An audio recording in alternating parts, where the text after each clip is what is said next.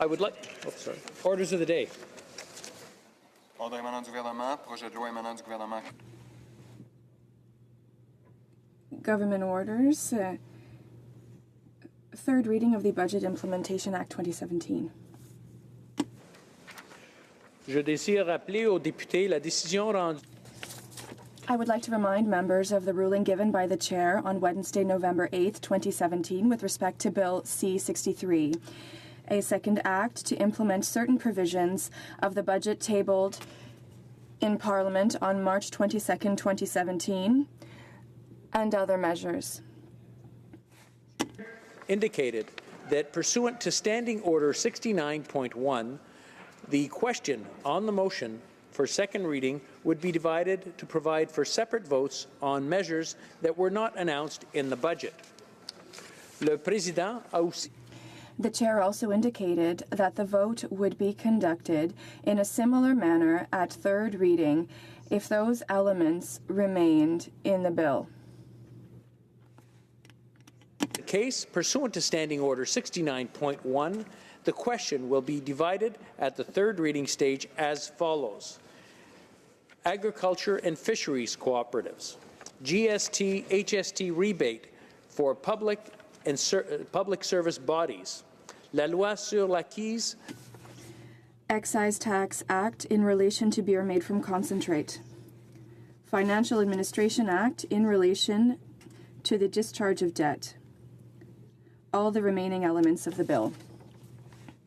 I would like to remind members that when putting the question on groups of clauses for C-63, I intend to follow a procedure similar to that outlined in Standing Order 76.18 for the putting of the question on amendments at report stage.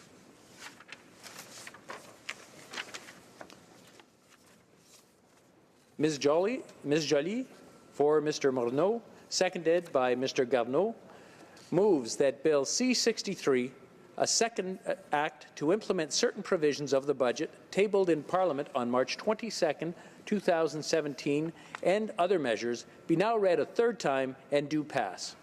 Debate. The Honourable Parliamentary Secretary to the Minister of Finance. Thank you very much, Mr. Speaker. Merci beaucoup. It's a great Thank you very much. for me to participate in today's debate. As honourable members know, our government, Mr. Speaker, came to office with a plan to grow the middle class and to grow the economy. And Bill C-63 is the next step towards this goal. This bill will help to make the tax system fairer and more efficient. This bill also includes measures to give federally regulated workers the right to request more flexible work arrangements from their employer, largely benefiting women who continue to do the majority of unpaid work at home. Also proposed is the elimination of unpaid internships in federally regulated sectors that are not part of a formal educational program and providing labor standard protections for unpaid interns who are part of an educational program. Bill C-63 also provides yet another building block in our overall climate change strategy. Through this bill, the government is taking action to ensure that Canadian exploration expense treatment for the oil and gas sector is effectively limited to unsuccessful exploration or early-stage exploration where the linkage to success cannot reasonably be determined in the year the activity takes place. We believe that these measures will be an important part of Canada's pursuit of a low-carbon economy. Mr. Speaker, if you look at the measures in Bill C-63, I think we can all agree that this legislation is an important step in our plan to build an economy that works for the middle class and that works for everyone. But before I speak about the next steps in our plan, I'd like to tell you about how we got here and how we got to where we are today, and the signs that tell us that our plan to build a stronger middle class and to grow the Canadian economy is working. Let's look first at what we inherited. Mr. Speaker, just 2 years ago, the world economy was still in recovery. Canadians were feeling as though they were working harder than ever, but that they just weren't getting ahead. If we recall, during the last election campaign, we debated whether Canada was in or heading into a recession. And there were grounds for their concern. The median real wage income of Canadians had barely risen in over the previous 30 years. The global economic environment was, and to a large extent still is, very uncertain. The fact is, when you talk to people across this country, there is a lot of anxiety that the next generation, your kids and grandkids, may not be as well off as we are. Our government wants to make sure that we create the conditions for all Canadians to succeed in a changing economy. To get there, the government is committed to ensuring a healthy, thriving business environment and to protecting Canadian business' ability to invest, to grow, and to create jobs. So let's look at where we are right now. Je tiens, Monsieur le Président, à concentrer mon... I would like to focus my speech on the state of our economy and on recent measures contained in the government's fall economic update, which is an extension of the government's plan. Our two budgets have allowed us to lay the foundation of this plan, and we've continued this in the fall economic update announced last month. The government's plan consists of investing in people and communities, and it rests on the conviction that when the economy is working for the middle class, the country is working for everyone. And I think it's fair to say that there have been a number of clear signs that the government's plan is working. Mr. Speaker, currently, the Canadian economy leads the G7 with an average rate of 3.7 over the last 4 quarters.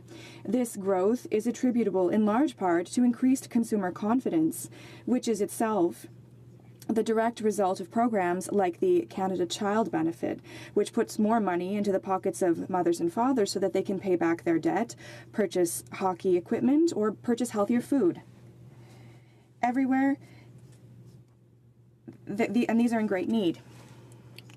Progress for the middle class.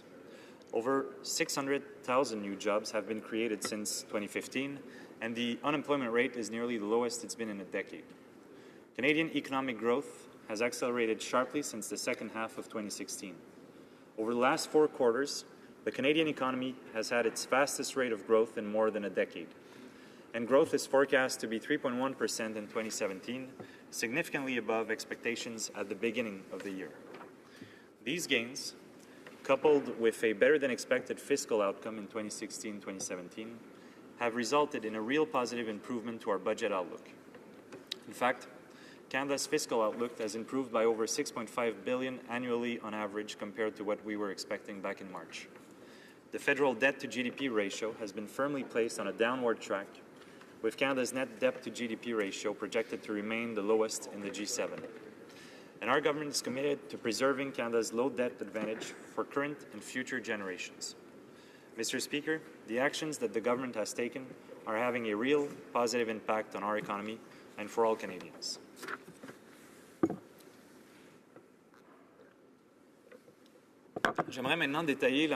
I would now like to detail the way our recent fall economic statement plans to maintain our positive trajectory. Strong growth in the economy gives our government the means to reinvest the fruits of this growth in the people who contribute the most. And that's why we are strengthening the Canada Child Benefit by ensuring that it continues to play an essential role to support families in years to come. The Canada Child Benefit will be strengthened with annual adjustments to take into account increased cost of living starting in July 2018, 2 years earlier than planned. The government has committed to indexing the Canada Child Benefit to inflation starting in July 2020. Economic growth and the improved financial prospects will allow the government to fulfill its commitment 2 years earlier. We are also putting more money in the pockets of low-income Canadians by adding $500 million to the Canada Working Benefit. In addition, this is a 65% increase compared to what it was before. Mr. Speaker, the working tax benefit is a reimbursable tax credit, which is added to the income of low-income workers, people who work hard to join the middle class, such as young workers who can barely make a place for themselves on the workplace. Announced in the fall economic statement is to be an addition of the increase of about $250 million annually that will come into effect in that year as part of the enhancement of the Canada Pension Plan.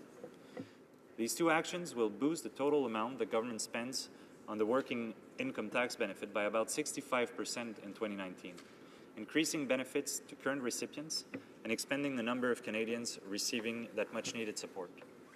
This will give a needed boost to well over 1.5 million low-income workers as they work long hours, sometimes in more than one job, to advance their careers and support themselves and their families. Whether this extra money is used for things such as helping to cover the family grocery bill or helping to pay for work-related expenses, The improved benefit will help low-income working Canadians make ends meet. On aide également les petites entreprises. We are also helping small businesses to invest, to develop, and to create jobs by proposing to reduce the small business tax rate to 9% starting in 2019. And we are ensuring that the low corporate tax rates in Canada help companies and don't create further unfair tax advantages for the richest 1% of Canadians. The investments that we have made in people, in communities, and in our country's economy are productive. They allow us to put more money in the pockets of those who need it, to create good, well-paying jobs, and to inspire greater confidence in Canadians about their future. That is why we are doubling our efforts to implement a plan that has already been tested and to reinvest in the middle class, where after a decade of them being neglected. In Bill C-63. It's important for Canadians to have the confidence that our tax system is fair, simple, and efficient, and that we have a growing and healthy economy. Initial action to implement changes from the comprehensive tax expenditure review conducted by the government were introduced in Budget 2017. The review had a broad scope, which included corporate income tax expenditures, personal income tax expenditures, as well as goods and services tax expenditures. As part of the tax expenditure review, the government considered billed basis accounting. La comptabilité fondée sur la facturation. Billed-based accounting is a method that allows some designated professionals to declare expenses, pre-tax expenses, before the income is included in their revenue. It was eliminated for all professionals except for designated professionals in the 1980s. At the time, these professionals could not use the deduction could only use the deduction for small business in limited conditions, which put them at a disadvantage. But that is no longer the case today. In Bill C-63, the government proposes eliminating the possibility of a limited group of professionals to use the billed-based accounting in order to avoid according these professionals a tax advantage that other taxpayers do not have access to. We intend to implement this measure reasonably and fairly and allow professionals the time to adjust to it. We will follow up on the remarks that were addressed to us, and we plan to extend the implementation period over 5 years. Mr. Speaker, I also wish to reassure the MPs of the House. This measure should not have an impact on legal services provided by legal services on a volunteer basis. It will not have an effect on conditional honorarium agreements, for example, when the lawyer receives fees only if the client receives money. In fact, the Canada Revenue Agency feels that the value of work in court could be considered as zero as when a payment is made. The government wishes to ensure that the tax system puts everyone on an equal playing field, and it is convinced that this will create better fairness among professionals. Ensure Canadians have the support, resources, and confidence they need to succeed, create jobs, and grow our economy. Economic growth is strong, and because of that, we're in a position to do even more to help the middle class and, of course, those working hard to join it. We'll make sure Canadians have the skills, training, learning opportunities they need to compete and thrive in the rapidly changing global economy. On continue d'investir dans notre...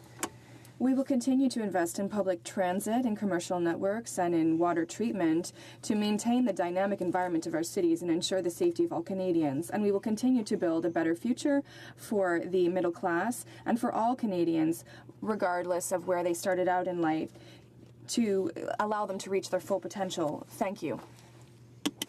Questions et commentaires. Questions? It's the honourable member for Nepean. Thank you, Mr. Speaker. Today morning, the November job numbers are out. Canadian economy created 80,000 jobs, Mr. Speaker, bringing down the unemployment rate to 5.9%, the lowest since February 2008. And it's the 12th straight month of positive job creation, the best since March 2007. And it's the 12th month of full-time job creation and is the best in 18 years. I would like to ask our honourable colleague whether this excellent news happened due to the income tax cut we made to the middle class income, or was it the investment we did on the infrastructure or the investment we did in innovation and skills training? Well, Parliamentary Secretary.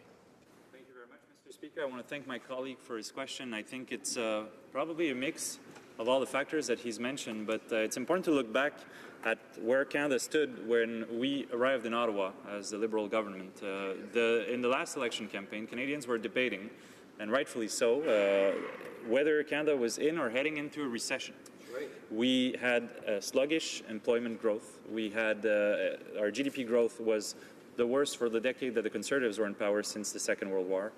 We were in a situation where Canadians voted for a plan where we thought, while interest rates are low, while we know there are needs for infrastructure spending in our communities across the country, and I've spoken to a lot of mayors who can confirm, and I'm sure all MPs in this House know for the dire need of infrastructure spending in many of their communities, in all of their communities. And so when we came to office, we looked at that situation. We decided that while interest rates were low, is better. And we've seen it in Scandinavian countries, for instance, can attest to that. They've had good economic growth while they've maintained inequalities at the lowest possible level that they can. And I think that's where we wanted to go. And it's a plan that has been approved by international institutions. When you look at Christine Lagarde from the IMF, who said that Canada's approach should go viral, that this approach should be emulated by other countries in the world, that it's the smartest thing to do, to invest in Canadians and invest in infrastructure while interest rates are low, to boost the economy, get that better growth, and then that helps us improve the state, that helps improve the state's fiscal position. That's exactly what we've done, and the results speaks for themselves. Today's numbers, 600,000 jobs created since we took office. Questions and comments. The honourable member for Caribou Prince George.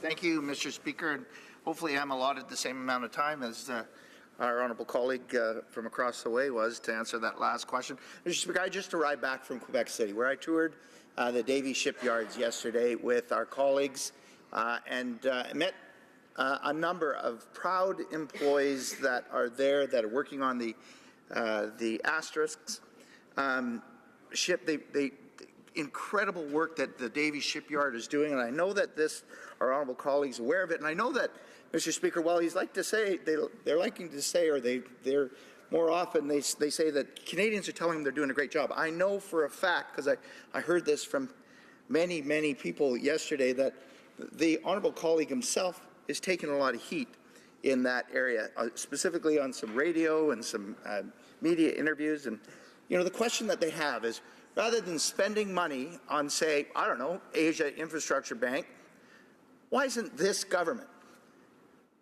spending money on what we have is perhaps the oldest marine fleet in the world? Our Canadian Coast Guard has one of the oldest marine fleets in the world. We have icebreakers that are beyond their notional lifespan. And this government has dithered away 2 years, putting our economic viability, our Arctic sovereignty at risk, putting communities, coastal communities and maritime fishers and shipping at risk. This government is continuing to put their eyes overseas rather than focusing here at home. So through you, Mr. Speaker, I'd like to ask the honourable colleague, when are they going to start focusing on Canadians, spending money here that is actually creating jobs, and when are they going to allow Davie Shipyard to really fully reach their full potential and purchase and approve some icebreakers? Thank you. Parliamentary Secretary. Thank you very much, Mr. Speaker, and I want to thank the member for his question. I want to thank him for his visit to my beautiful region of Quebec City, and I can tell him I am very proud of the Davie, of its workers, and of what they've produced with the Asterix. It's a source of pride. It's a source of pride for my region, but I find it a little rich, and I can tell him that I've worked very hard, and I'm still working with the Davie, with their union representatives, to make sure that they can show their full potential in the competitive process that we have in place for icebreakers, as he's mentioned. But it is, Mr. Speaker, a little rich to see Conservatives go and do photo ops at the Davie shipyard when when the member for Lévis-Lobinière was sitting around the cabinet table and the national shipbuilding strategy was approved under the previous government and nothing was left for the Davy, he was around that cabinet table and now he's going to do photo ops at the Davy shipyard. He should bang his head in shame, Mr. Speaker. So thank you, Mr. Speaker.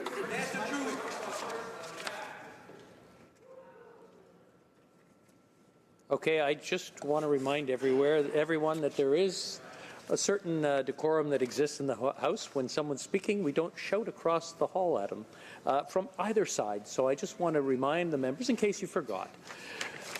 Questions and comments? Questions et commentaires, l'honorable. The honourable member for Belleuil-Chambly. Thank you very much, Mr. Speaker.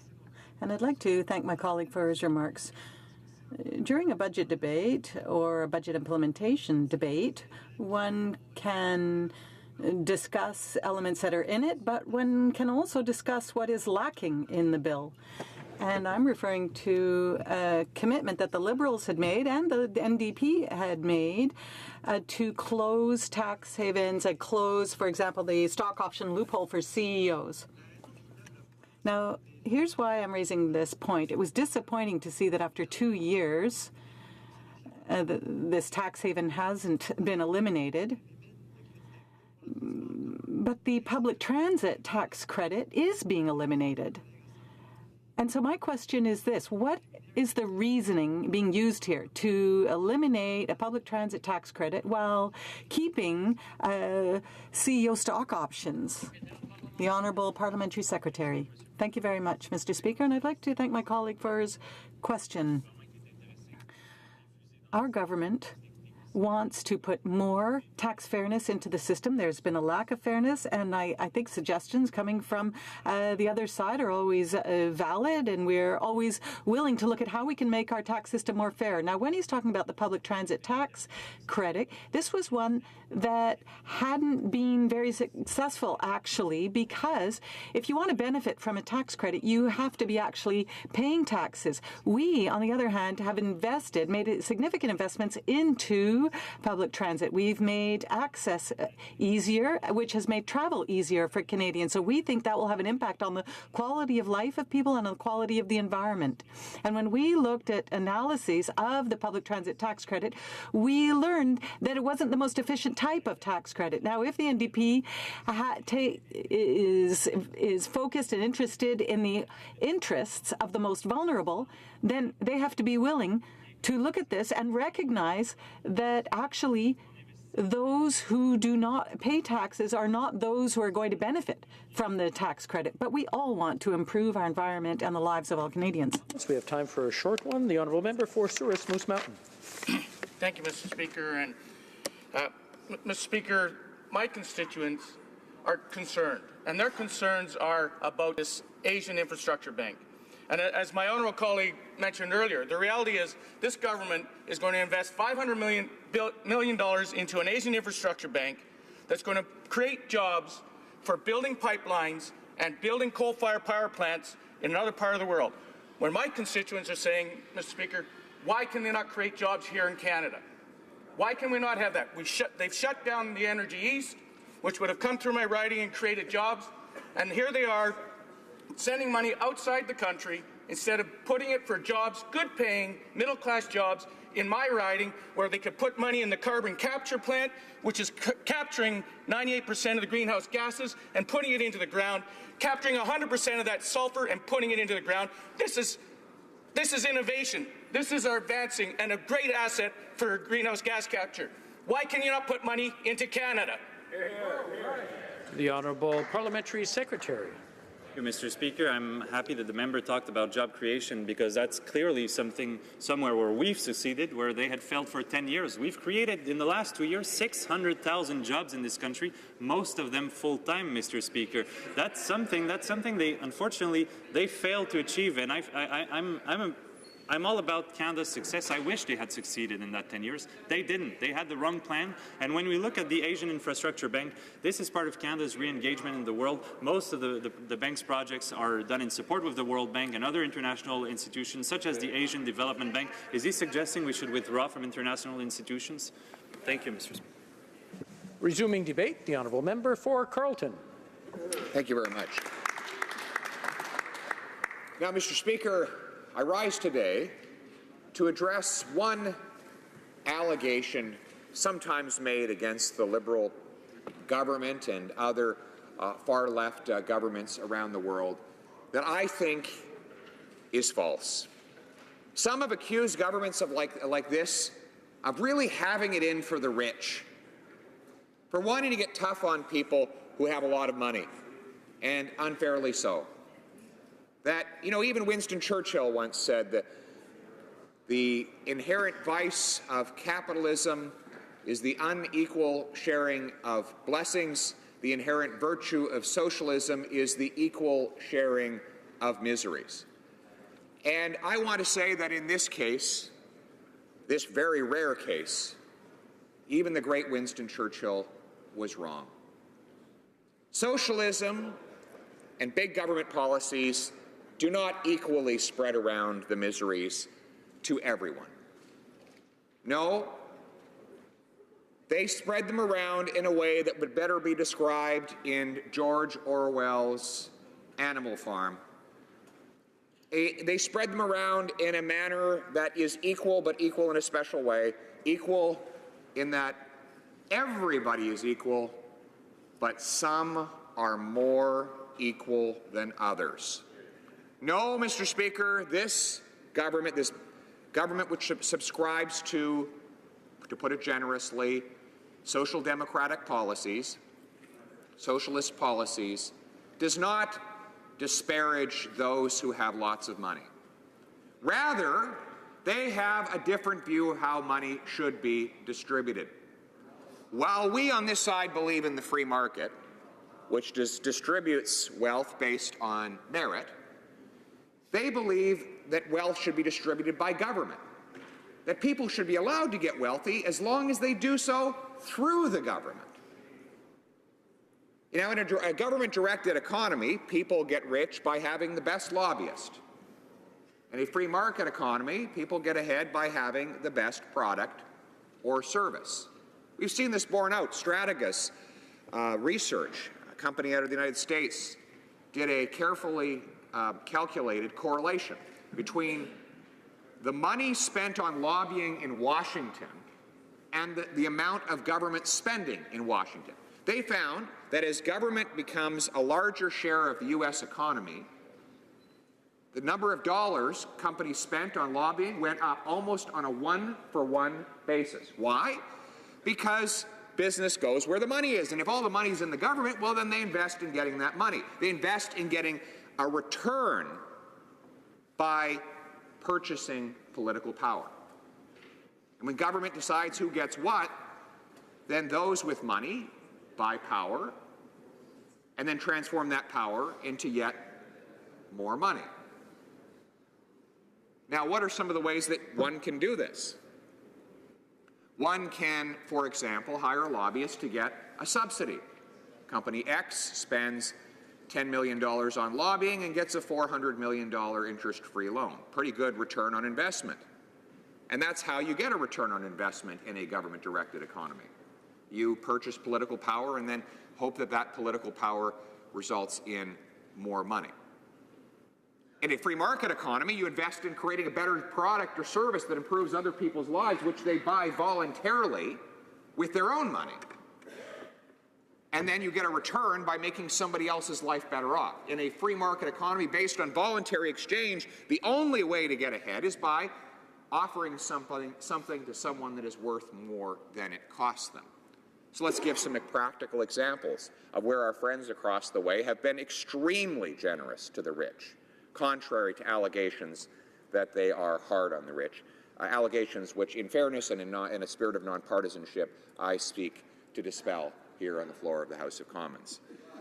One, $400 million interest-free loan to Bombardier, which, if it is ever paid back, will be done so on the most generous terms. Bombardier is controlled by a billionaire family that has 53% of the votes at a shareholder meeting, even though they have a minority of the shares, multiple voting shares. Now, that company could have raised more money by issuing more stocks, but what would have happened then? The majority control of the billionaire Bombardier Baudouin family would have been diluted, and they would have lost their majority and thus their control of the company. And so this government bailed out the billionaires and saved their control of that company so that they can continue to make decisions and pay themselves exorbitant salaries, even when they have bad results. In fact, after the government kicked in this money, the executives of the company, some of them billionaires, paid themselves a 50% increase in compensation, all while laying off 14,000 people. We now know that many of the jobs that are going to be created in the future are actually going to be south of the border. And the control of the intellectual property will be in the hands of Europeans. So there really was no Canadian public interest in this move. It was all about helping this billionaire family. So it is not true, and I reject the allegation against the party opposite that they are tough on the rich. That is unfair, and I reject it, and I will stand up against those who disparage the government in that way. Hear, hear. Then there is the infrastructure bank.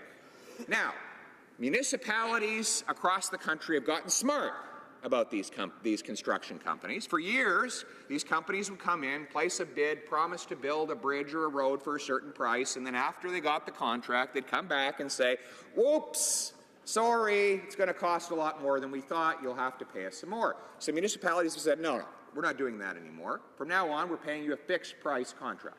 You build it for the price agreed upon, and if it goes over, no problem, you pay for it. And that has bred discipline into the process of procurement.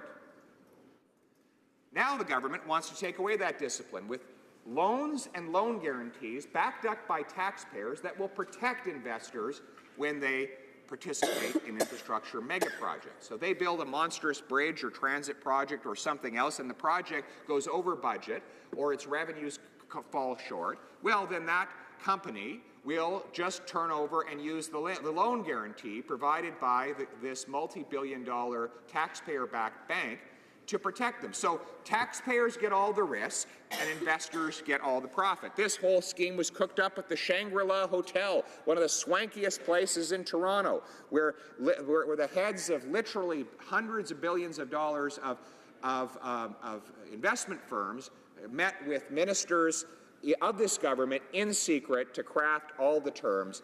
They decided how Canadian tax dollars would be spent. There were no consultations on this with taxpayers, the people who actually have to pay for it, but those who would benefit were right at the table writing the policy for the government.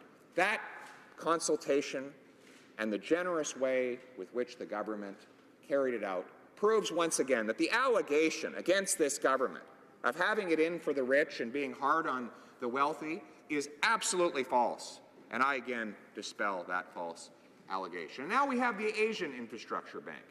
Now, this is a $500 million contribution from Canadian taxpayers to a foreign bank to build infrastructure in other parts of the country. Now, all of us at times have supported foreign aid for the world's poor.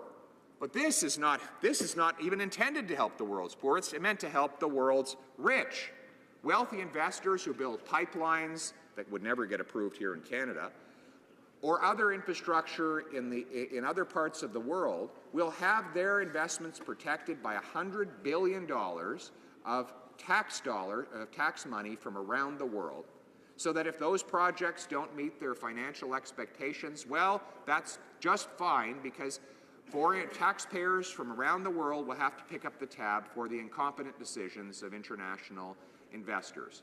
More welfare for the wealthy, and in this case, the foreign wealthy, those who are not even in Canada. And no, we cannot say this has anything to do with promoting trade links. In fact, the principal government participating in this Asian Infrastructure Bank in China has said that the purpose of the bank is to reestablish the Silk Road, the trading route from China westward, away from Canada. So the infrastructure that will be built could not even possibly facilitate commerce with Canadians, because we're on the wrong side of the world to benefit from any of it.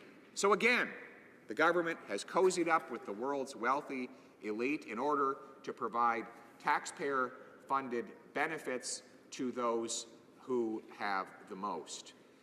Now we move on to other decisions here at home. You know, this government has decided it's going to raise taxes, and they claim that it's only going to affect the wealthy. Well, it seems that it affects everyone but the wealthy. The Fraser Institute calculated that 87% of middle-class taxpayers are paying more in tax since this government took office, on average $800 more. We found in the first annual financial report to be released since this government's policies were implemented. The first annual report from Finance Canada showed that the wealthiest Canadians actually paid less in the 2016-17 tax year because they were able to successfully move their money around and avoid the tax increases that this government has imposed on people.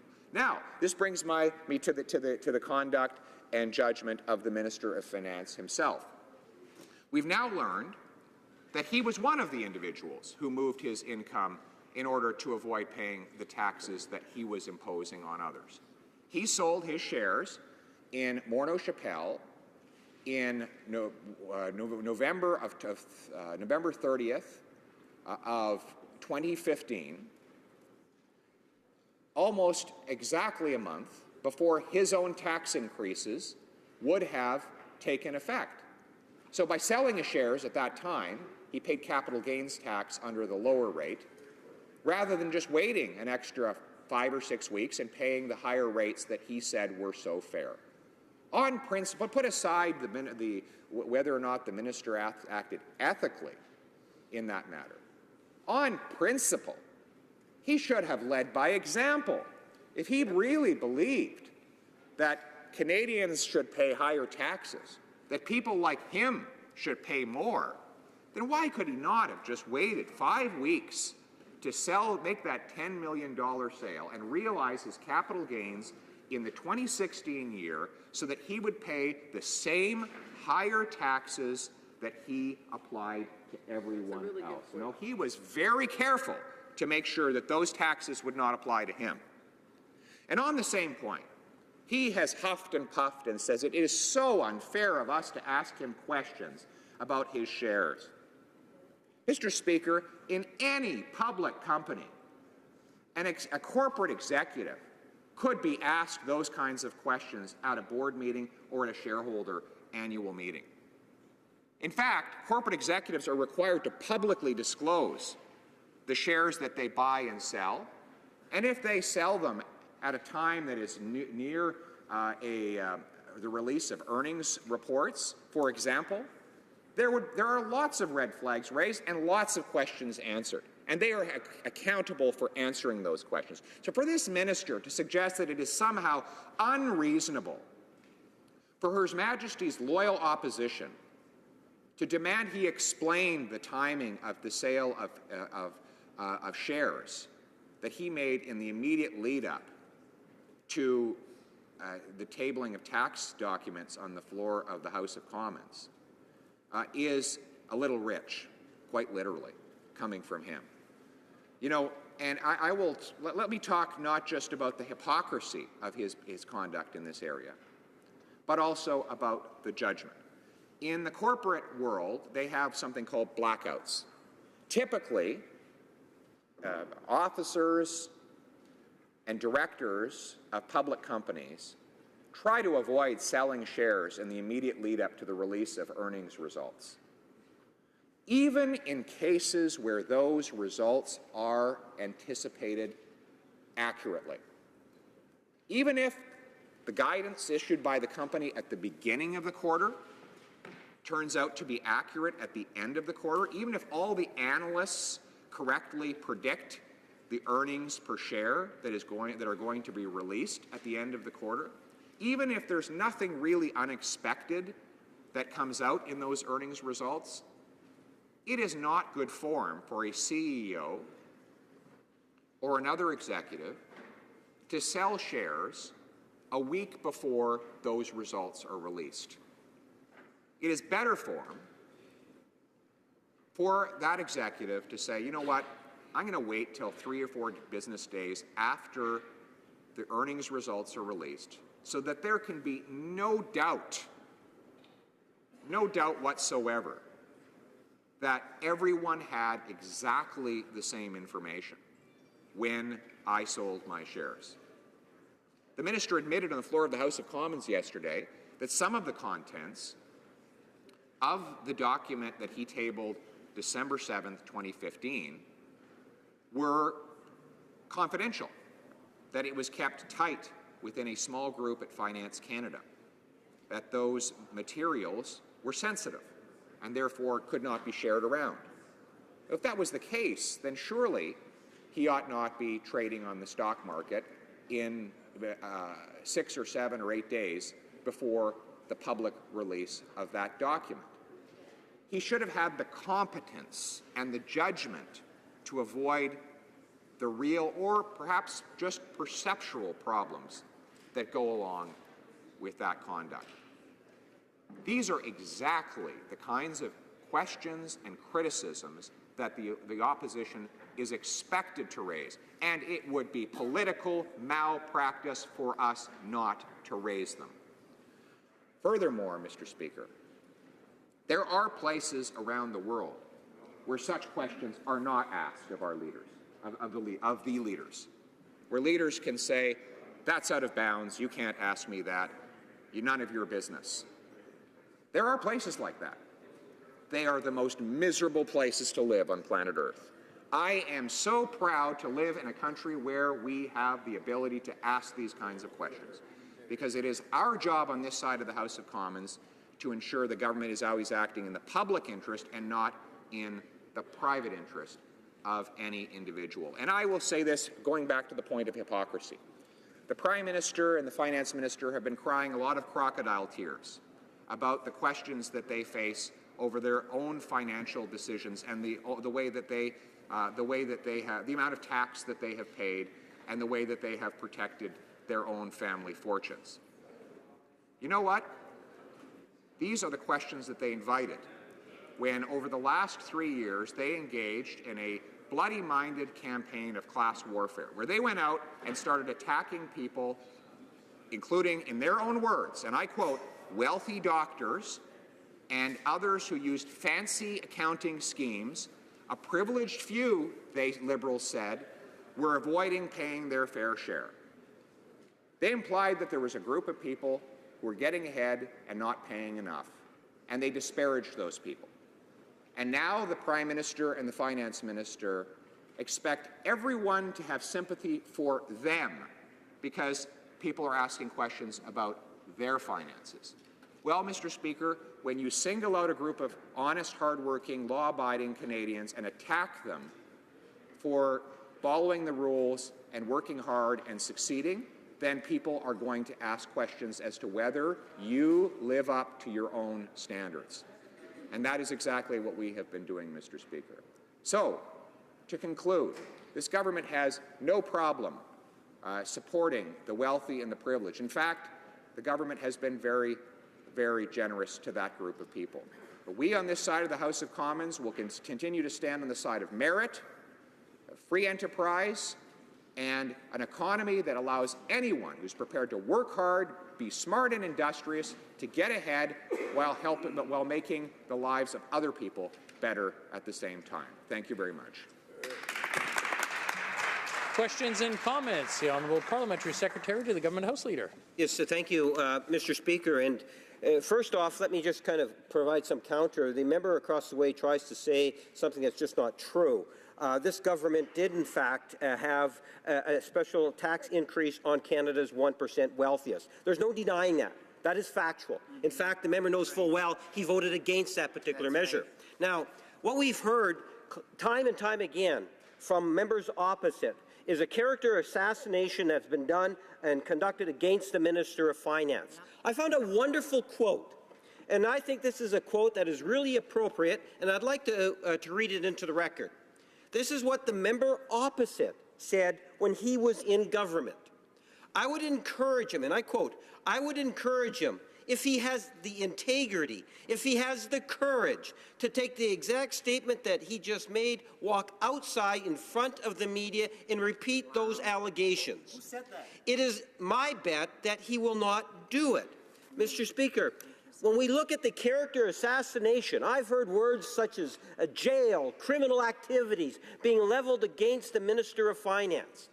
My question to the member across the way, would he not hold the same standard that he held when he was in opposition, when he talked about how easy it is to use parliamentary privilege to say something inside the House and not having the courage to say the same sort of things outside of the House when it comes to character assassination? Wow. For Carleton. He just used a bunch of words that I have never used. He used the word jail and criminal and other things. I have never used such words. Never have I used such words. Never have I used such words. So that member. Yeah. I'm trying to hear the answer from the honourable member from Carleton, but I'm hearing shouting from both sides, and it's overpowering. I just want to remind the honourable members that I'm very interested in what the honourable member has to say.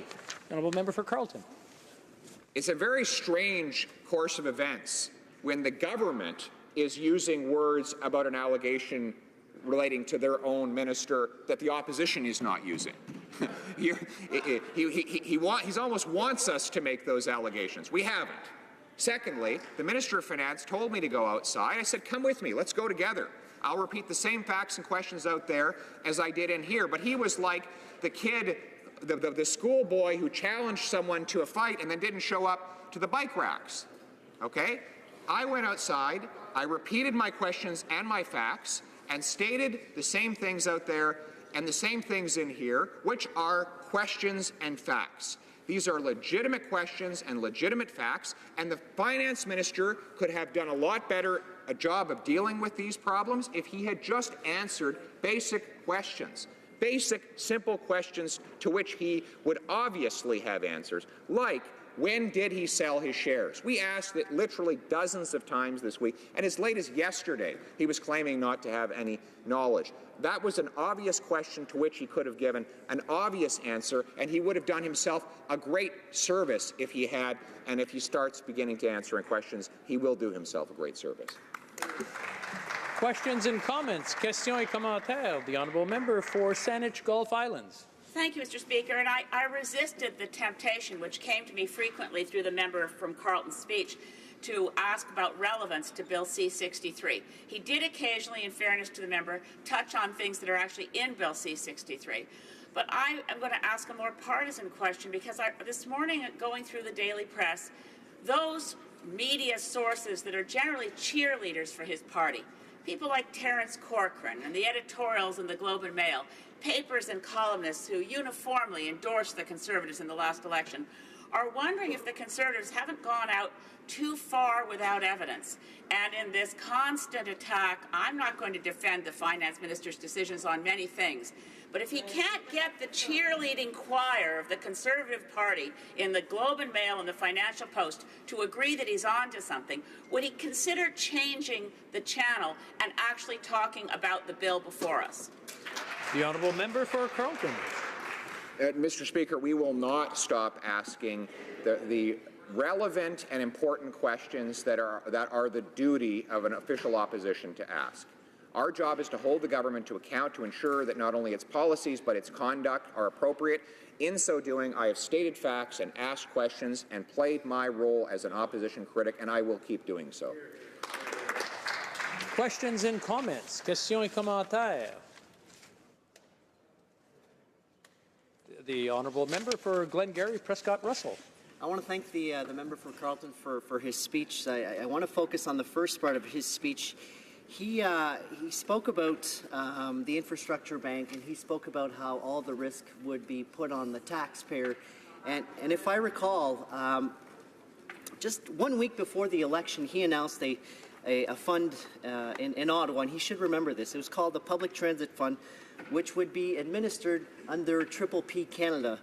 So Triple P Canada issues private sector funds, taxpayer funds, and obviously the proponent of the project would issue his funds as well. So I'm wondering, has his mind changed since July 27th, 2015, when he announced the Public Transit Fund, which would be administered under the PPP Canada, which we know is a triple P, and obviously all the risk is on the taxpayer. So he was just complaining about the infrastructure bank. So all I want to know, has he seen the enlightenment of not issuing triple Ps? Well, member for Carleton. I strongly support private sector investment in infrastructure in a way that puts the risk on the investor. And that's exactly what we did in government. We created infrastructure deals that ensured that the investor would suffer the losses in the event that the project went over budget or revenue came in below expectations. That's exactly how public-private partnerships should work. In fact, the only real benefit to having a public-private partnership is to shift risk off the taxpayer and on to the private sector investor. What, in fact, this government is doing is exactly the opposite. They're shifting the risk off of the investor and onto the taxpayer, and that is what we oppose. Questions and comments? The honourable member for Thornhill. Thank you, Mr. Speaker, and I thank my colleague for another exceptional speech here in the House. I've asked him to elaborate a little bit. The Finance Minister's invitation to go outside, to go to the lobby and restate what he suggested were allegations that didn't refer at all to the fact that they were facts and questions. The other half of that invitation was that if my colleague did, and he did, and the Finance Minister didn't accompany him, but if he did, he would face the full weight of the law and the legal proceedings which the Minister's great wealth would enable. I wonder if my colleague could speak about the fact that the threats that have been made from the Prime Minister, from the Finance Minister, the legal chill that they are trying to impose on the questions that are being legitimately and logically and democratically asked in this House. The honourable member for Carleton.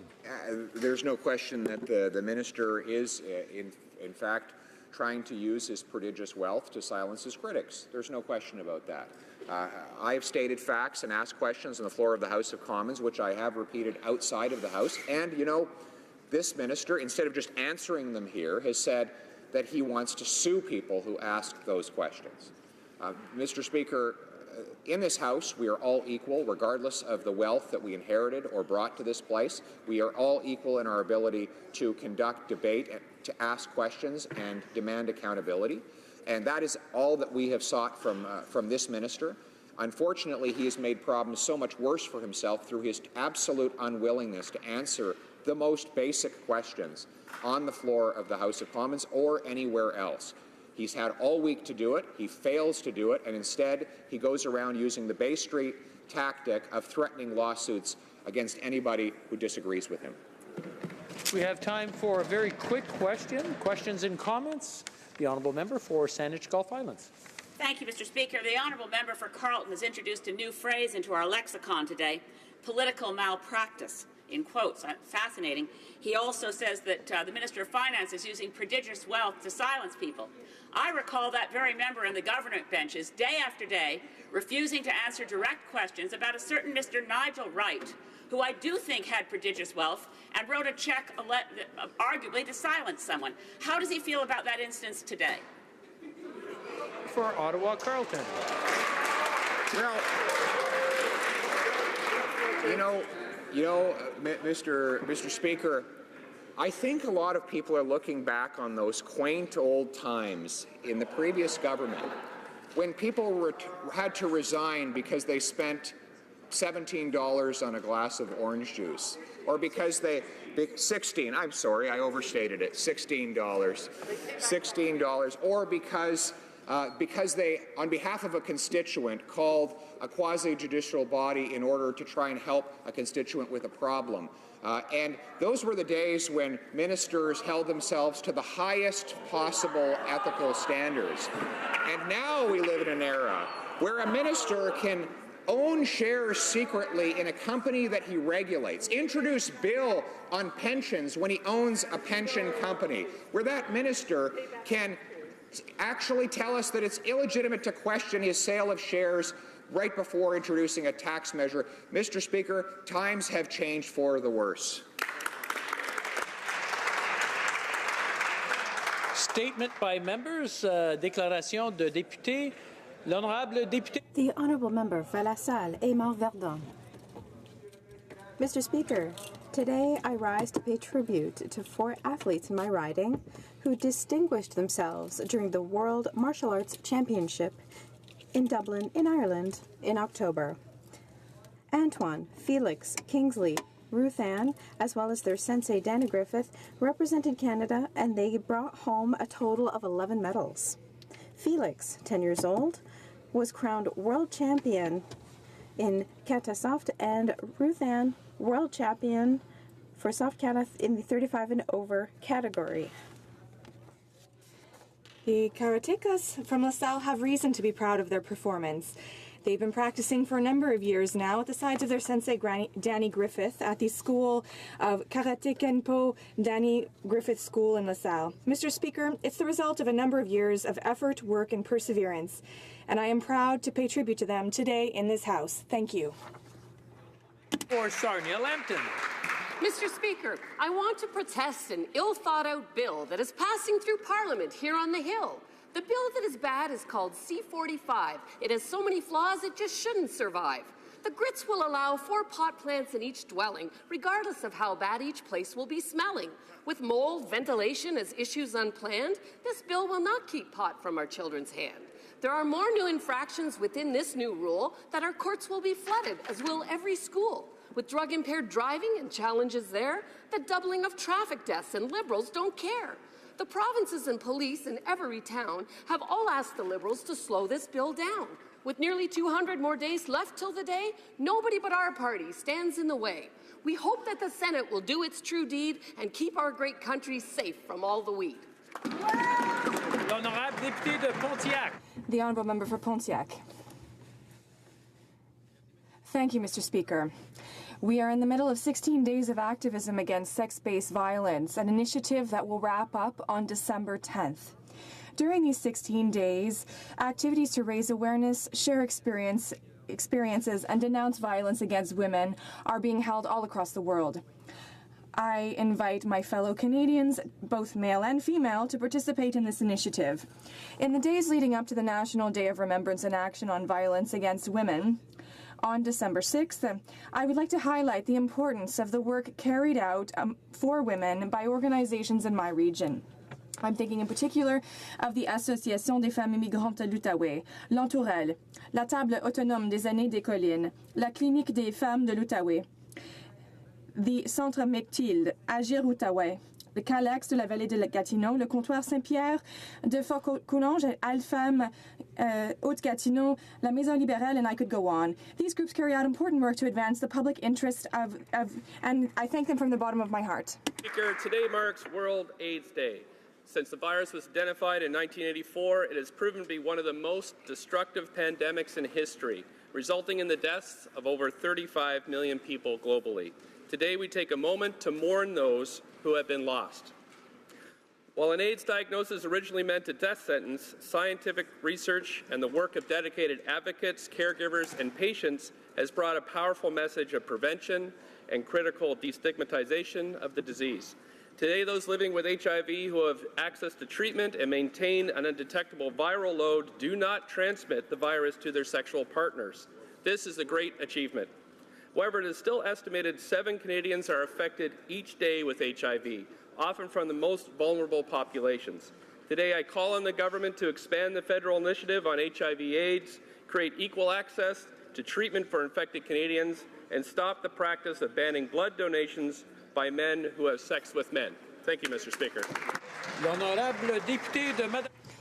The Honourable Member for Madawaska-Restigouche. Thank you, Mr. Speaker. It's a great pleasure to address this House to tell you about a marvelous initiative in my riding of Madawaska-Restigouche. A number of communities in East Restigouche have gotten together to plan and organize a regional winter festival. Mr. Speaker, what makes this initiative so special is that Acadian, Irish, Scottish, and First Nation communities are all working together to organize this event. Toute une gamme A wide array of cultural and sporting activities have been planned. Under the theme of Celebrate Our Cultures, musicians will warm hearts, storytellers will captivate young and old with Mi'kmaq, Acadian, and other stories. Full event. Of course, my honorable colleagues in this chamber are also invited. Félicitations aux organisateurs. Congratulations to the organizers of Balmoral, Charlotte, Dalhousie, Eel River Crossing, and Eel River Bar. And in the meantime, I would like to wish happy holidays to all Canadians, especially Madawaska Resu. The Honourable Member for Portneuf, Jacques Cartier. Thank you, Mr. Speaker. The current government must respect citizens of the regions who have a community life and a daily reality different from those of people in large cities. Given the evolution of information technologies and the fast-moving deployment of digital services, regional medias must adapt to the reality of the market. There are a variety of assistance programs for various media, but nothing for written press. It's in newsrooms that a large number of the real news is produced, and in the era of fake news, it's important to have access to the truth. The right to information is a crucial element for all Canadians. For example, in my riding of Portneuf Jacques Cartier, I have a weekly newspaper called Le Courrier de Portneuf. This cooperative is presently in a precarious situation. They are doing much more with much less. The Minister of Heritage must take the problem seriously, have the decency to meet with the Fédération Nationale des Communications and find a solution for the viability of regional weekly newspapers. Citizens of the regions must be respected. They also have a right to information on their community. Thank you, Mr. Speaker. For Sydney, Victoria. Thank you, Mr. Speaker. Today I rise to commend the Cape Breton Regional Hospital Foundation and all those who support the annual Cape Breton Regional Hospital fundraisers. On November 18th, the Festival of Greens raised $120,000 for Operation Heart. Because of these amazing donations, the hospital will have a new anesthesia machine to ensure incredible results in all the 11,000 surgical procedures that take place in the hospital every year. In addition to this fundraiser, a record-breaking $1,016,000 was fundraised in partnership with local radio stations on October 5th on their annual Radio Day event. Mr. Speaker, the contributions of Cape Bretoners to this cause go toward vital hospital elements like the Cape Breton Cancer Centre, treating 150 to 200 patients a day, the neonatal intensive unit that takes care of the little ones in our pediatrics unit, mental health services, and so much more. I commend all the volunteers, organizers, businesses, and donors that make these events such a great success and do so much for our community. The Honourable Member for Northumberland, Peterborough South. Mr. Speaker, I rise today to acknowledge the recipients of the Canada 150 Constituency Awards in my riding of Northumberland, Peterborough South, all of whom represent community heroism. Some of them have been quietly doing good work for decades. Through their acts of generosity, our towns and villages are better places to live by their acts of selflessness. We have one young woman who has helped in the accessibility of health care and social services in Tanzania. We have another who quietly makes sure those who are hungry have warm soup, fresh sandwiches, and a kind smile. We have a young Indigenous youth who uses his music to raise funds and awareness for the causes he believes in, whether here or in the farthest north. These are but 3 recipients, Mr. Speaker. Many have never been honored publicly for their contributions. I'm glad these awards will mark a permanent testament to their efforts and the undeniable positive effects they've given to so many. Thank you, Mr. Speaker. The Honourable Member for Markham, Unionville. Thank you, Mr. Speaker. I wanted to wish Markham Unionville residents and their families a very Merry Christmas. Tonight, I will be attending the 37th Unionville Old Time Christmas Parade down Main Street, Unionville. I'm excited to join my team once again and see thousands of residents get together in the spirit of Christmas.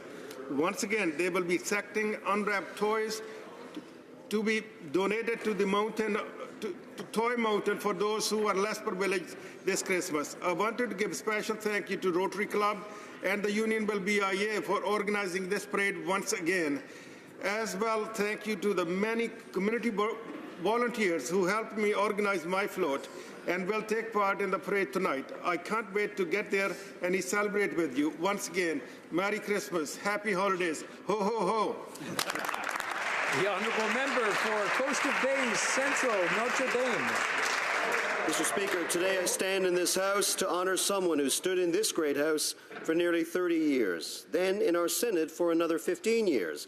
He is the longest continuous serving person in this Parliament. I speak of former Member of Parliament, former Minister, Senator, and most importantly, a ferociously proud Newfoundlander, the Honourable George Baker. Born in Greens Harbour and spent most of his life in Gander with his wife Avril and his family, George Baker had a solid reputation for always speaking up and supporting his constituents, and for 8 federal elections in a row, his constituents returned the favour and supported him. He took on giants such as John Crosbie, Brian Mulroney, and at times took issue with his own side by taking on former Prime Minister Jean Chrétien. Recently retired from the Senate, not surprisingly, he now lives in Gander. George Baker leaves these hallways with some advice for all of us when he said, quote, "You do your best. You represent your constituents the best you can." Thank you, George.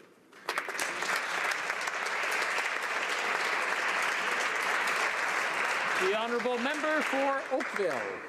Mr. Speaker, it is with a heavy heart that I rise today to remember a former Member of Parliament from my riding, Dr. Frank Philbrook.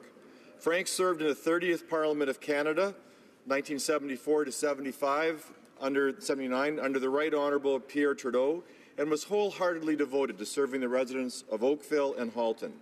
Frank used his experience as a physician both in Canada and abroad to serve Canadians. Having served on many parliamentary committees, including External Affairs and National Defence, Justice and Legal Affairs, and Health, Welfare and Social Affairs, it is clear that Frank was a hard-working and dedicated member of this place. Frank was the beloved husband of Midge for 62 years, father of 3 daughters, and grandfather to 5. Mr. Speaker, I would like to thank Frank for his service to Oakville, to this place, and to all Canadians. My thoughts are with his loved ones. Rest in peace, Frank. The honourable member for Brandon Souris.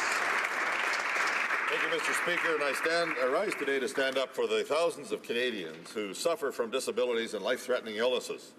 Every day they mount the courage to get out of bed, go to work, take care of their families, and do the best they can in very challenging circumstances. We know that for some unknown reason, Canada Revenue Agency has decided to go after these individuals and take away their right to claim the disability tax credit. We heard from witnesses at the Finance Committee how Canada Revenue Agency decided on a whim to deny their claims and put persons with disabilities at risk of losing funds already built up in their registered disability savings plans. As members of Parliament, we are here to stand up for our constituents and put their interests first and foremost. We are here to fight for their rights and to be the voice of those who often go unheard. Mr. Speaker, I urge the government to stop their delay tactics, stop the excuses, and fix this injustice once and for all. The honourable member for Ottawa South. Mr. Speaker, things are really cooking in my riding of Ottawa South. Last week I had the privilege of joining my municipal colleagues to open Ottawa's first ever community kitchen at the Albion Hetherington Community Centre. The kitchen is traditionally the heart of the home, but this kitchen will become the heart of the community. Canada's 150th birthday is a terrific time to celebrate the places across the country that unite and connect us. I was delighted to announce our government's contribution of $176,000 through the Canada 150 Community Infrastructure Program. This state-of-the-art kitchen, Mr. Speaker, will bring neighbours together to learn new cooking skills, understand the importance of healthy eating, and will help foster community engagement. Congratulations to everyone involved in this very worthwhile project. Thank you, Mr. Speaker. The honourable member for Saskatoon West. Mr. Speaker, on World AIDS Day, I am proud to highlight the incredible work of AIDS Saskatoon and to thank Jason Mercady and his caring, hardworking staff for being leaders in HIV prevention, awareness, and support. Saskatchewan has the highest rates of HIV in Canada at almost 3 times the national average, and almost half of all new cases are in Saskatoon. Stable housing means that people in my community living with HIV can stay on their medications, resulting in almost a 0% transmission rate. Research shows that 75% of homeless individuals living with HIV and no support will die within 5 years. A national plan to end and prevent homelessness that addresses the unique needs of those living with HIV would help turn the tide, not just in my community, but across Canada. I ask all members to support my motion M147. Together we can plan to end homelessness. Thank you, Mr. Speaker. The honourable member for Souris Moose Mountain. Mr. Speaker, Confucius once said, "A man without a mustache is a man without a soul." He would know, having sported an outstanding stash of his own. And I'm here today to show you my attempt at this year's Movember campaign. The theme of 2017 campaign was Imagine a World Without the Men You Love.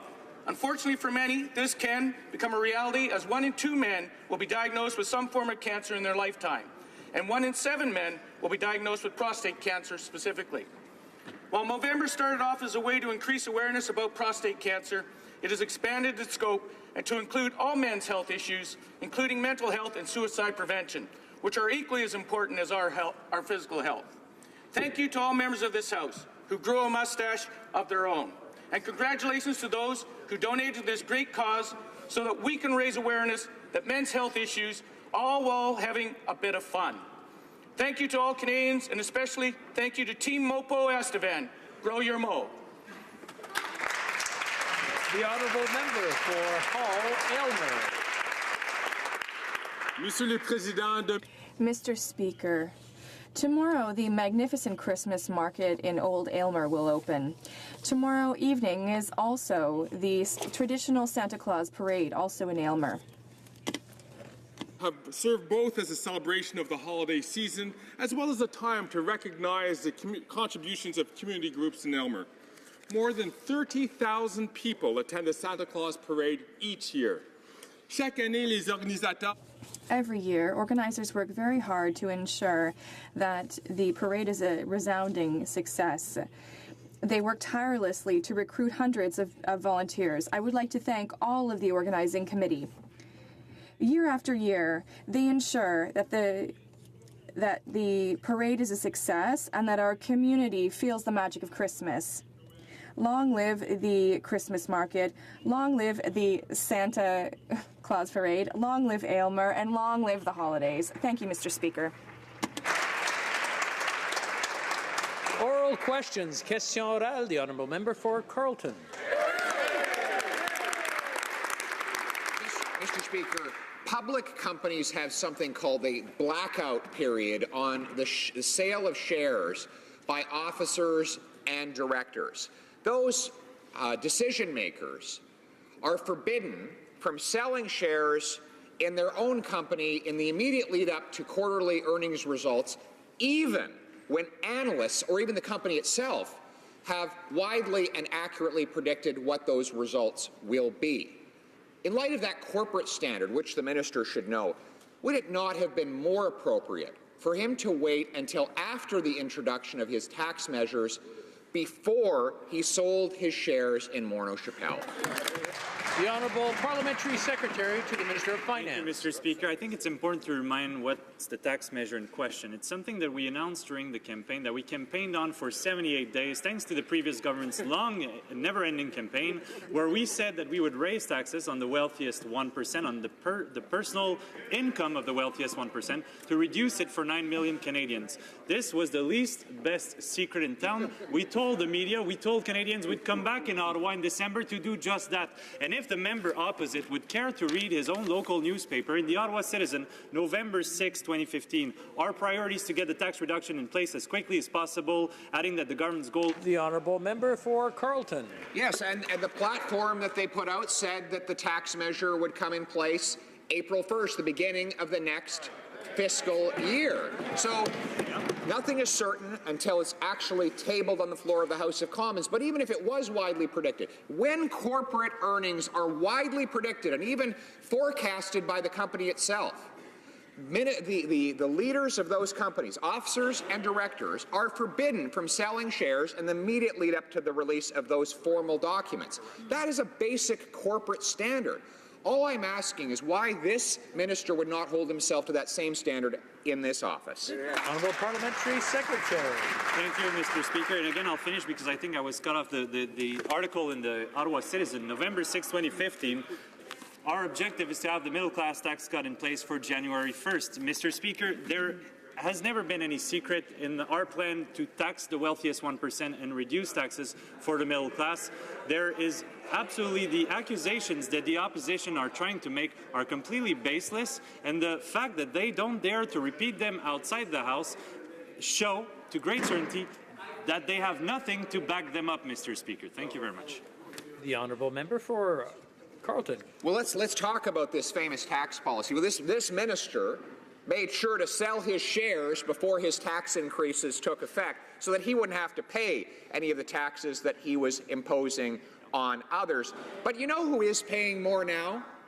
People suffering with diabetes. And now we learn people suffering with autism are losing the disability tax credit, a tax increase of $1,500 for families who are suffering with great hardship. Why is it that whenever Liberals raise taxes, they always target those with the least?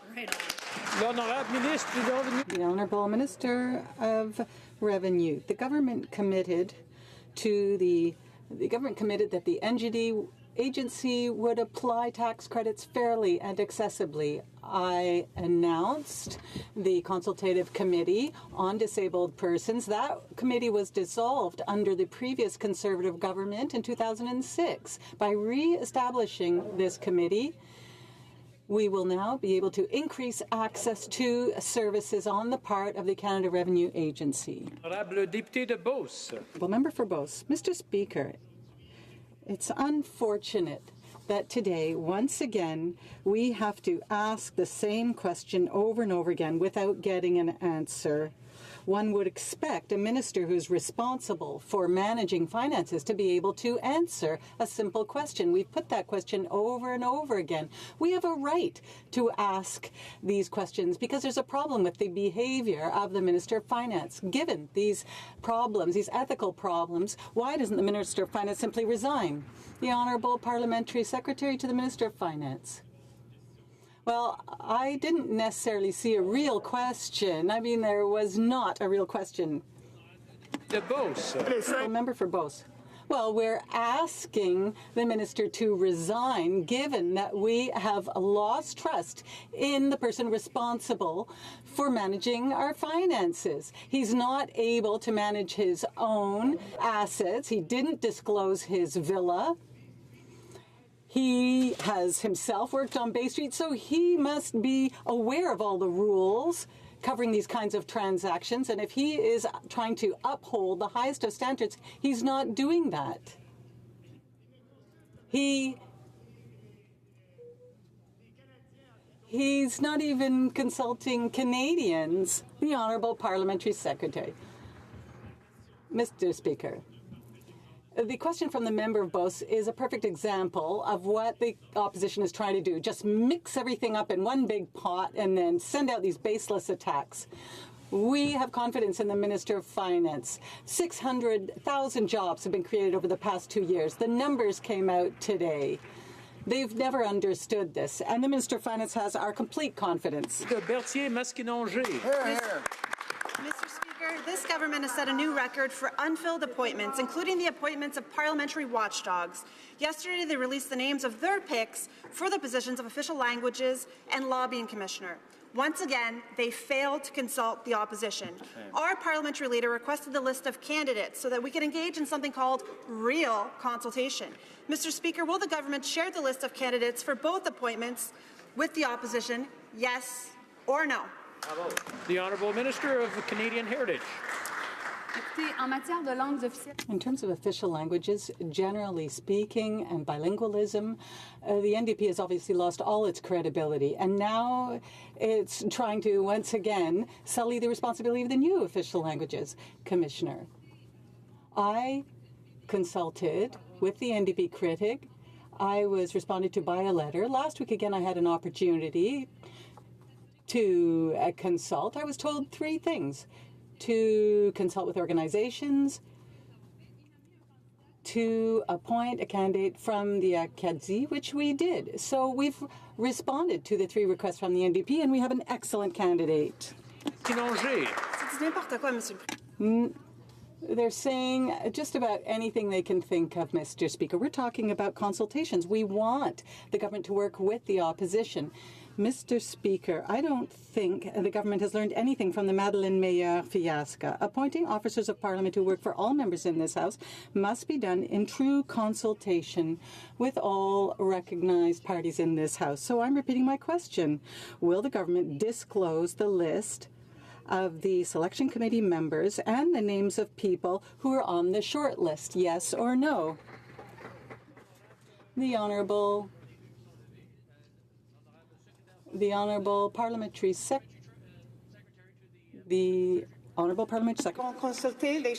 We consulted leaders of the official parties on these appointments for the lobbying commissioner as well. And once approved by Parliament, Ms. Bélanger will have a 7-year mandate. We welcome all ideas and suggestions of individuals from all parties in this process.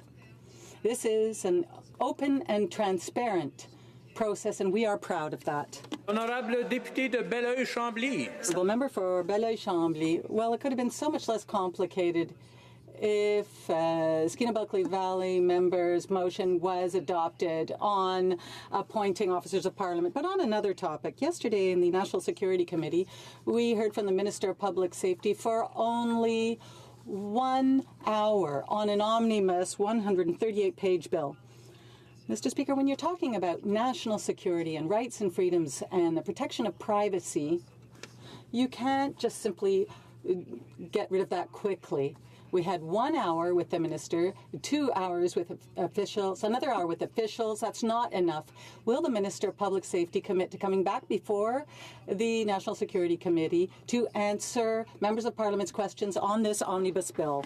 The Honourable Parliamentary Secretary to the Minister of Public Safety. Well, Mr. Speaker, never before have Canadians been so engaged on the issue of national security. In fact, the broadest consultations in Canadian history happened on Bill C-59.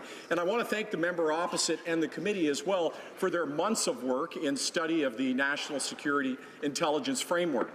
The minister was able to point directly to the work of the committee and how it influenced the creation of that bill. I think this is an excellent example of not only profound and deep national consultation, but the committee working excellently together. And I look forward, because the bill has been moved at first reading, to be able to work with the member in a very open way to make sure that...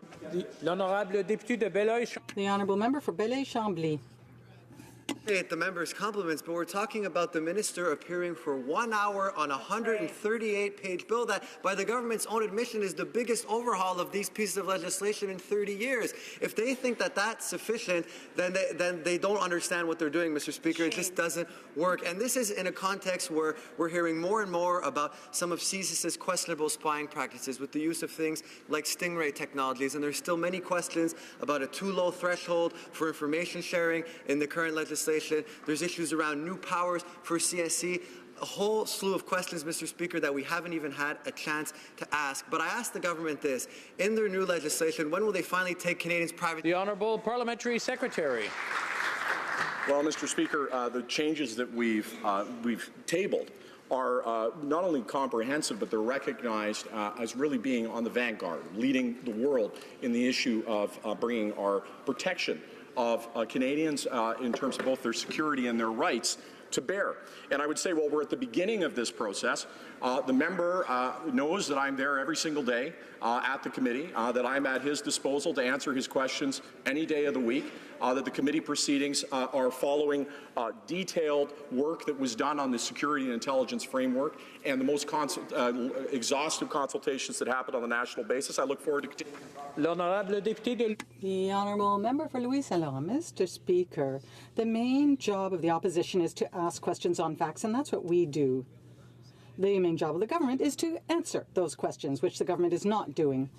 Mr. Speaker, for the past week, we have been asking dozens of questions to the Minister of Finance to find out if he is the one who sold $680,000 worth of shares, representing about $10 million, from Morneau Chappelle on the 30th of November 2015. We never got an answer. Mr. Speaker, could the Minister of Finance stand up and finally come clean with Canadians? That's what they want. The Honourable Parliamentary Secretary to the Minister of Finance. Thank you very much, Mr. Speaker.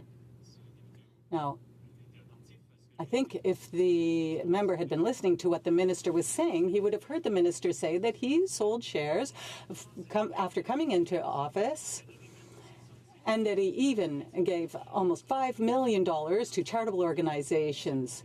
Now, yes, the job is to ask questions. Yes, they're supposed to hold the government accountable, but not to launch personal attacks of the like that we have seen over the past week. There was no insider training, and don't take my word. Here, listen to that Mono engaged in insider training. L'honorable député de Louis Saint-Laurent. The honourable member for Louis Saint-Laurent.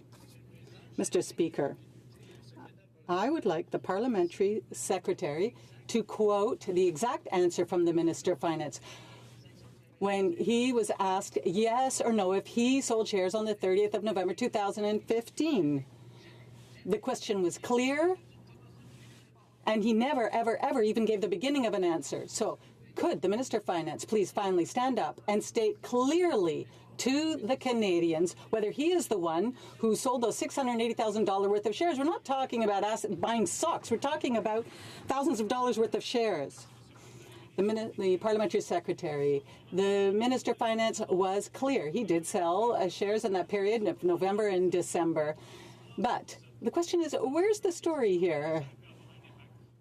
Could the opposition please explain how this could have had an impact? We were clear from the very beginning on tax measures we were planning on coming in, that we were coming to Ottawa to tax the wealthiest 1%, to bring it down, bring taxes down for the middle class. Thank you, Mr. Speaker. Carlton Trail, Eagle Creek. Mr. Speaker, while the Minister of Finance has not told us much, what he has said is that he gave direction to sell some shares in his family company when he came into office. He said he doesn't remember exactly when, just like he didn't remember that he owned a company in France. These non-answers simply raise more questions. Why didn't the finance minister take the opportunity to sell all of his shares in Morneau Chapelle when he was first elected, instead of hiding them in a numbered company in Alberta? The Honourable Parliamentary Secretary. I'm trying to understand the line of reasoning. They're saying he should have sold all his shares or he shouldn't have sold all of his shares. Mr. Speaker, the fact is, what I see from this week on the opposition's part is they want to talk about anything else but the economy, because on that front, the finance minister has delivered for Canadians more than they ever could in the 10 years they were in power, with 600,000 jobs created, most of them full-time, the fastest growth in the G7, and the unemployment rate in its nearest lows in a decade, and its lowest in a decade. So that's the finance minister's record, Mr. Speaker. The honourable member for Carlton Trail, Eagle Creek. Well, Mr. Speaker, what we have learned is that the Minister of Finance is quite forgetful. He forgot to disclose the company that holds his French villa. He forgot to ask the Ethics Commissioner for clearance to introduce Bill C-27, and he can't seem to recall when he sold 680,000 shares in Morneau Chapelle. Perhaps he will remember this. Before he made his late November 2015 sale of those 680,000 shares, did the minister clear it with the Ethics Commissioner first? Yes. The Honourable Parliamentary Secretary. Thank you, Mr. Speaker. What the Conservatives forgot for 10 years was to grow the economy and to take care of the middle class, and that's something the Finance Minister has done remarkably well in the last 2 years, creating 600,000 jobs, growing our economy at the fastest pace in the G7, and I do understand why they don't want to talk about it. They focus on the Finance Minister making all sorts of false and baseless accusations they wouldn't dare to repeat outside. Thank you, Mr. Speaker.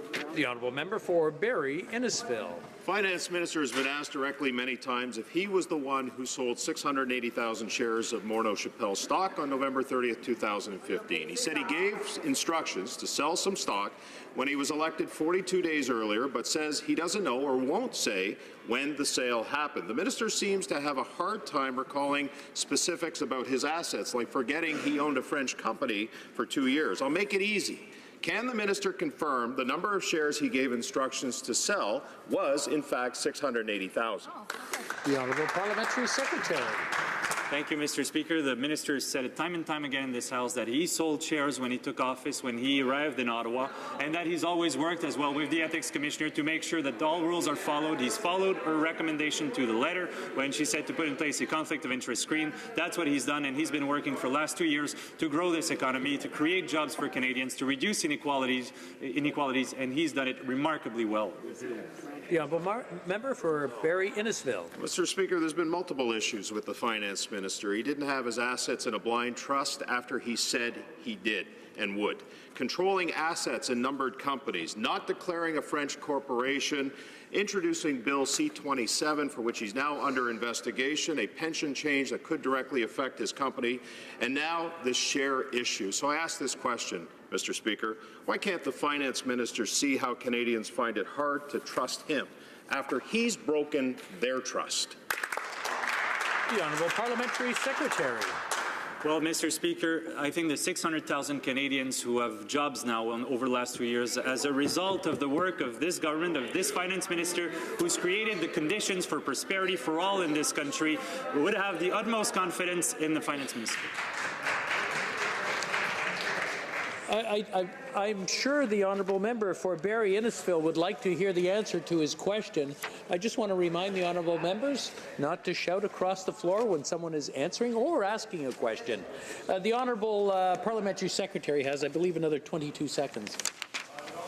The somewhat 20,000 children in my riding who receive more money, whose families receive more money through the Canada Child Benefit, that's lifted 300,000 kids out of poverty, would have the utmost confidence in the finance minister and his taking care of the real needs of Canadians, while the opposition is playing politics as they always do.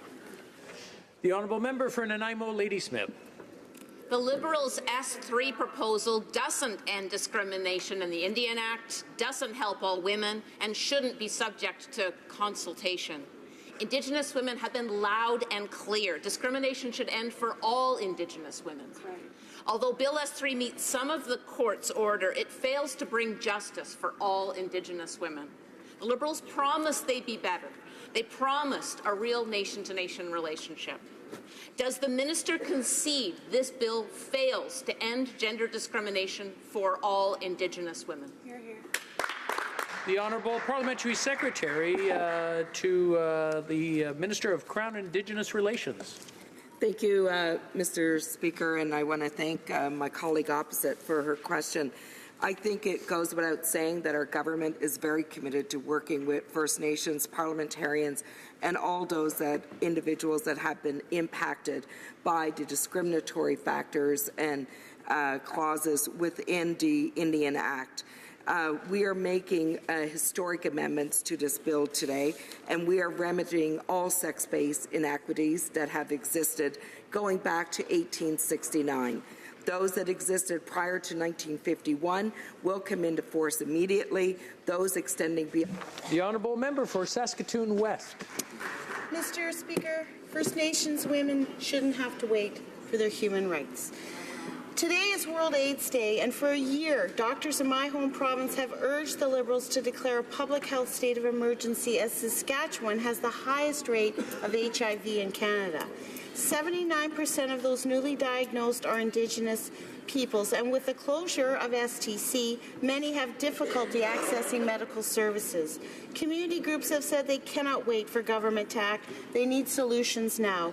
Will the government support their efforts to address the HIV crisis in Saskatchewan? Honourable Parliamentary Secretary to the Minister of Indigenous Services. Mr. Speaker, our government is deeply committed to addressing HIV, AIDS, and hepatitis C in Canada, including in First Nation communities in Saskatchewan. Budget 2017 included initial investments of $37.5 million over 5 years to support the prevention and control of HIV and hepatitis C amongst First Nation and Inuit communities. In collaboration with First Nation leadership in the province of Saskatchewan, we have supported a growing number of Know Your Status initiatives, which have been very effective, increasing access to testing, follow-up, and treatment. We will continue working in partnership with First Nation leadership in Saskatchewan communities in the province to prevent transmission of HIV and other sexually transmitted and blood. The Honourable Member for Lakeland. Mr. Speaker, global national reports the finance minister's father and company founder sold 100,000 Morneau Shepell shares each on November 23rd and December 3rd, 2015. Someone sold 680,000 Morneau Shepell shares on November 30th. On December 7th, the finance minister tabled tax changes, details which had been confidential. Morneau Shepell shares immediately dropped 5%, taxes went up, so the sales earned maximum value. Yesterday, in question period, the minister still said he doesn't know when he sold his shares. How is that possible? The Honourable Parliamentary Secretary to the Minister of Finance. Thank you, Mr. Speaker. The minister said that he sold some shares when he arrived in Ottawa. That was during that period of November and December. Now, I just failed to understand the line of reasoning from the opposition. Let me just it's important to understand also how the stock market works, and I'll just quote Doug Porter, BMO chief economist, who says, already low oil prices dropped heavily that day, December 7, by 5%. He said that factor alone may have been responsible for much of the weakness in the market. There are many factors influencing the stock market, and it's very hard to fathom that a policy that had been public, that we said we would come to Ottawa to raise taxes on personal income for the wealthiest 1%, would have an impact on any given stock. The Honourable Member for St. Albert, Edmonton. Mr. Speaker, the Minister of Finance says that his sale of 680,000 shares in Morneau Shepell days before he announced tax changes, a sale that saved him a cool $500,000, had nothing to do with the tax changes and everything to do with divesting himself upon being sworn in as minister. If the sale was really about divestment, then can the minister explain why it is that he held 1 million shares in Morneau Shepell until 1 month ago? The Honourable Parliamentary Secretary. Thank you, Mr. Speaker. The minister has always been clear that he sold some shares, never denied it when he took office in Ottawa, and the shares of Morneau Shepell have gone up since that day. So I failed to understand the reasoning from the opposition member. And let me be clear, the tax measure that we introduced in December 2015 was to raise personal income taxes for the wealthiest 1%. It was something that we promised, it was something we campaigned on, and I'm very proud that we moved on that important commitment for Canadians, where we lowered taxes for 9 million Canadians. The Honourable Member for Sturgeon River, Parkland. Yesterday, Global National reported that the finance minister's father sold 200,000 shares of Morneau Shepell stock days before his son announced tax changes on December 7th. The finance minister also admits that he sold some shares before he announced those very same tax measures. We know that the finance minister did not hold his stocks in a blind trust, so he had direct control of his shares. Did the finance minister ask the ethics commissioner for permission to sell those shares?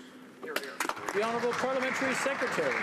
Mr. Speaker, when you think the opposition could not go any lower, lo and behold, they do. And now they're trying to implicate the finance minister's father, and I think that's just disgraceful. And just to quote the Financial Post this morning, they're saying the attacks by the Tories are becoming unethical in and of themselves, and I think the opposition can do better than that. Thank you, Mr. Speaker. The Honourable Member for Beauport-Limoilou-Côte-de-Beauport, Mr. Speaker, I am sick to the stomach before this government and its outrageous arrogance before the members of this House. We were elected to defend Canadian men and women. On behalf of taxpayers, we must ask questions. That's our responsibility. We will no longer accept that the Prime Minister and the Minister of Finance play the bullying card and refuse to answer our questions. Is the Minister waiting for an investigation to shed light on his actions, or will he do the only honourable thing left and resign? The Honourable Parliamentary Secretary. Thank you, Mr. Speaker. I respect the member of the opposition who comes from my region. Yes, it's the role of the opposition to ask questions and direct questions, but it is not the role of the opposition to launch personal attacks that are baseless. And that's what we've seen this past week, all week. And I think that's what is disgraceful, Mr. Speaker. The Honourable Member for Drummond. Mr. Speaker, we just received an internal report from the Department of Justice that the government's been hiding since March 2017. Why? Because it is damning. The government redirected more than $40 million from the program to enforce the Contraventions Act between 2008 and 2018. This money should have been invested to improve access to justice in both official languages, but it was spent elsewhere. There are organizations closing their doors because of a lack of funding. Can the government commit to spending money where it promised it would? The Honourable Parliamentary Secretary to the Minister of Justice. Merci, Monsieur le Président. Thank you, Mr. Speaker, and I want to thank my colleague for the question. The notion that the Department of Justice has hidden any report. We've been transparent in all manner of appointments, in all manner of providing support to legal aid clinics. As a matter of fact, Mr. Speaker, this government has topped up legal aid clinics, enhancing access to justice, in particular for victims, and we're very proud of that work. We will continue to do it. Thank you, Mr. Speaker. The Honourable Member for Burnaby South. Mr. Speaker, yesterday on committee I asked the Science Minister to explain the mysterious case of disappearing federal scientists, but I didn't get a full answer. According to Statistics Canada, in 2012, during the worst year of Stephen Harper's war on science, the federal government employed 37,000 scientists and researchers. This number dropped to 35,500 when the Liberals took power. But under this minister, the Liberals only employ 34,500 researchers, 1,000 fewer than when they took office. Where did they go? Honourable Minister of Science. Mr. Speaker, after a decade of darkness, the federal government is rebuilding its science capacity. Last year, we invested in our people and started hiring more than 135 new scientists for DFO alone. This year, Budget 2017 is investing $60 million in the National Research Council, the crown jewel of federal research system. We're also investing in new spaces for researchers, including $80 million for a new plant health research in Sydney, BC. Honourable Member for Hamilton East, Stony Creek. Mr. Speaker, today I stand in recognition of World AIDS Day, a day whereby we can all work together to reduce the stigma of this tragic illness and provide support to those affected by it. Can the Minister of Health please inform this House about what actions our government is taking to address HIV and AIDS in Canada? The Honourable Minister of Health. Thank you very much, Mr. Speaker, and I want to thank my colleague from Hamilton Stony Creek for this important question and his important advocacy on this issue. World AIDS Day is a reminder that HIV/AIDS remains a persistent health issue around the world, and our government is deeply committed to addressing it.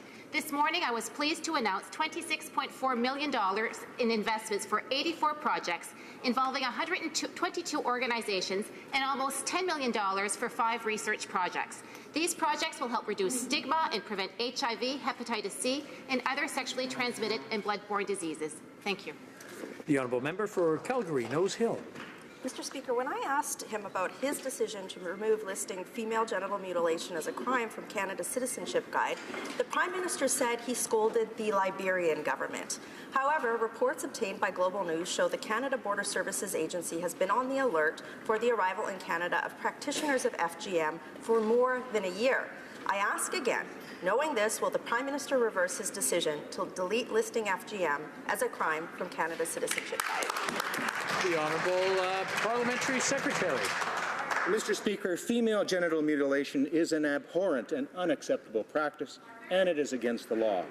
Canada has and will continue to make efforts to prevent and address FGM, and through our gender-based violence strategy, frontline service providers will have the resources to better respond to the needs of survivors of gender-based violence, including survivors of female genital mutilation. Our government will always defend and promote women and girls' rights at home and globally, Mr. Speaker. All done.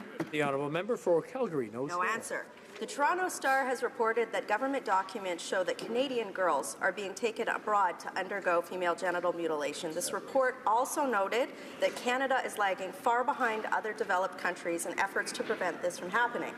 Part of combating this prevention needs to be arming women with knowledge of their rights, especially those that are new to Canada. Will the Prime Minister reverse his decision to delete listing FGM as a crime from Canada's Citizenship Guide? The Honourable Parliamentary Secretary to the Minister of Immigration. Merci, Monsieur le Président. Thank you, Mr. Speaker. Our government, as you know, has committed to a complete reform of the Citizenship Guide under the Conservatives because it did not meet the information needs of Canadians. We've held more extensive consultations with more stakeholders, including Indigenous organizations and national experts. We want to better represent Canada's diversity and give more room to groups like women, Francophone communities, LGBTQ communities. I want to indicate that the guide is still being developed. We're going to analyze all the comments we've received before making a well-reasoned decision. Mr. Speaker, Larry and Diana Badke had 64 acres of their property in the Caribou destroyed by BC wildfires. When the Prime Minister came out, they believed him when he pledged to stay with them every step of the way. They need an answer. They have been waiting for weeks. Will property owners who must salvage burned timber be charged capital gains in spite of the enormous cost of the repairs to their property? They've been waiting. We've been asking, will the minister stand up and tell us today, is she going to be charging them capital gains on the salvage of timber? The Honourable Minister of National Revenue. Mr. Speaker, we recognize that Canadians affected by forest fires, especially British Columbia, are facing challenges. The agency is committed to helping them and to lighten their burden. The agency has measures in place for Canadians who face natural catastrophes like those experienced in British Columbia. These types of tax breaks are conducted on an individual basis. Mr. Speaker, that is not an answer. In July, the Prime Minister swept into my riding and pledged to help every family impacted by the BC wildfires. However, once the cameras were gone, his government has been unwilling and unable to answer a simple question. We've been trying to get an answer from this Revenue Minister for weeks. So a simple question. Will private property owners who have lost everything and now who must salvage the timber off of their property be faced with capital gains taxes? Yes or no? The Honourable Minister for National Revenue. Mr. Speaker, we recognize that Canadians affected by forest fires, especially those in British Columbia, are facing difficulties. The agency is committed to lightening their burden. The agency has breaks for taxpayers when natural disasters occur, such as the forest fires that occurred in British Columbia. Every request for a tax break is reviewed individually. Thank you. The Honourable Member for Jonquière. Mr. Speaker, the Standing Committee on Government Operations and Estimates tabled the report The Way Forward for Canada Post over a year ago. The government committed to revealing its vision of the future of our postal service by the end of 2017. We're still waiting. It's December 1st. There are 2 weeks left in the session. Can the minister promise that she will present her vision before the end of the parliamentary session? The Honourable Parliamentary Secretary. Mr. Speaker, indeed, this government has kept its promise. The moratorium on conversion to community mailboxes. 2 major reports have been drafted. The Parliamentary Committee, which we thank for their hard work, as well as a special working group that was struck to study the broad orientations of Canada Post. As the Minister has indicated several times, we are going to make our decision on the orientations of Canada Post by the end of the year. Thank you. The Honourable Member for Jonquière. Data from the last census is discouraging, and it indicates that the wage gap between men and women remains. Women who have a BA earn about $13,000 less annually than men who have the same educational level, $13,740. Nearly a year ago, an NDP motion on pay equity was passed in this House, and there's still nothing from the government. When is the government going to recognize pay equity as a right and rectify this injustice? Well, Minister of Employment. Well, Mr. Speaker, it's a great day for jobs and employment in Canada. Canadians have created over 600,000 jobs since we've taken office. Almost 80,000 this month alone. But the gender wage gap, as my colleague notes, remains high, which is why we're showing leadership to address this aspect of the gender wage gap, and equal pay for work of equal value. Pay equity is a critical component. Our consultations on how to do so are over, and we'll be introducing proactive pay equity legislation in 2018. Thank you. The Honourable Member for Edmonton-Wetaskiwin. Well, thank you, Mr. Speaker. Mr. Speaker, it's now been 253 days since the Finance Minister rejected the Canadian Autism Partnership, and it's very clear that the government has no idea idea how they're going to replace it. Mr. Speaker, this broad partnership would have worked with autism organizations and governments across the country, providing expert advice on issues facing people with autism. Issues exactly like the serious one raised by Autism Canada in regards to the disability tax credit. Families are using words like frustrating and maddening and heartbreaking to describe the situation. But, Mr. Speaker, most of all, what they want to know is, what is the government doing to fix this? The Honourable Minister of Health. Thank you very much, Mr. Speaker. We recognize that autism spectrum disorder has a significant impact on families and individuals. Federal investments in research, data improvement, surveillance, and training skills are supporting those with autism and their families. There is an extraordinary network of stakeholders across the country raising awareness and providing services to families. Our government will continue to support these efforts through our programs. Thank you, Mr. Speaker. The Honourable Member for Lévis-Lobinière. Mr. Speaker, communication problems are adding up in the Office of the Minister for the Canada Revenue Agency. Many organizations that advocate for the well-being of persons with a disability want to talk to the Minister. Recently, Autism Canada asked via letter to have a conversation with the Minister. Mr. Speaker, can the Minister of Revenue confirm on what date she will meet the organization Autism Canada? The Minister of National Revenue. Mr. Speaker, I want to inform my colleague that I met Autism Canada this week. Thank you. The Honourable Member for Leeds, Grenville, Thousand Islands and Rideau Lakes. Mr. Speaker, families with children who have autism need the disability tax credit to help offset the cost of expensive therapy. The Liberals are nickel and diming these families to pay for their out-of-control spending. It's a disgusting attack on vulnerable Canadians. Don't these families have enough to deal with without having to fight the Liberals to get the credits that they need? The Honourable Minister for National Revenue. Mr. Speaker, last week we proudly announced that we were going to re-establish the Consultative Committee for Handicapped Persons at the agency, which had been dissolved by the Conservatives. We recognize that the autism spectrum disorder has a significant impact throughout the lives of individuals and their families. Federal investments in research, in improving data, monitoring and training, support people affected by autism and their families. There is an extraordinary network throughout the country that creates awareness and offers services to families. Our government will continue to support these efforts throughout all of our programs, Mr. Speaker. Nova. Mr. Speaker, this week the Prime Minister stood in this House and addressed past wrongs done to the LGBTQ2 community, acknowledging and apologizing for this dark chapter in our history. At the same time, the Prime Minister indicated that there's still work to be done, especially when it comes to excessive criminalization of the non-divulgation of HIV. Actions being taken to address this serious issue. The Honourable Parliamentary Secretary to the Minister of Justice. Merci, Monsieur le Président. Thank you, Mr. Speaker. I want to thank the member for West Nova for this question and for his excellent work. We all have a duty to make sure that discrimination and stigmatization of people who live with HIV is reduced. The Minister of Justice released a report addressing overcriminalization within the HIV community, which can discourage testing and treatment and ultimately increase rates of infection.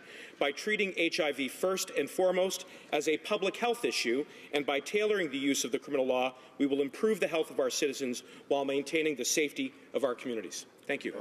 The Honourable Member for Montmagny, Liselet, Kamouraska, Rivière-du-Loup. Thank you, Mr. Speaker. There are workers in my riding who go to work at Davie Shipyard every day, and they are extremely proud that they delivered to the Navy the resupply ship Asterisk on time and at the best price without any cost overruns. Building this second ship is essential to meet the operational needs of the Navy, but the Liberals have recently blocked them. Will the Ministers of Defence and Procurement go to Lévis this Sunday to explain to the workers how they plan to resupply our ships, which defend 3 oceans, with one single ship?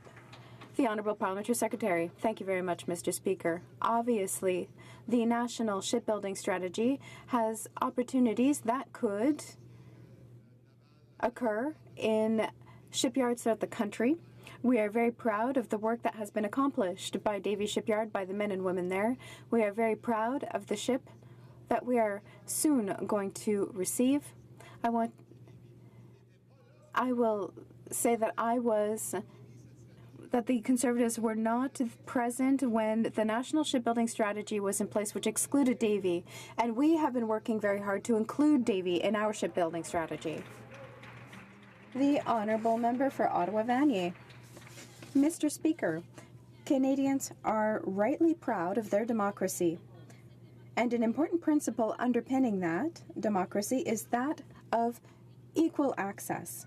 Secretary to the Minister of Democratic Institutions update this House on the government's response to the Court of Queen's Bench of Alberta ruling on the $1,000 deposit for federal election candidates. The Honourable Parliamentary Secretary. Monsieur le Président, je remercie. Mr. Speaker, I want to thank my colleague for Ottawa-Vanier for her question and for her good work. Inclusive democratic process in which more Canadians, not fewer, should be able to participate. We are committed to improving our democratic institutions and restoring Canadians' trust and participation in our democracy.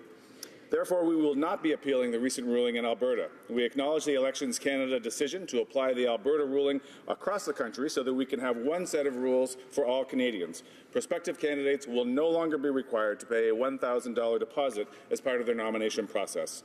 I look forward to working with all members to strengthen, protect, and improve our democracy. Mr. President. For Peace River Westlock. Mr. Speaker, every year, hundreds of Canadian women are caught up in the vicious cycle of sex trafficking. Yet, since coming into power, the Liberals have allowed the fight against human trafficking to languish. They have allowed the National Action Plan to combat human trafficking to expire. They have ended federal funding to NGOs and obstructed important tools for police that were adopted by this House. And they've introduced legislation to block consecutive sentencing for sex traffickers. When will this government step up and start fighting this horrific form of modern-day slavery? The Honourable Parliamentary Secretary to the Minister of Public Safety. Thank you, Mr. Speaker. Human trafficking is abhorrent, and we must do everything within our power to stop it. And that's why we work with our domestic and international partners to protect victims and to ensure that we can do everything we can to stop this practice. Recently, we introduced Bill C-38 to give police and prosecutors new tools to investigate and prosecute human trafficking offences. We have also introduced Bill C-21, which gives important tools to combat cross-border crimes. I look forward to working with the member on this important issue. L'honorable député de Repentigny. The Honourable Member for Repentigny. For the Minister of Heritage, print media is obsolete. If she doesn't see it on a tablet, its time has passed. In an era of multiplying sources of information, the Minister is subtracting them. Quality information, Mr. Speaker, is essential for the health of a democracy, and it is our responsibility to support it. Will the Minister listen to the journalistic community and set up a program or a fund to support our national and regional daily newspapers? The Minister of Canadian Heritage. Thank you. It is my pleasure to send the speech that I gave in September either via print or electronically. We are going to continue to support local media throughout the country. However, we also want to make sure that we can help them through this difficult transition in order to maintain reporters' positions in journalism throughout the country. We know that journalism is the basis of our democracy, and as a government, we believe in the importance of print media, regardless of the format, whether it be print or electronic. The Honourable Member for Repentigny. Mr. Speaker, Leonie Pavithra Lawrence is a perfect example of a refugee who integrated into Quebec and made it stronger.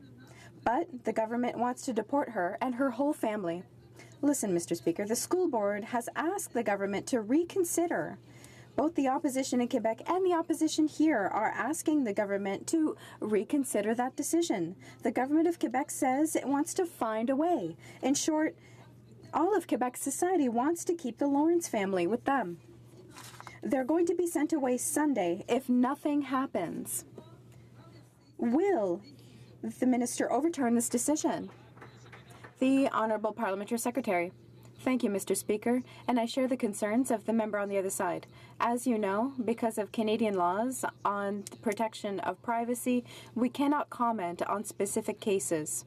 Every case is unique. It has to be evaluated on its own merits and meet with Canadian laws. We want to make sure that every case subject to the law, is evaluated on its merits and fairly. Every candidate can expect impartial and fair treatment. The Honourable Member for Joliette. It's happening Sunday. The government needs to hurry up. Before the Prime Minister leaves for China next week, we want an explanation. We know that on May 19th, the Prime Minister participated in a $1,500 a plate dinner with the founder of a bank for the Chinese community in Vancouver. On July 7th, the Liberal government authorized that bank. What we did not know is that 48 hours later, the Prime Minister received $70,000 from wealthy Chinese individuals from Vancouver for the Liberal Party of his riding. If that's not an exchange for a favor, what is it? Leader. Speaker, as I've said in this House many times, we have some of the strictest rules when it comes to fundraising in our country, and the assertions that the member is making are entirely false, as confirmed by the Conflict of Interest Commissioner. Not only that, but the Liberal Party has moved forward with the strongest standards in federal politics for openness and transparency, including facilitating media coverage, advancing posting, hosting in publicly accessible spaces, and timely reporting of event details, and the guest list. So we committed to Canadians a more open and transparent government. That's exactly what we're doing. We look forward to opposition members following the lead of this government. Thank you, Mr. The Honourable Member for Saanich, Gulf Islands. Thank you, Mr. Speaker. For more than 30 years, every federal government in this country and every Prime Minister, regardless of political stripe, has stood up to defend the Canadian interests in the Arctic National Wildlife Refuge. The Trump administration, through a GOP budget bill, is now proposing to reopen the issue with a threat of oil and gas development on the U.S. side of the shared territory of the Gwich'in people, where they depend on the porcupine caribou, and the porcupine caribou depend on those calving grounds. Can the Minister of Environment tell us what steps this government has taken to protect the Arctic National Wildlife Refuge? The Honourable Minister of the Environment. Canada absolutely supports conservation of the porcupine caribou's herd habitat and is opposed to any development of the Arctic Wildlife Refuge. We certainly oppose opening these areas to resource development. I've been very clear in my discussions with the U.S. administration, as has our entire government. We recently hosted an event at our embassy in Washington, D.C., where a united Canadian position consisting of the federal, tribal, and territorial governments jointly discussed the importance of the porcupine caribou herd for the Gwich'in peoples and other Indigenous peoples in the Yukon and the Northwest Territories, and our clear opposition to the development in the critical habitat areas like the Arctic Refuge and the 1002 area. And that ends oral questions for the day. Nous avons un appel au règlement. We have a call to order. Mr. Speaker, earlier, the Parliamentary Secretary of the Minister of Finance spoke about the tax policy tabled by the government on December 7th, 2015, saying that it would increase tax on the richest. With the consent of the Chamber, I would like to table the following. 2017, page 16, quote, personal income tax revenue decreased by $1.2 billion, largely reflecting the impact of tax planning by high-income individuals. That's the truth, Mr. Speaker.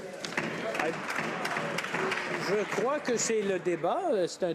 I believe that it's a debate, and it's a debate that the Honourable MP has started, but do we have unanimous consent? No, we do not. The Honourable Minister on the point of order.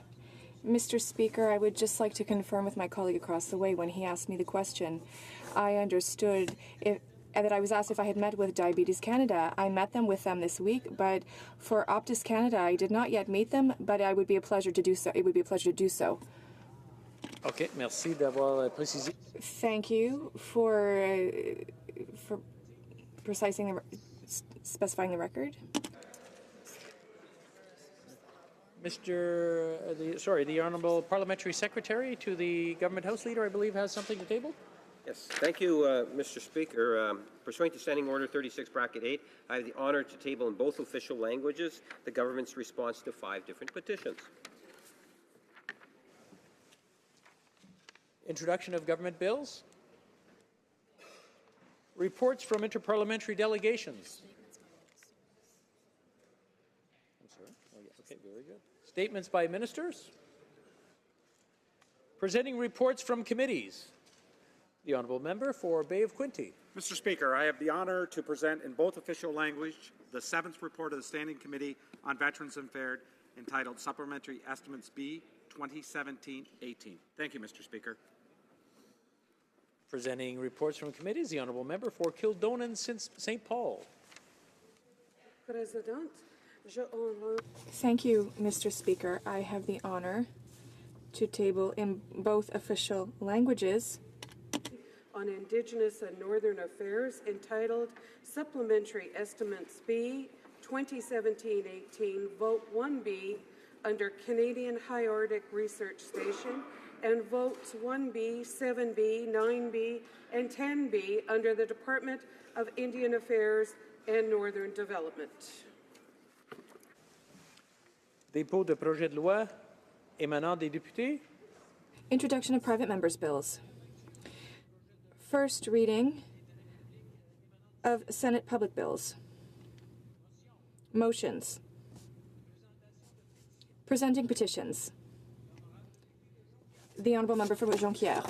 Thank you, Mr. Speaker. I have the honour to table in this House a petition to put an end to the stealing of workers' pensions practiced by businesses in collaboration with my colleague from Hamilton, Milton. Colleagues depend on pensions to retire in dignity. Let's ask the government to change the bankruptcy legislation that currently allows companies to take away workers' pensions rather than protecting banks and investors. Presenting petitions, the honourable member for Hamilton Mountain. Great pleasure to rise today in the House and present a petition on behalf of the residents of Hamilton Mountain who support the goals of the One campaign to increase access to education for girls around the world. They also recognize that in too many countries, being poor and female means a life sentence of inequality, oppression, and poverty. The petitioners therefore call upon the Government of Canada to ensure that girls everywhere have access to quality education, and specifically to increase Canada's funding on global education for the current $302 million to $592 million by 2020. Thank you. Presenting petitions, the honourable member for Saanich Gulf Islands. Thank you, Mr. Speaker. I rise to present an e-petition today, e-petition 1168. The petitioners wish to call the attention of this House to the staggering reality that there's about $28 billion in student debt, and ever since the mid-1990s, interest has been attached to student debt. The reality is that for a student today graduating with $30,000 in debt, they'll pay $10,000 in interest. Petitioners ask this House to work to eliminate student interest charges on student debt, that Canada student loan borrowers, the Government of Canada should act to eliminate the practice of applying interest at all on student debt. Presenting petitions, the honourable member for Nanaimo Ladysmith. Because 5 bulk commercial anchorages, each for 300-meter-long freighters in the Strait of Georgia, or also known as the Salish Sea, are proposed just off Gabriola Island. Petitioners from Nanaimo, Port Coquitlam, North Vancouver, Vancouver, and Gabriola Island urge the Transport Minister to have the new Anchorage proposal withdrawn. They cite the risks from oil spills, the risks of catastrophic storms, impacts on commercial fishing and on sport fishing and tourism in the area. We urge the government to take their advice. Presenting petitions, I believe, the honourable member for Calgary-Nose Hill. Sometimes I get asked, Mr. Speaker, if signing a petition makes a difference, but the 30,984 people who signed e-petition E983 asking the Liberals to reverse their decision to end Friday sittings and have the PM attend QP only once a week made a difference by forcing them to reverse their decision. With that, and on a Friday, I'm pleased to table this petition led by Carrie Frank with my deep thanks to her and to all those who signed. Hear, hear. Presenting petitions, the honourable member for Haldimand, Norfolk. Thank you, Mr. Speaker. And I'm pleased to present 2 petitions on behalf of constituents in my riding of Haldimand, Norfolk. The first petition is from constituents who are concerned about the insufficient amount of funding available for global education for girls. This petition calls upon the government to increase Canada's funding on global education to $592 million by 2020. The second petition is from constituents who are deeply concerned about Clause 14 of Bill C-51. As it stands, Clause 14 will remove the only provision in the Criminal Code that directly protects the rights of individuals to freely practice their religion, whatever that religion may be. And this petition calls on the government to remove Clause 14 from this legislation and to protect the religious freedom of all Canadians. Thank you, Mr. Speaker. Presenting petitions, the honourable member for London North Centre. Thank you very much, Mr. Speaker. Yesterday was Miracle Day in the Ferguson and Lashbrook household. 3 years ago, Doug Ferguson, a constituent in London North Centre, was able to live because he received a liver transplant. He can now enjoy life with Laurie, his wife, Sarah, Erica, and Duncan. I stand to present, Mr. Speaker, petition E1155, the result of Erica, his stepdaughter's very hard work on this. She gathered 680 signatures on her own. It encourages more Canadians to consider organ donation. I applaud Erica's work. I salute the family for all the work that they are doing to improve knowledge of this important issue. Doug is an outstanding community member, and we're very fortunate to have him. Thank you very much, Mr. Speaker. Presenting petitions. Questions on the order paper. The Honourable Parliamentary Secretary to the Government House Leader. Thank you, Mr. Speaker. Today the following questions will be answered. Question 1230, question 1231, and question 1236. Furthermore, Mr. Speaker, if the government's responses to question 1229 and question 1232 to question 1235 could be made orders for return, these returns would be tabled immediately. Is it the pleasure of the House that the aforementioned questions be made orders for return and that they be tabled immediately? Agreed? Agreed and so ordered. The Honourable Parliamentary Secretary. Finally, Mr. Speaker, I would ask that all remaining questions be allowed to stand at this time, please. Is that agreed? Agreed and so ordered. Orders of the day. Ordre émanant du gouvernement. Projet de loi émanant du gouvernement. Commune. Reprise du débat à l'étape de la troisième lecture du projet de loi C-63. Loi numéro 2 d'exécution du budget de 2017. Reprise du débat. L'honorable député de... Resuming debate. The honourable member for Berry Chambly. Thank you, Mr. Speaker. Here I am again before a somewhat singular situation in which we find a Budget Implementation Act that does not respect the Liberals' commitment to no longer use omnibus bills inappropriately, something that was done, and the Speaker allowed a separate vote on different elements of the bill, and secondly on time allocation, because we are in a situation where we are at third reading and we will only have 2.5 hours of debate. But if you consider that the budget is one of the most important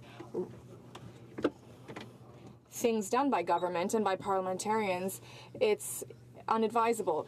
And when we see the frequent use or even constant use of time allocation by the government, given the commitments it made during the election campaign, it is something that's completely unacceptable, Mr. Speaker. And we are seeing it's unacceptable that it's proceeding this way. But let's come back to the substance of the bill. And often one could say that when we talk about a budget and an act to implement the provisions of the budget, not only must we do it in detail, but what is also important to remember is not only what's in the budget, but what isn't in the budget. So here we're talking about what the government didn't do as well. And I would like to focus on a very important component that I was able to raise to the Parliamentary Secretary, to the Minister of Finance, and it was the issue of tax credit that comes up very frequently. With tax credits, we remember that that was one of the first commitments that the NDP made, not just in our election campaign, but even before the campaign started, when we were announcing measures that we would take during the campaign. And we talk about this infamous loophole that allows a company to benefit from a tax credit when it purchases its own shares, and that is a loophole that is extremely problematic because obviously we know that people who benefit from it are the most well off. But in a situation like this, it's even more odd when you consider that the government eliminated other tax credits, and I'm aware that some of those tax credits created by the previous government fall into what might be called boutique tax credits. So there are tax credits that target specific issues and people. They are not always the most efficient, but when we look at a tax credit like the one for public transit, which might benefit families and students, members of the middle class that the government supposedly wants to defend and adopt policies in favor of. But we see that when we look at this loophole and this tax credit for CEOs, it's a tax credit for, but it eliminated the public transit tax credit. We see that there's a type of a disconnect between what the government says it wants to do and what it's really doing on the ground. Mr. Speaker, one of the most problematic issues in what is proposed in the bill before us today is the issue of the infrastructure, the Asia Infrastructure Investment Bank, and that is an issue that was in the last Budget Implementation Act concerning the infrastructure bank that the government is proposing. And we heard very little about that in the meantime. And that, Mr. Speaker, triggered a lot of debate here in the House of Commons, because my greatest concern is that it's truly a privatization bank that seeks to privatize public infrastructure and invest public money in this bank and then ask the private sector to make investments. But those investments are not without conditions that are extremely dangerous, because what we see is that the public will pay to ask the private sector to invest in infrastructure, and then the public pays a second time through tolls by being responsible and bearing all of the financial burden to ensure that the durability of these infrastructures. And it's very worrisome.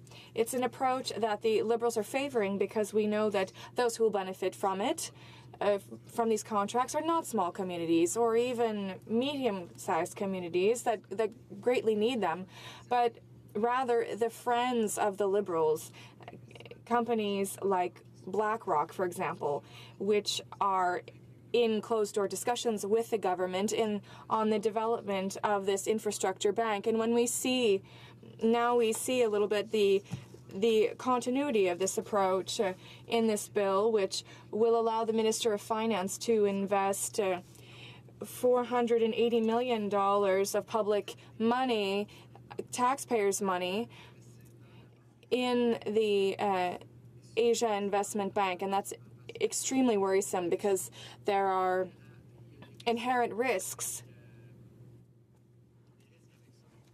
Because there are risks attached to this. It has to do with the sovereignty of our infrastructure, but what also has happened is that the amount has been doubled. We're now at $480 million. And, Mr. Speaker, that is of great concern to me. Mr. Speaker, there are also many things that aren't in the bill, and I'd like to talk about local issues, local needs that are affecting everyone in Belleuil-Chambly. During the last election campaign, one of the most important issues was whether or not there would be a commitment. And I actually did make this commitment. I made the commitment that if the NDP became government, we would amend the legislation and we wanted to work on what the federal government owned. For example, there's Fort Chambly and there's the Canal Chambly. The Supreme Court handed down a ruling a few years ago on Halifax. The city of Halifax, along with other municipalities, were affected. They challenged the fact that the federal government was not paying its fair share, and because the federal government does not have to pay municipal taxes on the lands that it owns. And the Supreme Court, in its ruling, said that, in fact, yes, the federal government was not paying its fair share. So the federal government offered as a solution at the time a panel that would help with decision-making in order to make sure that there would be an assessment that would reflect the true value of these sites, and so that payments would reflect what municipalities expected. But the problem with that is that the panel that was established was made up of civil servants. And so if you have a municipality like Belleuil-Chambly that does not agree with the federal government's evaluation of a site that it owns, for example, the fort and the canal, well, then it was simply other civil servants who would then probably end up coming to the same decision. So I tabled a motion to allow for an independent assessment. I wanted to make sure that this was taken out of the hands of governments and that there be an independent evaluation, because it's important to do this. Then you know what the true value of the site is. So, Mr. Speaker, I'm very concerned about this. I really had to insist on this in the last campaign, and also during the debate that took place in Chambly. And because of that insistence, we got a commitment from other candidates to respect that commitment. And if those candidates had been elected, then we would have all done the same thing. That includes a Liberal candidate. Now we have a Liberal government who has not acted on this file, despite the fact that I tabled that bill. We're talking about $500,000 a year for the city of Chambly. There are 30,000 people who live in Chambly, and $500,000 is a lot of money for a city of that size.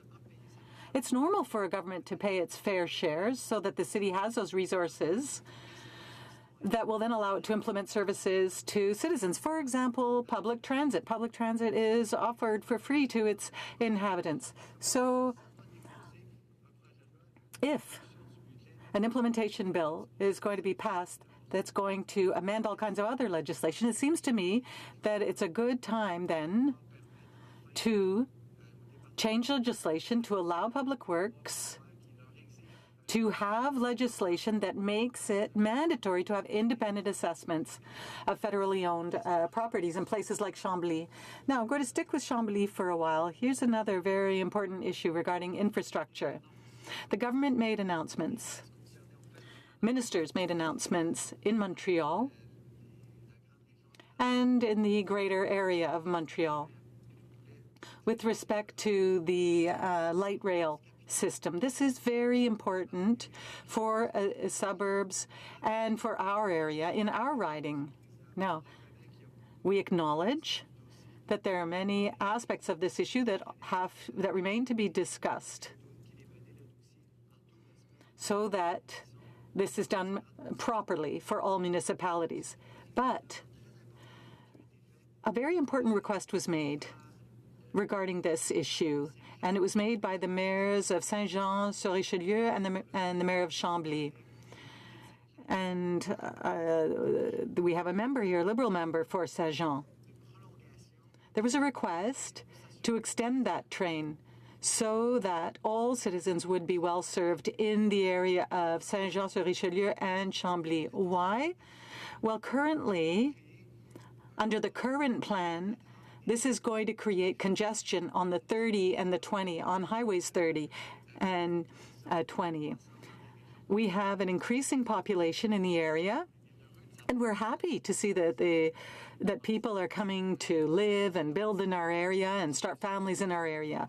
That's a good thing, and it's important because our population is aging, and so we need younger families. In 2011, We were one of 3 municipalities that had the highest growth in Quebec. In 2012, in 2 municipalities, 2 other municipalities were in the top 5 in Quebec with the highest number of births. And during the last parliament, my riding was the third most, had the third highest population. And Mr. Speaker, that's because we have quite a young population in my area. In a meeting I had with my constituents and with students, we saw that the only CEGEPs that will not go down in their population are the CEGEPs in our area. For example, the CEGEP in Saint-Hyacinthe-Montpetit. Now, why am I saying all this within this debate? Well, what I'm trying to say is more and more people are living in our area. They work in our area, but they also work in Montreal. And so we need strong, reliable public transit. And here we have one of the biggest projects that has ever come forward on light rail. And we have to respect communities like Saint-Jean-sur-Richelieu and Chambly that have come forward with a very specific request to better serve their citizens. And also to make sure that there won't be even more congestion that there already is on the roads that are used by commuters. So that's very, very important. And I can tell you today in this House that we will continue to speak up on this. We will continue to speak to the responsible ministers to make sure they're listening. And I'm raising this within this debate on the budget and within the debate on the implementation of the budget, because the government is saying that it's going to go ahead with these budgets, but without enough money to implement these projects. That's very important. And there must be closer and stronger collaboration with the government of Quebec and with the municipalities like the municipality of Saint-Jean-sur-Richelieu and Chambly. Now, there's also good news, but it's not to the credit of this government. I'm very pleased to see the results of the hard work of my team. Our counterparts in the Legislative Assembly in Quebec and in our municipalities have worked very hard. And I'm speaking of the pool in Chambly. We had spoken about this during 2 election campaigns. And this responds to an issue that had been raised at federal and provincial level in 2015. The constituents wanted to know that the money would be there for that infrastructure project. It's a very important one for the community and for all these young families I was just speaking about earlier. So, Mr. Speaker, we sat down together with the Mayor of Chambly, my counterpart in the Legislative Assembly, and myself. We sat down together to try and figure out how we could work together to make sure that funding was there. And we succeeded in getting shared funding between the government of Quebec and the federal government. This represents $9 million for the building of this new aquatic center.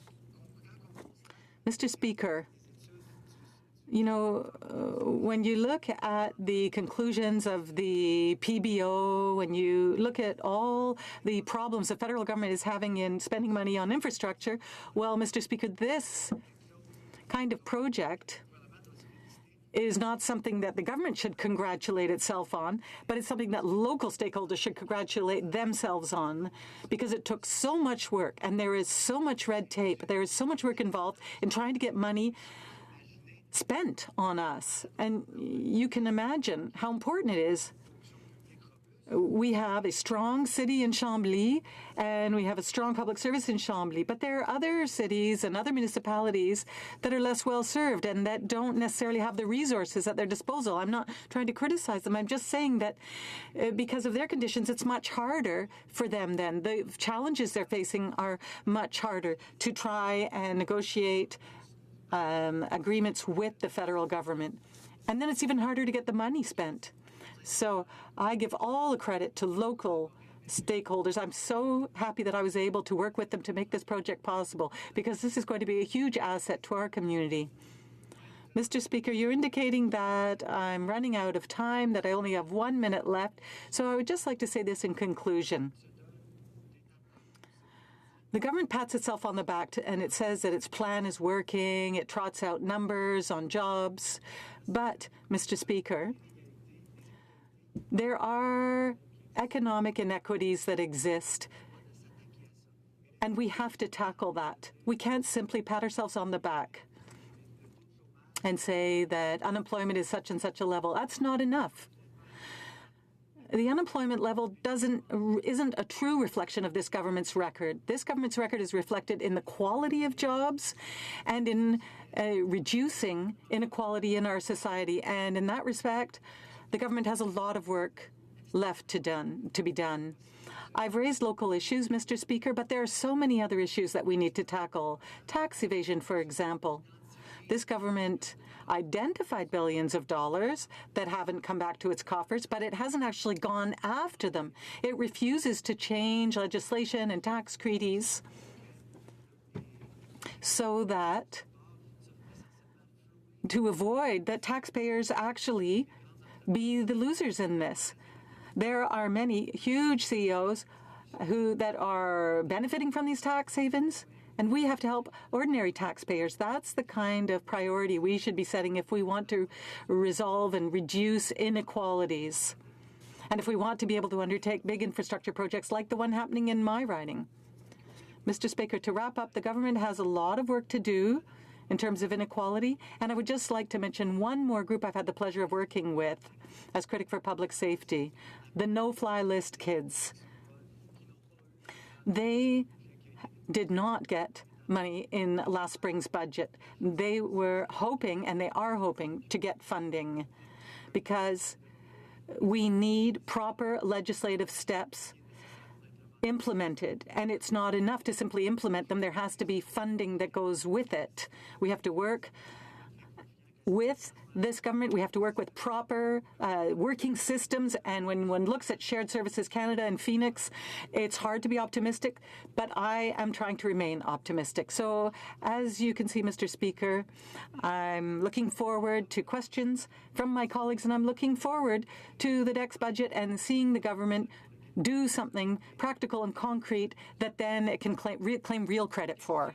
The honourable member for Scarborough-Guildwood. Thank you, Mr. Speaker, and I want to express my admiration for the honourable member who's covered a massive range of subjects in his 20 minutes, some of which are actually related to the bill that's before us. But I did want to bring him back to his comments about his riding, which apparently is a younger riding, and ask him about a subject that he didn't cover, but I think would be of considerable benefit to him, and that is the Canada Child Benefit.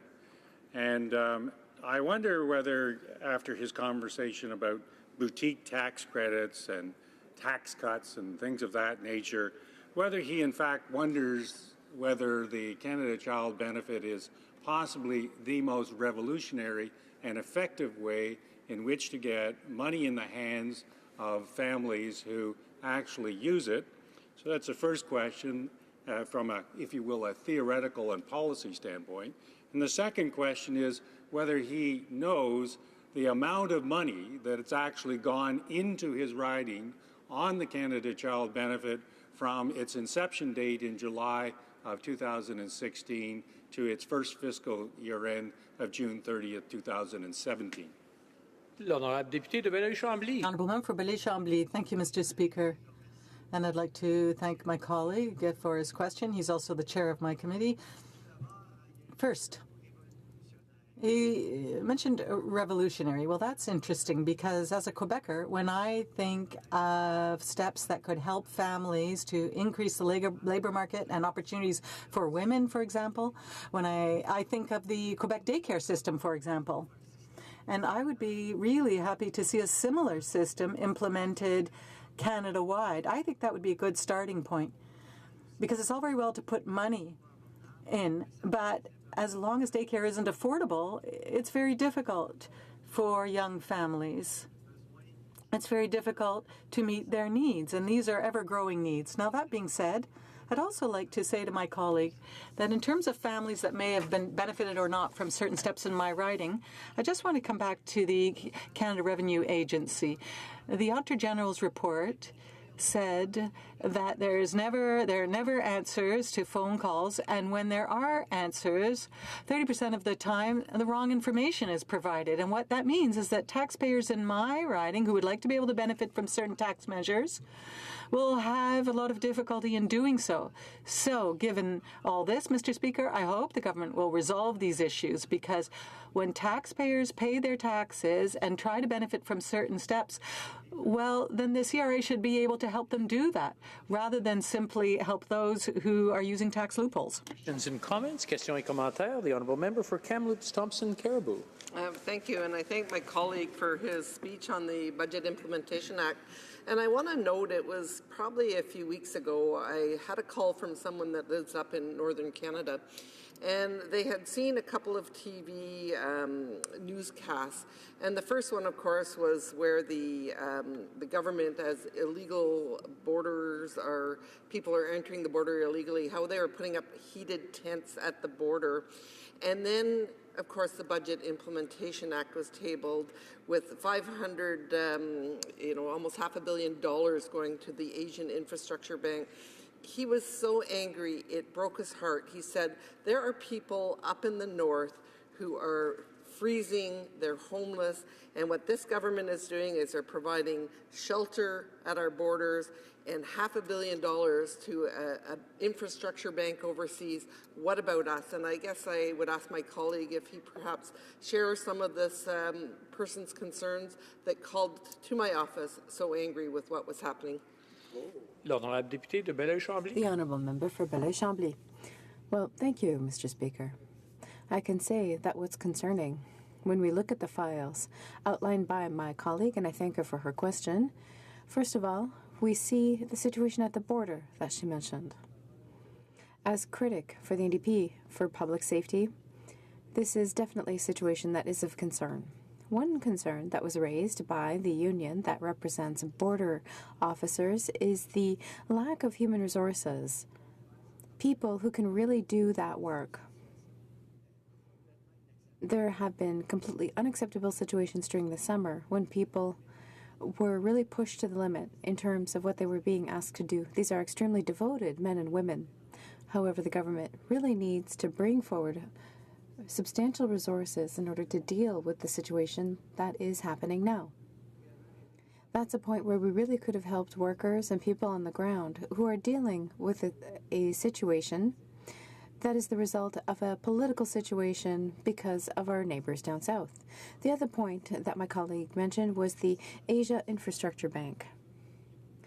And the Infrastructure Bank being proposed by the government.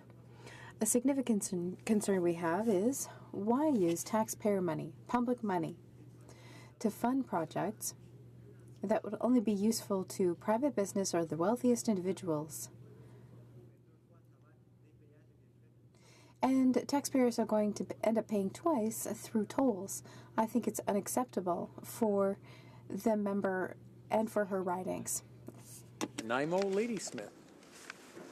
With thanks to my colleague for his speech, in the riding that I represent, Nanaimo Ladysmith, the cancellation of the public transit tax credit has had a double whammy. It's not only people riding transit and being able to use that to claim against income tax at the end of the year, it's also ferry-dependent communities such as Gabriola Island, where I live.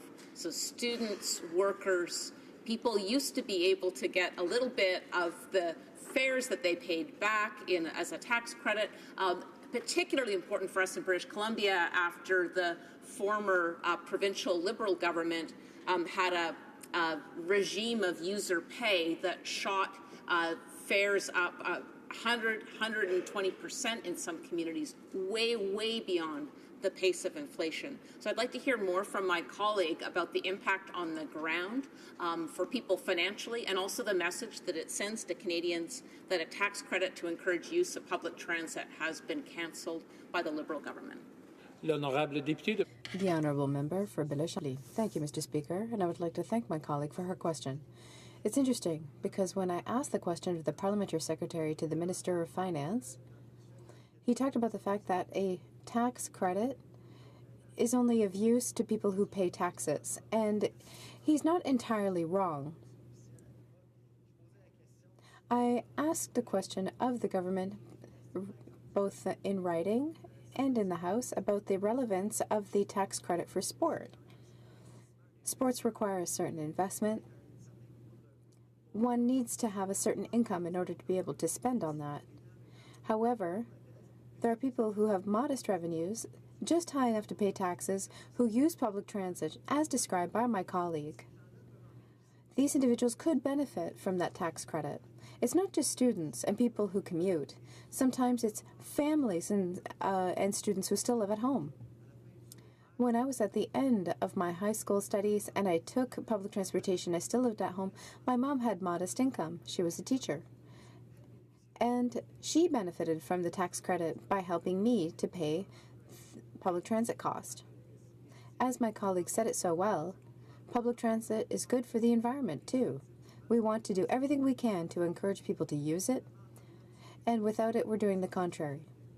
When it comes to tax credits for wealthy CEOs with a loophole to benefit from the sale of shares, obviously we see that there's contradiction in the government's priorities. We have time for a short question. The Honourable Member for Hamilton West, Ancaster Dundas.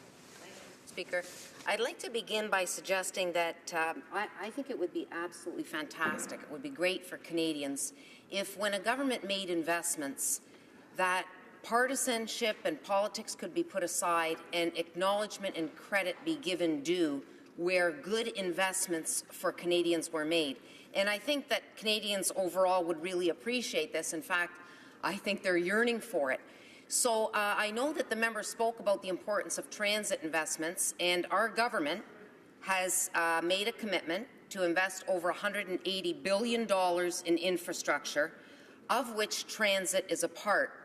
Now, we believe these investments are very good for Canadians. They're much needed. And I'd like to ask the member across if, first, he would agree that if we could, when a government is making good investments, put partisanship aside and give credit where credit is due in the interests of Canadians. And secondly, whether he thinks that these unprecedented investments that we have made in infrastructure are good investments. The Honourable Member for Belleuil-Chambly, in about 45 seconds or less, please. Thank you, Mr. Speaker, and I would like to thank my colleague for her question.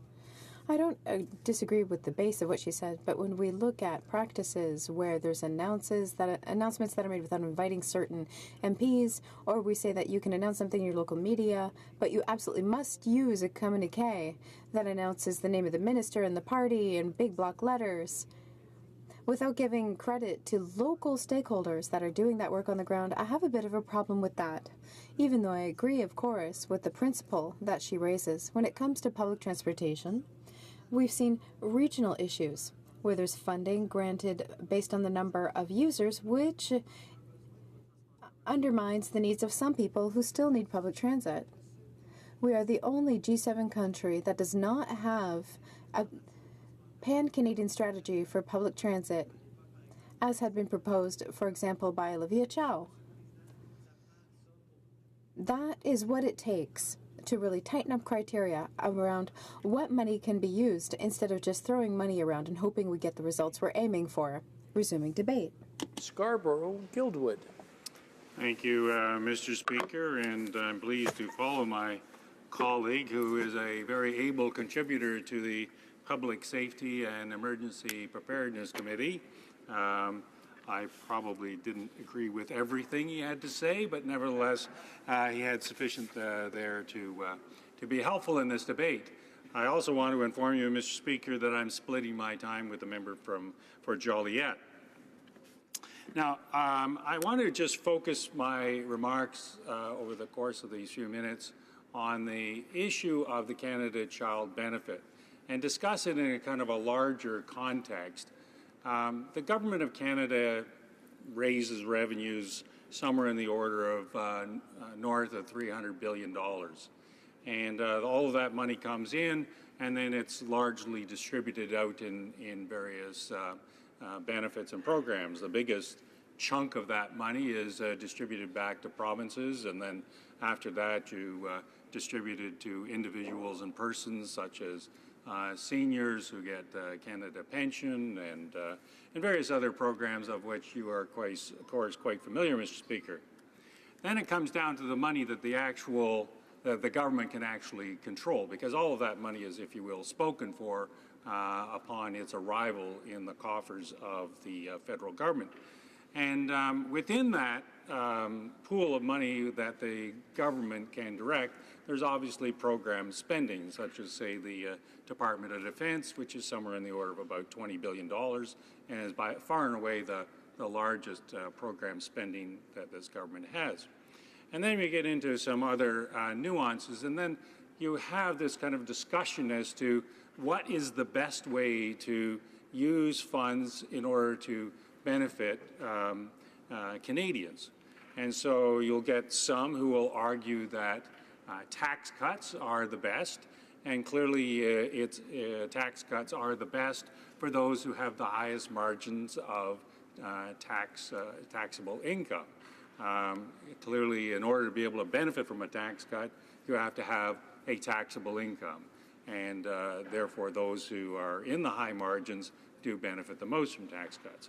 Then you have this beast called kind of tax credit, and again, you have to have taxable income in order to be able to benefit from a tax credit, and it's a contribution, if you will, to those. Usually they are kind of targeted tax credits, sometimes called boutique tax credits, and are a bit hit and miss. And then you have kind of a refundable tax credits where you don't have a taxable income and money goes back. But the one I wanted to talk about today, Mr. Speaker, is benefits.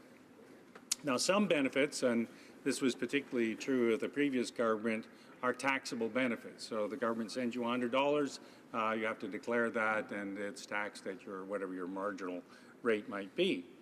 The revolutionary concept here, Mr. Speaker, with this government has been that it introduced the Canada Child Benefit, which is a non-taxable benefit.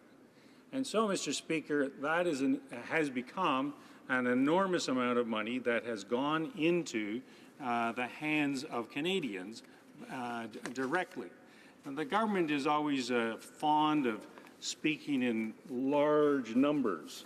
And the problem with speaking in large numbers is that it doesn't really give a feel to how much money is going into your pocket and my pocket, as most taxpayers want to know, well, how does this affect me? So on the larger number, the 2016 budget, for instance, family of 2 children would receive an income of $90,000 and receive $2,500 more per year than they would under the previous system. So that's a significant sum of money, Mr. Speaker. But what really struck me, Mr. Speaker, and why I wanted to talk about this particular subject was I received a memorandum just a few weeks ago, and it set out the amount of money that has come into my own riding. Now, Mr. Speaker, from the Canada Child Benefit. And that's why I asked the previous speaker whether he knew the amount of money that had actually come into my riding.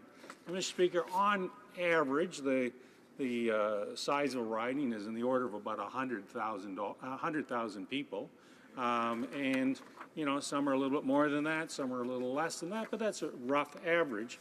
And in my riding, there was between July 1st, 2016, when the benefit was introduced, and June 30th, 2017, the sum of $101,629,000 came into the riding. Wow.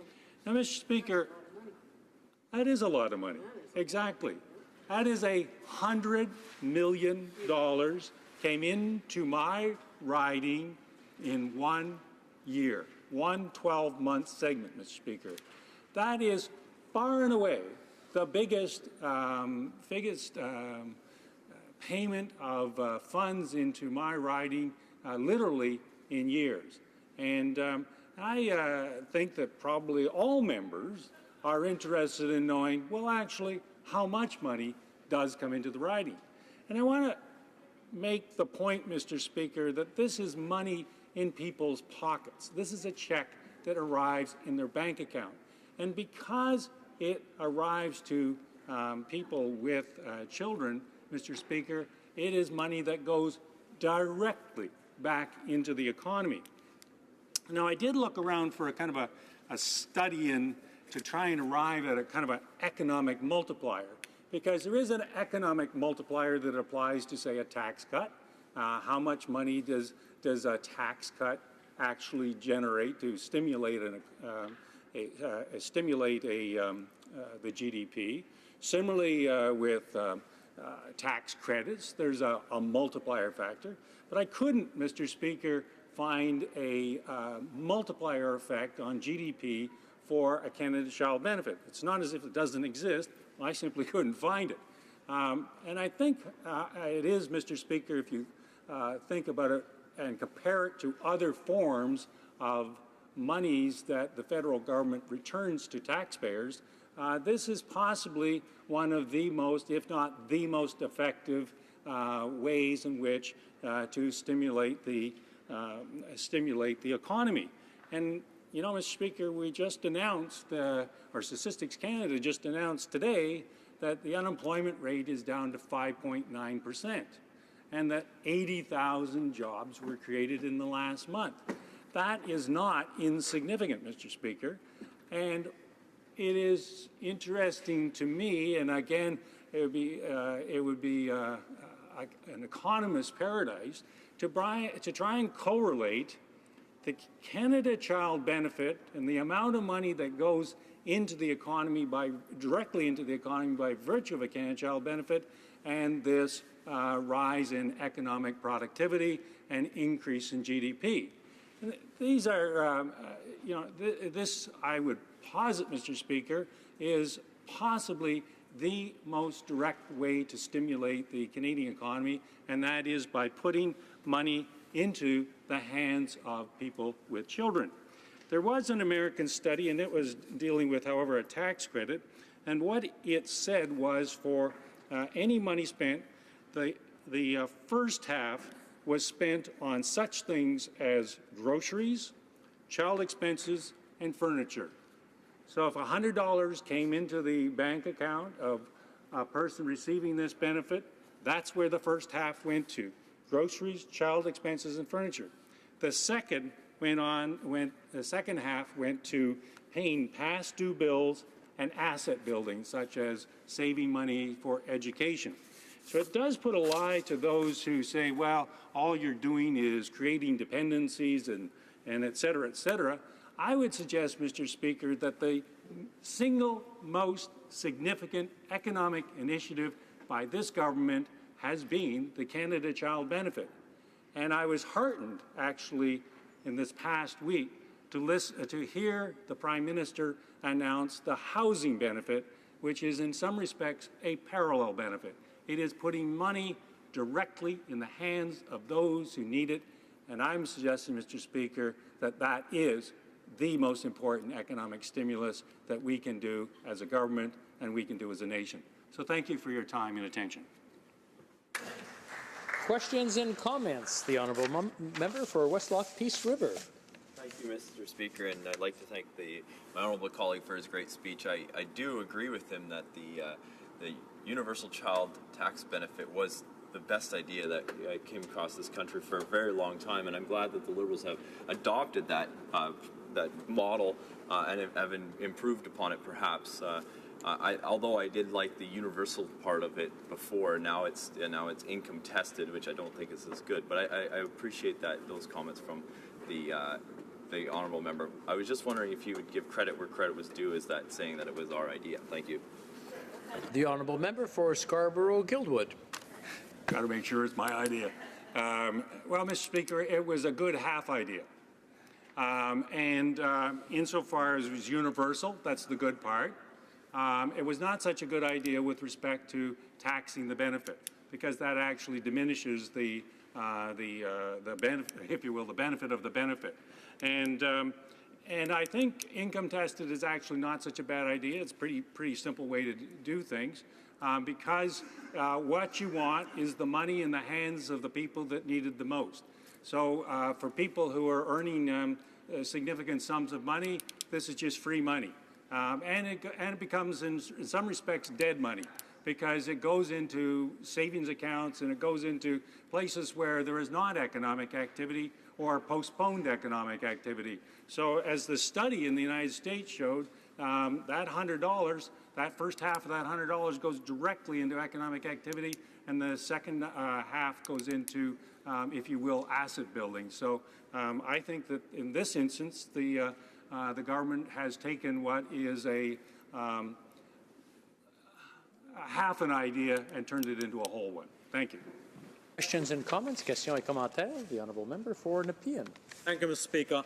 Today's job numbers show 5.9 unemployment rate, Mr. Speaker, which is the best since February 2008. This is the 12th straight month of positive job creation, once again best since 2007. And the best 12-month full-time job creation in 18 years. TD senior economist James Marple noted that in the last 40 years, only one other month, December 2007, had unemployment rate less than 5.9%. I would like to ask my honourable colleague to explain the reasons behind this. The honourable member for Scarborough-Guildwood. Well, Mr. Speaker, I'm sure my honourable colleague would like to have me say that's entirely due to the wisdom and intelligence of this government. But I don't believe that. I think we are doing well economically. Well, the point I did want to make, though, in connecting the Canada Child Benefit to the economic performance, which has been extraordinary for the last 18 months, is that Canada Child Benefit has been in place for the last 18 months. And so you are actually flowing this money directly to people who stimulate the economy. So it would be an interesting and I think important economic study to correlate or see what the correlation is between the Canada Child Benefit and the way in which the economy has taken off. So I thank my honourable member for his question. Time for a very short question. The honourable member for Nanaimo, Ladysmith.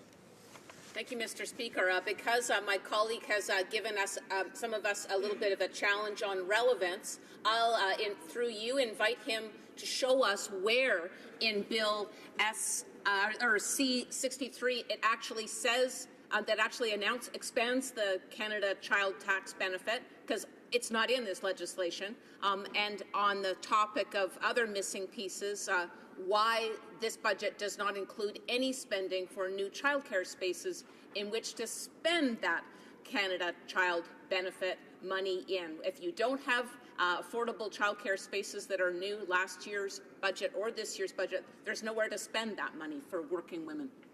The honourable member for Scarborough-Guildwood in 45 seconds or less, please. Well, two responses, Mr. Speaker. First is that the C-63 or the ancillary documents with C-63 move forward the benefit by 2 years. The anticipated benefit was going to, I think, start in 2019 or 2021. Anyways, it's moved forward by 2 years. And as to childcare spaces, the best way in which to achieve some childcare spaces is to have this Canada Child Benefit be real and meaningful and cash in the hands of parents, and second of all, to the housing benefit that was announced in the last week or two. Again, that's money that can be directed to all of the needs of parents who are in most able to decide what's a benefit to their family. Thank you. Reprise du débat, l'honorable député de... Resuming debate, the honourable member for Joliette. Thank you, Mr. Speaker. There are many reasons why we might oppose C-63. For example, the failed tax reform of last summer. So the benefits that almost no one is benefiting from, because you need to gain $100,000 to achieve them. 5 months ago, Canada signed an agreement on an OECD agreement on fighting tax avoidance, but it has done nothing to solve the problem. Mr. Speaker, I would like to focus on one part of the bill, a scandal that has gone on unnoticed by until now. I'm talking about the framework relating to the taxation of cannabis. We know that cannabis will be legal in 8 months. From that time on, the federal government will not have a very large role to play. Health and detox will be the responsibility of Quebec. Other issues, Quebec. Administration of justice, Quebec. Public safety, Quebec and the municipalities. In short, Quebec is the one facing all of the responsibilities and all of the costs. And that will cost very expensive. And the only thing that Ottawa will do is issue production permits, and that's it. Well, and that doesn't cost a single red cent. And they will get money through the issuing of permits. The provinces will pay the entire cost, and the federal government will pay none. So when we look at Bill C-63, that needs to be kept in mind. This deals with the taxation of cannabis, and what does it say?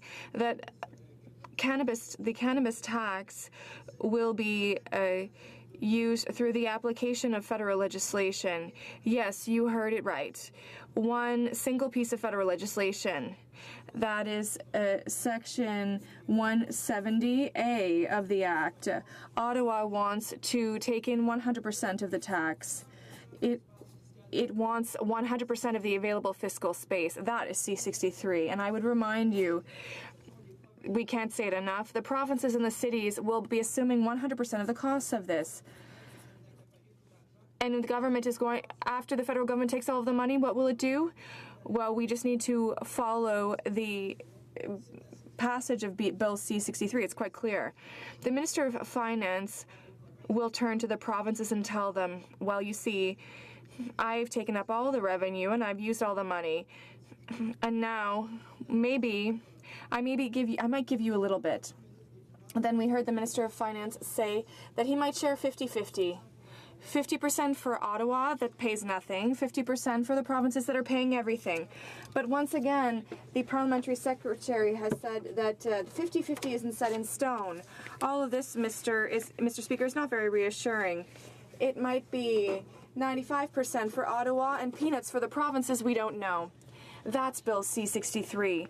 C-63 is allowing for such a theft.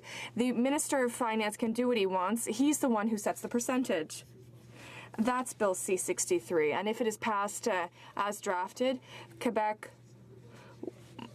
must decide if it's really going to accept this without having any money to raise awareness, ensure public safety, and so on and so forth. Mr. Speaker, a few years ago, Nicolas Marceau, the former Minister of Finance in Quebec, talked about predatory federalism, talking about transfers by Ottawa. Nicolas Marceau, my friend, is an excellent economist, and he's quite polite. We are seeing predation in real time here in the House of Commons. In C-63, Ottawa is taking all the money. The Minister of Finance can decide to give a little bit to the provinces, depending on his goodwill and on his own conditions. Line E talks about these conditions. It mentions that the provinces need to respect them if they want to receive the transfer.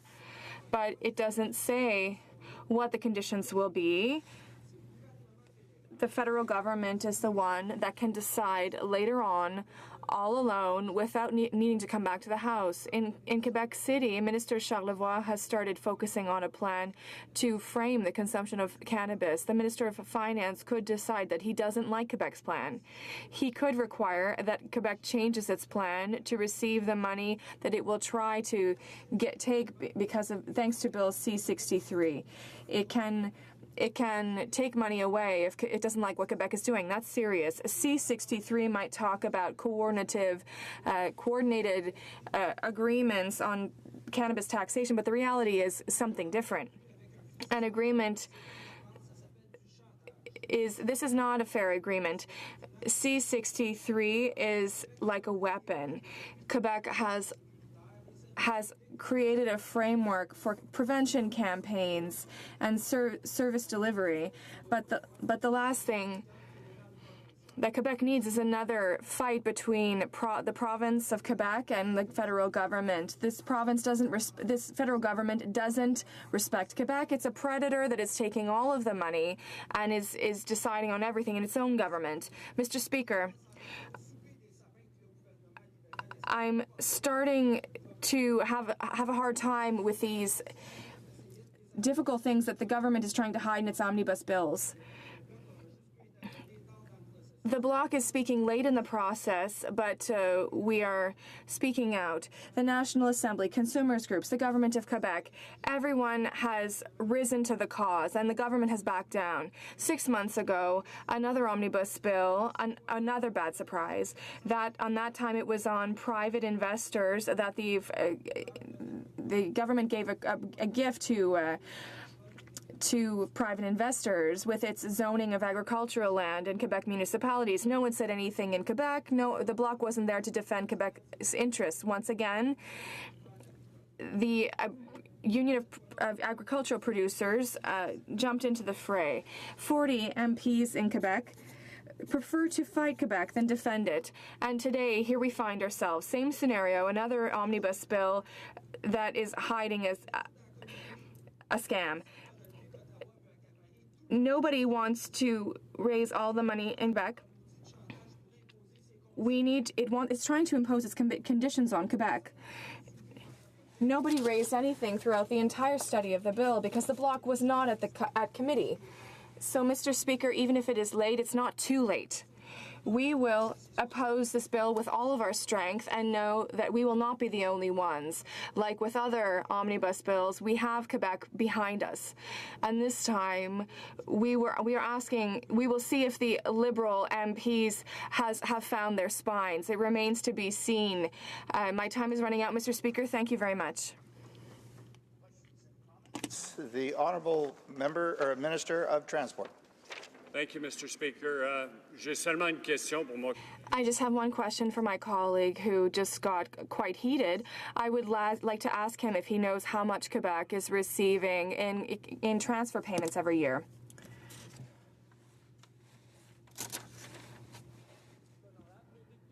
The Honourable Member for Joliette. Thank you, Mr. Speaker. Transfers are this is when they're just a smokescreen. It's when contracts are not being given to the Davie shipyard, for example, and it's unfortunate. We should be able to collect our own taxes. This is a new tax in a framework where it will be the provinces who will have the cost to pay. There will be they have to ensure safety, security, prevention, and what's hidden in this omnibus bill of C-63 is that we will collect the tax and we will give you the means, because if the provinces don't want to negotiate with us, we will keep all of the tax. But the Liberal Party in its election campaign promised that it would no longer table omnibus bills like this one. And here we have 378 pages that affect 19 departments. And once again, there is a huge thing like this hidden. I think it's in bad faith, and I'm very disappointed to see that the Minister of Finance is defending his party rather than his people. Thank you, Mr. Speaker. Questions and comments? The Honourable Member for Beauce. Thank you. I have a question for my colleague in terms of transfer payments. I'm not sure if he's proud that Quebec has received over $10 billion of transfer payments. Shouldn't it not receive any money, and that it would be because it's a rich province? Shouldn't it become a rich province and not a more poor province to receive more transfer payments? The member from Joliette. Thank you, Mr. Speaker. Transfer payments has existed in all federations to avoid having some regions having huge disparities in income. At its start, it was developed to help provinces in the West like Saskatchewan and to help better spread out wealth. The government is making economic development choices like it's favoring Toronto with its banking and economic sectors, or the West for its support for fossil energy. And in the choices it makes, it forgets other parts of the economy. For example, I spoke about Davie Shipyard. There are tens of billions of dollars in the coming years. Half of that normally should have come to Davie. If Quebec had received that as a return on its of the tax that it receives at the federal level, we wouldn't need transfer payments. Transfer payments are political choices that are made here, and they are choices that are made against Quebec, against my people, and that is why we are here and we're denouncing the situation. And I'll come once again, Mr. Speaker. If we're talking about C-63, my colleague from BOS might have expressed himself on the issue that I raised. The federal government is demonstrating predatory federalism. We're denouncing this tax, and I would like to hear my colleague support me on this issue. Thank you, Mr. Speaker. Questions and comments? Edmonton North. Quick question. 2 minutes. We've got 2 minutes left before to answer. Yes, so thank you, Mr. Speaker. You know, I take a great, immense amount of pride in the province of Quebec. In fact, my heritage goes back to the province of Quebec, and have had the opportunity to travel on a number of occasions. And one of the things that I really appreciate, doesn't matter what province you go to, is that we have such a wonderful healthcare system. Yes, there's room for improvements. It could always be better. And I'm wondering, in terms of if my colleague across the way would also acknowledge just how much people of Canada genuinely appreciate our healthcare, and that's why the healthcare accords with the provinces was so critically important. Okay, I believe we have an appel au règlement. Sorry.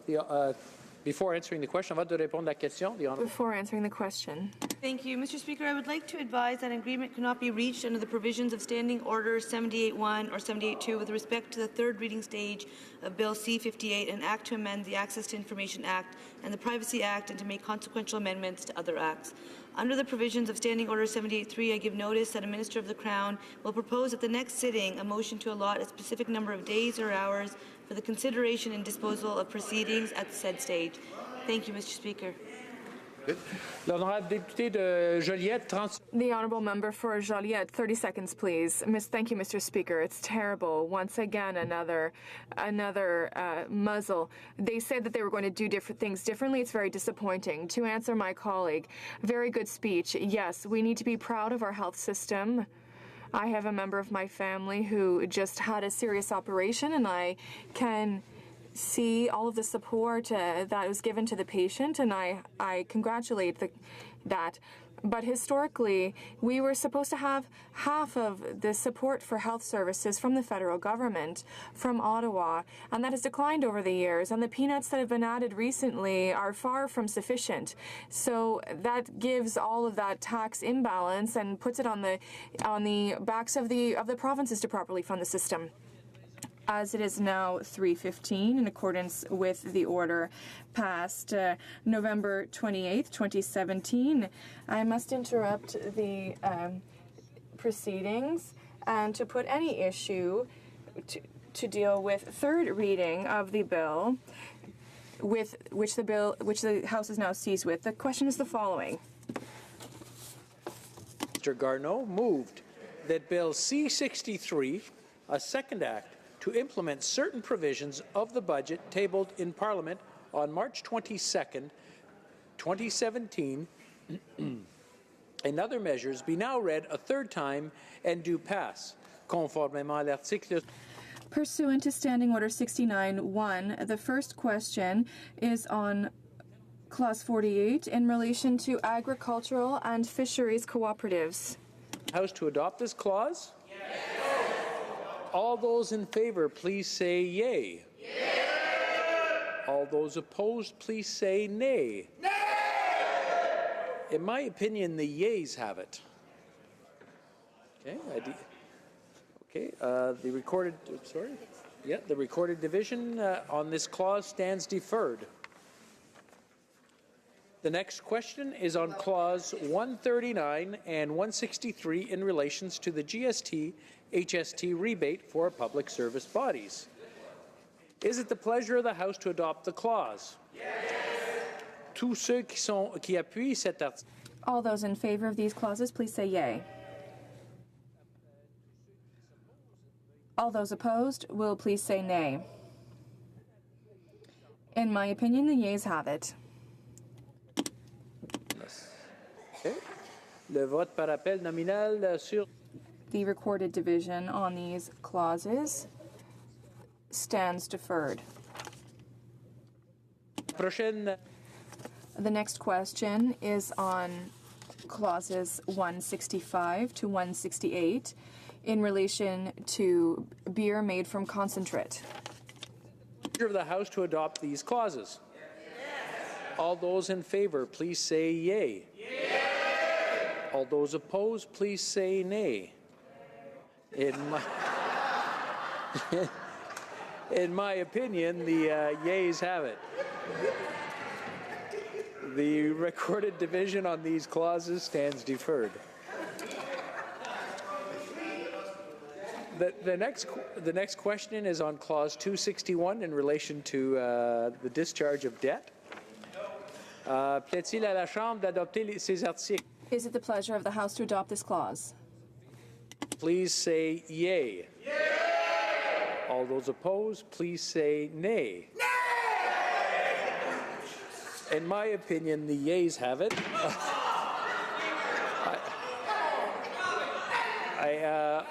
The recorded division on this clause stands deferred.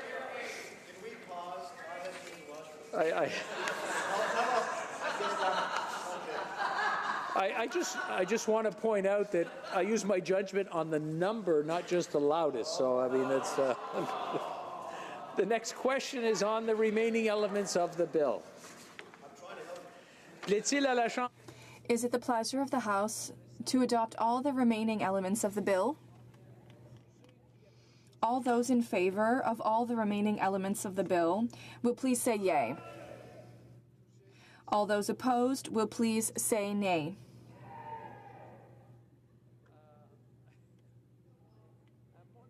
In my opinion, the yeas have it. The recorded division on all the remaining elements of the bill stands deferred. I never thought we could have so much fun with these.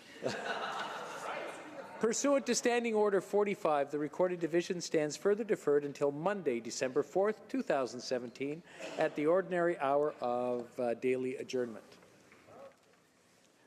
Oh, we have a point of order. The Honourable Parliamentary Secretary to the Government House Leader. Yes, Mr. Speaker, I suspect if you were to canvass the House, you would find unanimous support to call it 1:30 so we could begin private members' hour. Do we have unanimous consent? We see the clock as 1:30. It being 1:30, the House will now proceed to the consideration of private members' business as listed on today's order paper. Another point of order, l'honorable député de Belleuil-Chambly. The Honourable Member for Belleville-Chambly. Parliamentary Secretary, the Government House Leader, when we forced a vote, which is obviously at the heart of the work that we do here, heckled across the way, Jagmeet made me do it, and I'm not quite sure what he was implying, what was being insinuated there. I don't find it particularly appropriate, so I would ask that he either clarify or withdraw that inane comment. The Honourable Parliamentary Secretary. Yes, Mr. Speaker, if I offended anyone with an inappropriate heckle, I would apologize for doing that. Thank you. The members? I'm sorry? Orders of the day? Ordre du jour. Étude de la deuxième lecture du projet de loi. Study at second reading of Bill C-378, an act to amend the Department of Veterans Affairs Act. Moves that Bill C-378, an act to amend the Department of Veterans Affairs Act, Fairness Principles, be now read a second time and deferred to the Standing Committee on Veterans Affairs. Resuming debate. The honourable member for Barrie Innisfil. Thank you, Mr. Speaker. Gives me a great pleasure to rise today in this House to speak about my private member's bill, Bill C-378. And I stand in this House, Mr. Speaker, on behalf of the millions of men and women who have fought for our country, the 700,000 veterans in this country, and it's for them that I rise with respect to this bill. And I also rise, Mr. Speaker, with an understanding that the sacrifices that have been made by those men and women and their families throughout the course of Canadian history is what allows all of us that sit in our symbol of democracy the privilege to do so, Mr. Speaker. And I want to thank them. I want to thank their families. I want to thank their memory. And I hope by the time I'm done here today, Mr. Speaker, I will have done a good enough job to explain what this private member's bill is all about and ask for the support of this House for it. The principles that I'm looking to establish within the Department of Veterans Affairs Act are three basic principles. Number one, that the person, as well as their dependents or survivors, is to be treated with dignity, respect, and fairness. That the uniqueness of a person's professionalism and obligations and sacrifices such a profession demands also impacts the experiences of their family. And that any decision regarding the care, treatment, and reestablishment in civilian life of the person and the benefits to be provided to them be made in a timely manner. Mr. Speaker, it's in the spirit of Sir Robert Borden, who spoke to Canadian soldiers preparing for that great battle of Vimy Ridge, that C-378 is introduced. Our 8th Prime Minister said to the troops at the time, "You need have no fear that the government and the country will fail to show just appreciation of your service, and the government and the country will consider it their first duty to prove to returned men its just and due appreciation of the inestimable value of the services rendered to the country. That the government and the country will consider it their first duty to prove to return men its just and due appreciation of the inestimable value of the services rendered to the country." And that, Mr. Speaker, was worth repeating. Sir Robert Borden may have been the first to talk about an obligation and duty, but he's not been the last. Veterans and current members of the Canadian Armed Forces that I met with this summer have told me they wish to see these principles in place. And Mr. Speaker, over the summer, I had the opportunity to travel across the country to meet with veterans, to meet with their families, and to meet with stakeholders. And every single one of them that I met with talked about this sacred obligation, this covenant on behalf of the government and its servicemen and women. And when Sir Robert Borden spoke of that obligation to Canadian soldiers, there's never been an obligation to the men and women and their families enacted in Canadian legislation. And that's what I hope to change with Bill C-378. I must start as well, Mr. Speaker, by saying that this is not an indictment on any government. It's not an indictment on the current government. It's not an indictment on the valuable employees that work at Veterans Affairs Canada. This is about doing something that veterans have asked for. In the previous government, there was a Veterans Bill of Rights that was brought in 2007. The Veterans Bill of Rights, you have the right to take part in discussions that involve you and your family, have someone with you to support you when you deal with Veterans Affairs, to receive clear, easy-to-understand information about our programs and services in English and French, as set out in the Official Languages Act, and have your privacy protected as set out in the Privacy Act. More importantly, the Veterans Bill of Rights included two rights that are included as principles in C-378.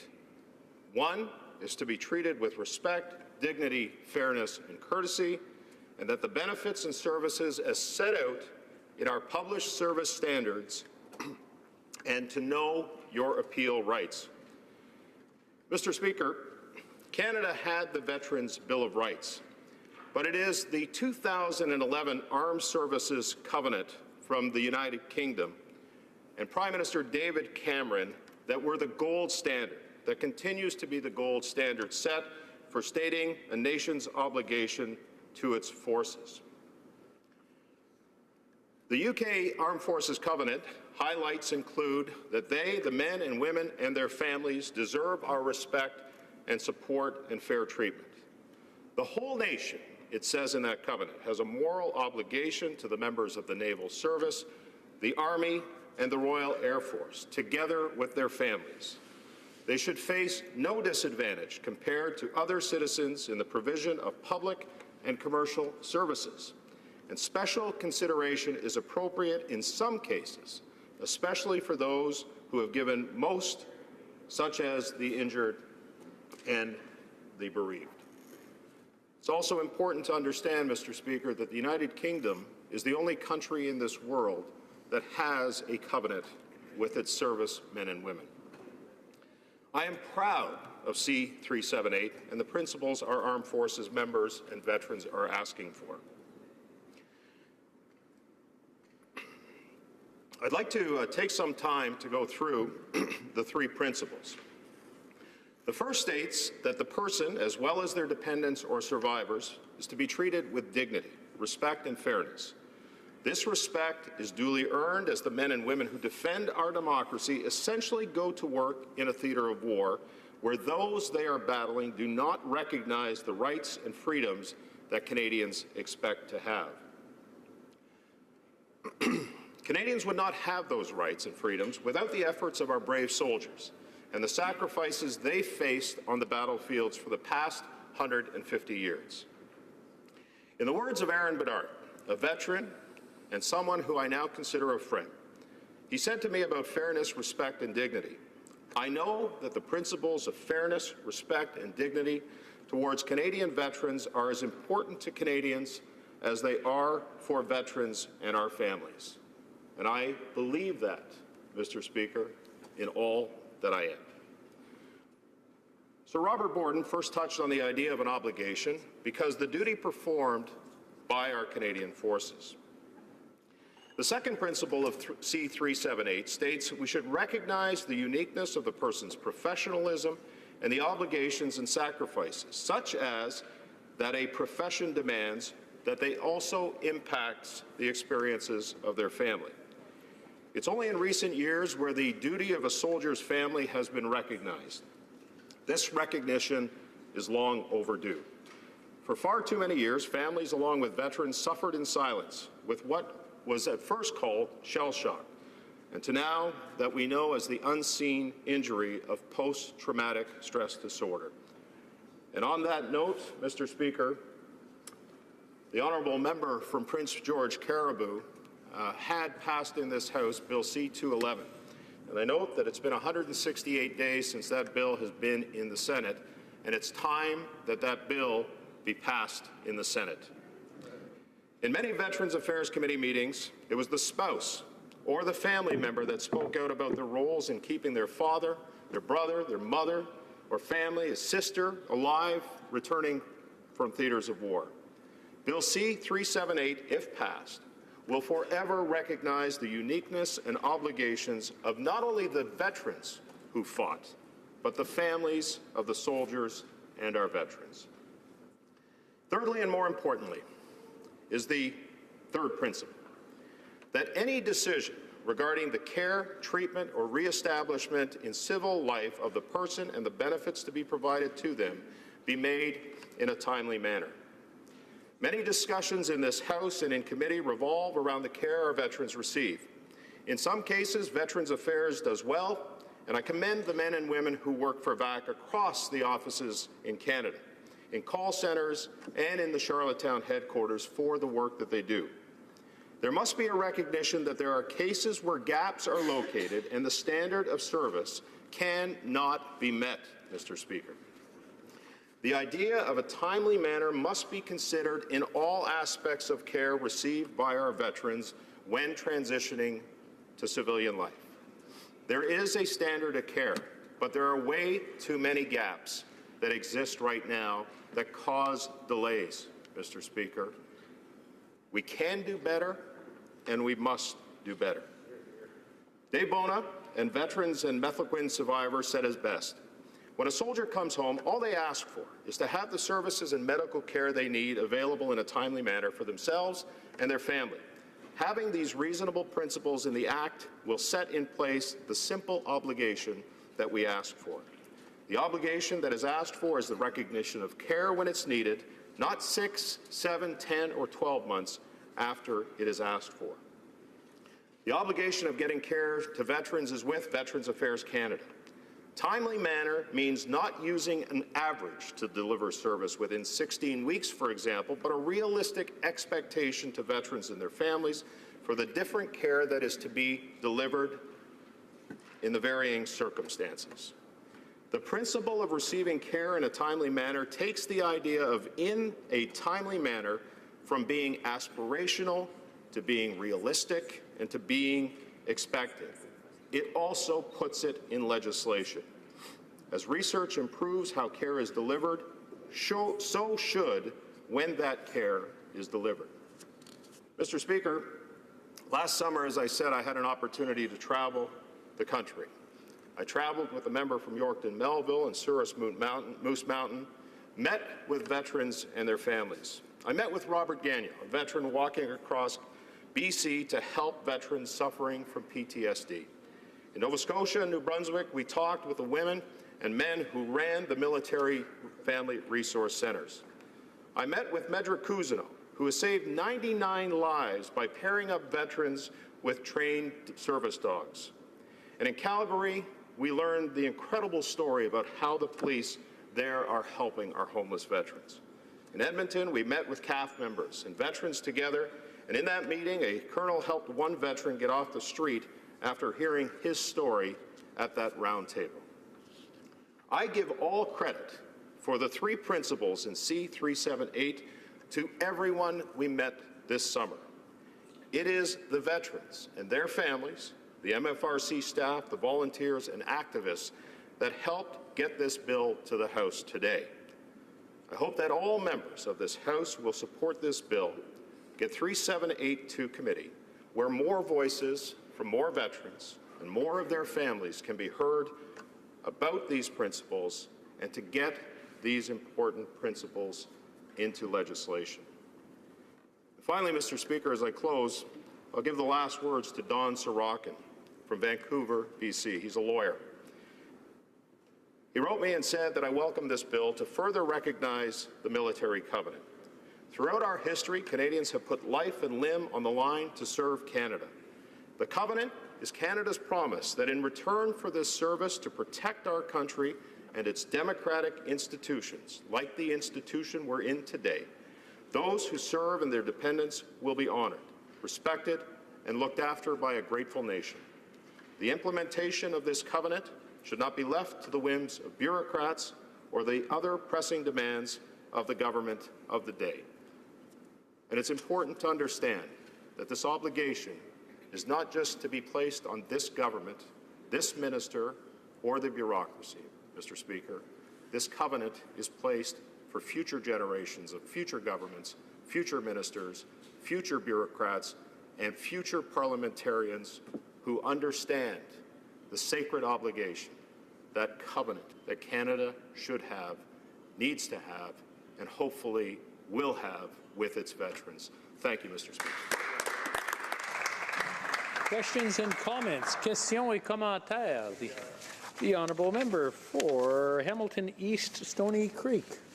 Thanks, Mr. Speaker, and I want to thank my friend across the way for his obvious profound interest in the welfare and well-being of our veterans, as we've noted on the Veterans Committee. And I would ask, in light of what's presented here in Bill C-378, whether my friend across the way feels that we are taking steps at the moment with the government and with the work that the committee is doing with regard to the treating veterans with dignity, respect, and fairness.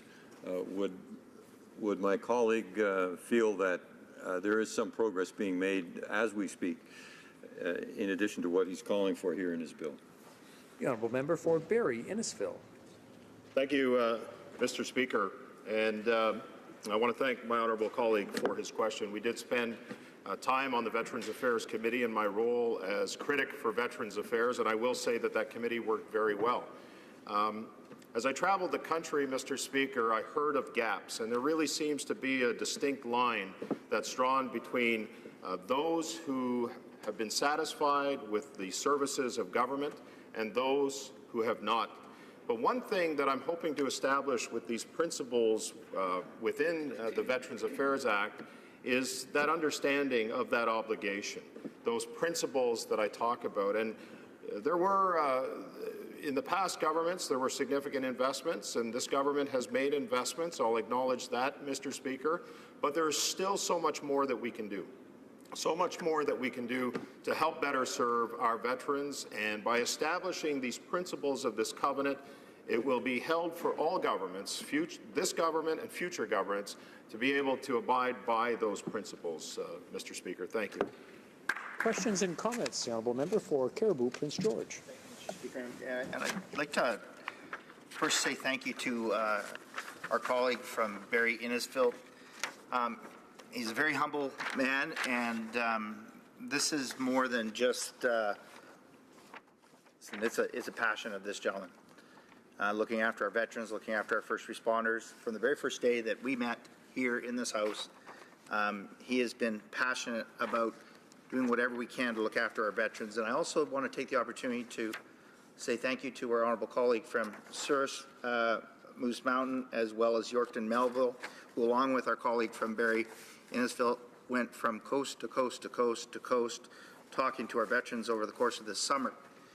And Mr. Speaker, through you, specifically want to say thank you because in his speech he mentioned a dear friend of mine, Robert Gagnon, who is also a constituent, who he spent time with, and for the first time in a very long time, made my constituent, who is a veteran who felt that Canada really didn't care about veterans when they came back, made him feel proud about his service, made him feel proud to be a Canadian.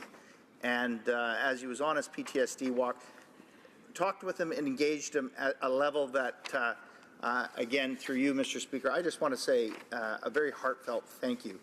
And I'm hoping that maybe, perhaps through you, Mr. Speaker, in the allotted time that our honourable colleague has, he might be able to share some more stories that he heard when he and our colleagues went coast to coast to coast in speaking with veterans in our nation. Thank you, Mr. Speaker. Thank you to the member from Caribou, Prince George. It was an incredible summer, engaging with so many families, so many stakeholders right across the country, and hearing stories that were very similar, Mr. Speaker. The hardships that they faced as they fought for Canada, and some of those hardships that they faced coming back. And I want to say, Mr. Speaker, that I don't look at this piece of legislation through a lens of political partisanship. It should be incumbent upon all of us, whether we're conservative, whether we're liberal, whether we're NDP or any other party, recognized party in this country, that we should do our best for our veterans, because I think that's what Canadians want. In fact, I know that's what Canadians want, Mr. Speaker. They want us, as a matter of priority, to make sure that our veterans are looked after. And there are so many stories, to my honourable colleague, that I could tell. Lots of tears as well over the summer. But meeting with those veterans and their families really put me on this path. Not only put me on this path, but also the proximity that I have in my riding to base board and the relationships that I have there, Mr. Speaker, are really a significant part of my life. Thank you. Resuming debate, reprise du débat, the Honourable Parliamentary Secretary to the Minister of Veterans Affairs. Thank you, Mr. Speaker. I'm honoured to rise today to debate Bill C-378, an act to amend the Department of Veteran Affairs Act. And I want to thank the member from Barrie Innisfil for his advocacy on behalf of veterans. It's a real pleasure working with him on the Committee for Veteran Affairs. Mr. Speaker, I don't think there's a person here today who doesn't want what's best for Canada's veterans. I know the Government of Canada respects what veterans have done for this country and will ensure that those with service-related pain and suffering will be supported and well cared for life. Avec du recul, with hindsight, it's no secret to anyone that implementing the Veterans Charter in 2006 was never completed. Some things worked, but many other things did not. And the issue of transition to civilian life was never dealt with adequately. When the Liberal government came into office in 2015, the Prime Minister said clearly that it was time to correct these mistakes. Veterans and their families deserve our respect and our thanks, and to make in-depth changes to the system to make it much easier to access benefits. he tasked the Minister of Veteran Affairs and Associate Minister of National Defence with an aggressive mandate with 20 commitments that focused on 3 clear points. First, the veteran must be at the centre of everything that Veteran Affairs Canada does. Second, we have to work harder to include the veteran's family in all planning, benefits and services. And third, we have to do whatever we can to help every veteran reach their new normal. A big step forward in achieving these goals is to regain the trust of Canada's veteran community, which is something the Department has been making strides in by engaging with veterans and taking action. I have personally travelled to 12 wings and bases since the month of March, and I have talked to our troops, veterans, and their families about how we can work together to get this right. As a military family, I believe it is important to listen to our veterans, our Canadian Armed Forces members, and their families, and I will always be willing to do so. Veterans Affairs Canada has held stakeholder summits and working groups. They created 6 ministerial advisory groups and have listened to concerns, ideas and suggestions from veterans and veteran stakeholders from across the country. That feedback helped lead to delivering on 6 mandate commitments in 2016 and to the initiatives that were introduced in Budget 2017 that will deliver on 8 more. In Budget 2016, the government committed to investing $5.7 billion over 6 years to re-establish access to services, ensure financial security in the long term for disabled veterans, and to honour the service and sacrifice and achievements of all those who served in the military. Budget 2017 will take many comprehensive steps to help caregivers and to help a greater number of families support the mental health of their veterans and to provide the training that veterans need to find jobs. This will include the implementation of 8 measures totaling $624 million over 6 years. Enhance the financial security and wellness elements of the new Veterans Charter to help veterans and their families transition to post-military life and make choices about what they want to do next, whether it be work, education, or other activities. There is no doubt that our government has worked hard to provide veterans and their families with the care and the support they need, and to commemorate those who have served, all in line with the principles laid out in the Veterans Bill of Rights. Applying to all former members of the military and military family members, the Bill of Rights includes the principles of dignity, respect, and fairness, because this government knows It is due to their contributions and sacrifices that we are all here today. As I can confirm, family should always be part of the discussions because when a man or woman serves, or when your sons are serving, as mine are, the entire family serves along with them. While the new Veterans Charter introduced in 2006 received all-party support, what emerged over the years was a patchwork system of policies and benefits, which made it more complicated for veterans to get the support they needed when they needed it. This was a consistent message from the veteran community and something the department has gone to great lengths to address. For over a year, they've reviewed and assessed how programs and services are delivered to veterans and their families through a service delivery review. Nous avons maintenant un plan. We now have a plan to provide faster service to veterans, more flexible services, and better adapted to their needs by focusing more on the veterans when they communicate for the first time with the department and by providing tailored answers that meet the needs of the veterans, regardless of whether that veteran calls, goes to an office, goes online, or sends a request in through Canada Post. The department will make sure that the veteran gets the best service possible. This type of change doesn't happen overnight, but we have an action plan in place. It's posted on our website that outlines each recommendation and when it will be completed. The department has already started making some of the important changes that will make a difference now. For example, they have simplified the approvals process for certain disability claims, like for PTSD and hearing loss, and have reduced the burden on veterans. This has resulted in 27% more decisions being completed in the last fiscal year as compared to the year before. It's a small step, but it's definitely a step in the right direction. One of our biggest endeavors so far has been the Guided Support Pilot Project. Launched in a few cities, a group of veterans were identified to receive one-on-one assistance with applying for benefits and services to ensure they are getting the most out of what the department has to offer. The pilot project received tremendous feedback and delivers on some of the recommendations for in-person service delivery. It also addresses the larger issue of veterans not always knowing the right questions to ask. The department does the hard work of navigating the system and provides the veterans with the specific information and advice they need. Veterans Affairs is currently looking at next steps with this project to roll it out nationally. A note recommendation was to reestablish client surveys in order to make sure that all clients and family members had an opportunity to provide feedback. And I am very proud to announce on behalf of the department that the results of this national survey have been received, and it is clear that we are making progress. Some of the results show that the goal to improve financial security in the long term and to improve the independence of injured veterans is improving.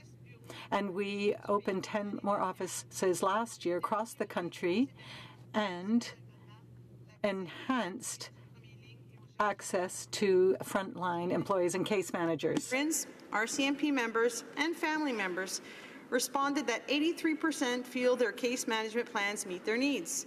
That's a significant increase from 2010, when only 24% were satisfied. Additionally, 81% responded that they were either satisfied or very satisfied with the support the department provides, and many felt that services exceeded their expectation. An overwhelming 94% found that VAC staff treats them with respect.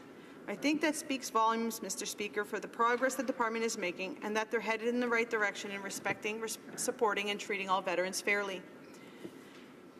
The issue at the core of this bill comes down to how we treat veterans and their families in their dealings with Veterans Affairs Canada, and calls on the department to treat them with fairness, respect, dignity, and to recognize the unique experience of veterans and their families. I doubt there is a member in this place who disagrees with the importance of these sentiments. The challenge presented by this bill is how we define these principles so that they are interpreted consistently and not subjectively. These principles exist in the Veterans Bill of Rights, and if they can be strengthened, we should definitely examine this. I would like to see this bill make it to committee where we can take a much closer look at these principles and how Veterans Affairs can and should apply them. When it comes to our Canadian Armed Forces members, our veterans and their families, We will always strive for excellence and to improve our services and benefits. Mr. Speaker, the very reason I decided to run for federal office was because I felt that veterans and Canadian Armed Forces members and their families were not being treated as well as they could be. With 2 sons serving, I know that they too will one day be veterans. And so I'm committed to working hard for them and for all other military families. I look forward to working with the member from Barrie Innisfil to make sure we do right by our brave men and women in uniform, those who have served, and the families that support them. Merci. Thank you. Reprise du débat. Resuming debate, the honourable member for Jonquière. Thank you very much, Mr. Speaker. As we know, Bill C-378 amends the Department of Veterans Affairs Act to require that in exercising his or her powers and in performing his or her duties and functions, the Minister of Veterans Affairs take into account certain principles in relation to, among others, persons who have served in the Canadian Forces or Merchant Navy or in the Naval, Army, or Air Forces or Merchant Navies of Her Majesty, as well as in relation to their dependents or survivors. It's somewhat ironic, Mr. Speaker, that we have a bill being tabled by a Conservative colleague, because under the previous government, lifetime pensions were abolished, offices for Veterans Affairs were closed here and there throughout Canada, and we're still suffering the consequences of that in my riding in Jonquière amongst veterans who need help. The Conservatives cut hundreds of jobs in the department, forcing Veterans Affairs to have to fight to be able to meet case managers and even reach case managers and their benefits. But like my colleagues in the NDP, I am proud to support these changes that enshrine in the bill respect for veterans and, in particular, the requirement for benefits to be provided in a timely manner. Too many veterans have to wait too long to receive benefits while their application is taking months to be processed. Currently, when injured veterans are released, their benefits, services, and healthcare services are often being processed, which puts them, as well as their families, in a very vulnerable situation, both financially and emotionally. Sometimes it takes months before veterans can receive their benefits and access medical services. Mr. Speaker, it's important to treat these women and men who fought for Canada respectfully. I think that they have experienced enough stress already by serving our country, and we must not put more stress on their shoulders unnecessarily. They've carried out their duty, and now the government has to carry out theirs. Canadians will remember that it is the Conservatives who drag veterans before the courts, refusing to admit that the government had a sacred obligation to ill or injured veterans. And it's extremely disappointing to see that the Liberals are using these same lawyers to put forward the same arguments before these same courts. When we listen to the lovely speeches on either side of the House, whether they be from Conservatives or whether they be from the government, we have to give our veterans all the necessary support they need, because what counts are actions, not words. As a member, Mr. Speaker, I've had the opportunity to meet many veterans in my riding at the various events that take place. And it's when I speak to them that I learn about what has happened during their missions or the Great Wars. It's also an opportunity to talk about their work experience, their life experience. It might be sad tales. There may also be joyous tales to be heard and told. It's always a pleasure for me to participate in the various events like the Remembrance Day events. And on the 11th of November this year, we had the opportunity to attend a parade. There were land forces, naval forces, there was the Naval Reserve of Saguenay, and there were cadets as well. There were many veterans who attended this parade and who were there to commemorate Remembrance Day. And this was in Arvida, where my riding office is. So I'm very proud to be able to be with veterans, participate with them, speak with them, and I'd like to take this opportunity to talk about the important work of our Arvida Royal Legion. These are men and women who are very involved in their communities. They undertake activities like Remembrance Day events, but they also make a difference in the lives of veterans and in veterans' families through accompanying them, through being with them, assisting them. And I talk about families because families are so important. You know, when people are going through difficult circumstances, when there's an illness, an injury, and they can no longer undertake the activities they used to do, families become so important. The main mission of veterans in the Royal Legion is to help other veterans, is to promote Remembrance Day, and also to support men and women in uniform. And I'd like to take this opportunity in speaking to Bill C-378 to underscore the work of our Legion in Arvida, Branch 209. Steve Brown is the president, and his whole team and himself do extraordinary work.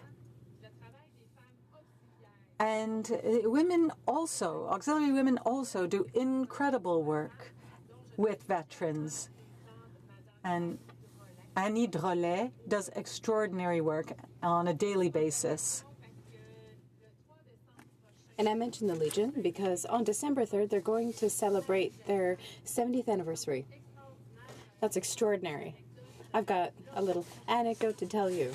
During the construction of the building of the Legion, they had to do some renovations, and a former veteran had to mortgage his house in order to have the capital necessary to do the roof, where we celebrate many events today.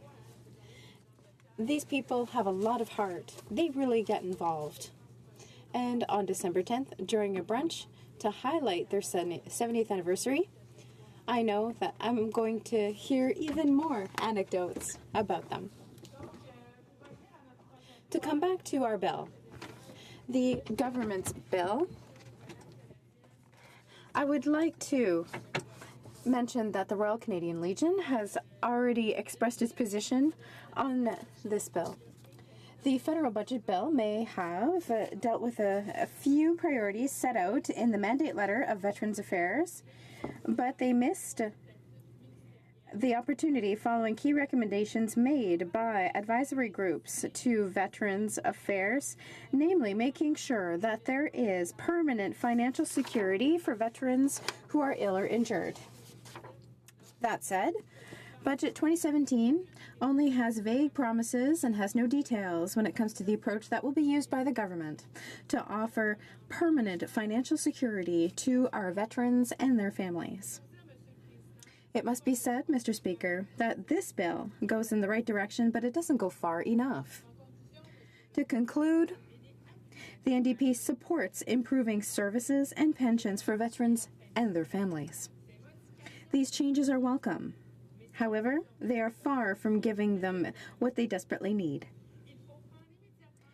Measures must be taken immediately when it comes to pensions and mental health programs, increase help offered to families, and improve professional training for veterans that are discharged for medical reasons.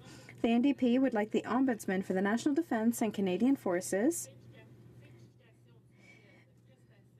their report entitled Simplifying service delivery for Canadian Armed Forces members being medically released be passed as a policy by the Department of National Defence and Veterans Affairs. Resuming debate. For Yorkton, Melville. Thank you, Mr. Speaker.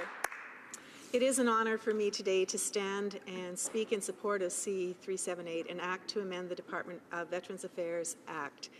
I just want to make a short comment on the speech previous to me. The MP from London, Fanshawe, is on committee with us representing the NDP party, and I want to say what a pleasure it is to work with her. And as the member for Barrie Innisfil said, the work going on at that committee is significant. And although at times does become frustrating as we work from our various perspectives, the amount of work being done there is significant, and it is a pleasure to serve there. The new Veterans Charter, we must remember, was brought in by all parties within 48 hours through the Senate and back with unanimous consent in this House. So it definitely needs to be labeled as with the term living document. And there is, truthfully, a great deal of more work to be done. I want to commend the Member of Parliament for Barrie Innisfil for putting forward such a significant private member's bill that seeks to put into law Canada's sacred obligation to our veterans, their families, and dependents. Specifically, the Canadian definition of military covenant that the member is seeking states, the military covenant is a promise from the nation and those who serve or have served in the armed forces and their families are treated fairly. This covenant recognizes that there is no equivalent profession to that of service in the Canadian Armed Forces, and the uniqueness of military service extends to the experience of military families. Mr. Speaker, I have no connections to the military myself. I've always seen myself as a Canadian that truly supports and cares for our military. Having had the privilege of being part of the Veterans Affairs Committee and serving as Deputy Shadow Minister, I can tell you that my depth of appreciation and awareness has only grown, and this statement in regards to an equivalent profession not existing is very true. The bill also recognizes the obligation of the people and the Government of Canada to provide dignity, care, and respect to those members of the Canadian Armed Forces who have been disabled or have died as a result of military service, and to their dependents in a timely manner. Since Prime Minister Robert Borden addressed the troops in 1917 preparing for the Battle of Vimy Ridge, stating, "You have no fear that the government and the country will fail to show appreciation for your service." The terms military covenant, sacred obligation, or sacred covenant have been used off and on previously by other governments and the government of today, and yet the term has not been entrenched in legislation as a form of respect to the members of the Canadian Armed Forces. Just yesterday at Veterans Affairs Committee, the Minister of Veterans Affairs spoke about the investment made into developing our armed forces members into the best soldiers they can be, and that same level of commitment must be made to assisting them to integrate into civilian life when they choose not to or can no longer serve. The words that he spoke had been echoed around within that committee over and over again over the course of these 2 years of this government in leadership. This is not something new. It is something that truly we all agree to. And our obligation, expressed in C-378, is seen as an absolute expectation by Canadians. It's a value that should be and can be documented for all to see. It should be formally entrenched in legislation as a form of respect to the members of the Canadian Armed Forces. During the Member of Parliament for Barrie Innisfil's time as Shadow Minister for Veterans Affairs, I had the pleasure of working on committee and traveling with him this past summer, as he mentioned, on a veterans tour. Having the opportunity to go to Victoria, Vancouver, Calgary, Edmonton, and Brandon, and then on to Dundurn, Saskatoon, Regina, and Moose Jaw with my Saskatchewan colleague, MP for Souris Moose Mountain. We heard firsthand from so many veterans about the challenges that they face. Yes, some of it was very heartwarming, other parts of it were very heartbreaking.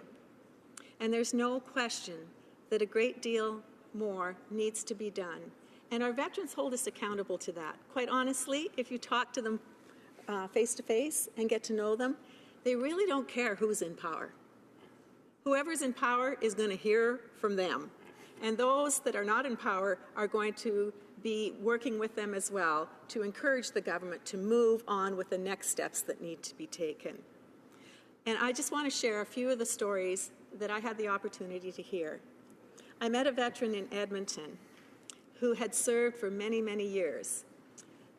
His father had served in World War II and come home and was not well and was trying desperately to get care and was struggling with getting the care that he needed.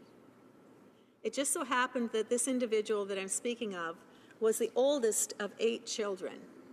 And so his mom was at home trying to take care of them, and it all fell to his dad to take care of the family financially. He was so ill, and it was so clear to this young man that his dad wasn't getting better that he thought, I've got to do something, and he enlisted. And he began to serve. Within a year of him enlisting, his dad passed away. And he said to me, it became my responsibility, so he took $25 of his paycheck from the armed forces, which at that time I imagine was a considerable amount, and he gave it to his mom so that she could take care of his siblings. What he told me next, I can't even fathom, because I assume most of the problems that we hear about today, of course, are from our newer veterans. But this was some time ago, Mr. Speaker, and what he said was, when the chain of command learned that he was giving his mother $25 a month, they called him in and indicated that they would be reducing his pay by that amount because he clearly didn't need it. So what we have here is a culture that has gone on for some time and just expresses again why we need to put this into law. Have this covenant there to hold us another level of accountability. At the same time, Mr. Speaker, as sad as that story is, there's another side to it that I think reflects what I heard everywhere that we went. Yes, there were frustrations and circumstances that were unfair in many circumstances, and situations where we were actually providing poorly and not doing the best that we could do. But what this individual carried on to say was, I have never regretted a day of my service. I was so proud to serve my country. And now he's in his early 80s. He works at Home Depot. And Mr. Speaker, to this day, he wakes up at 5:30, he shines those shoes, and he creases his pants, and he goes to work. This is the kind of person that we want to put this covenant in place for, in respect for everything that our servicemen and women do, so much of it that we don't understand or comprehend, so much of it that we are probably wiser and better off for not understanding. That is why, Mr. Speaker, I encourage this entire House to move this bill to committee, and let's make it happen. Thank you so much.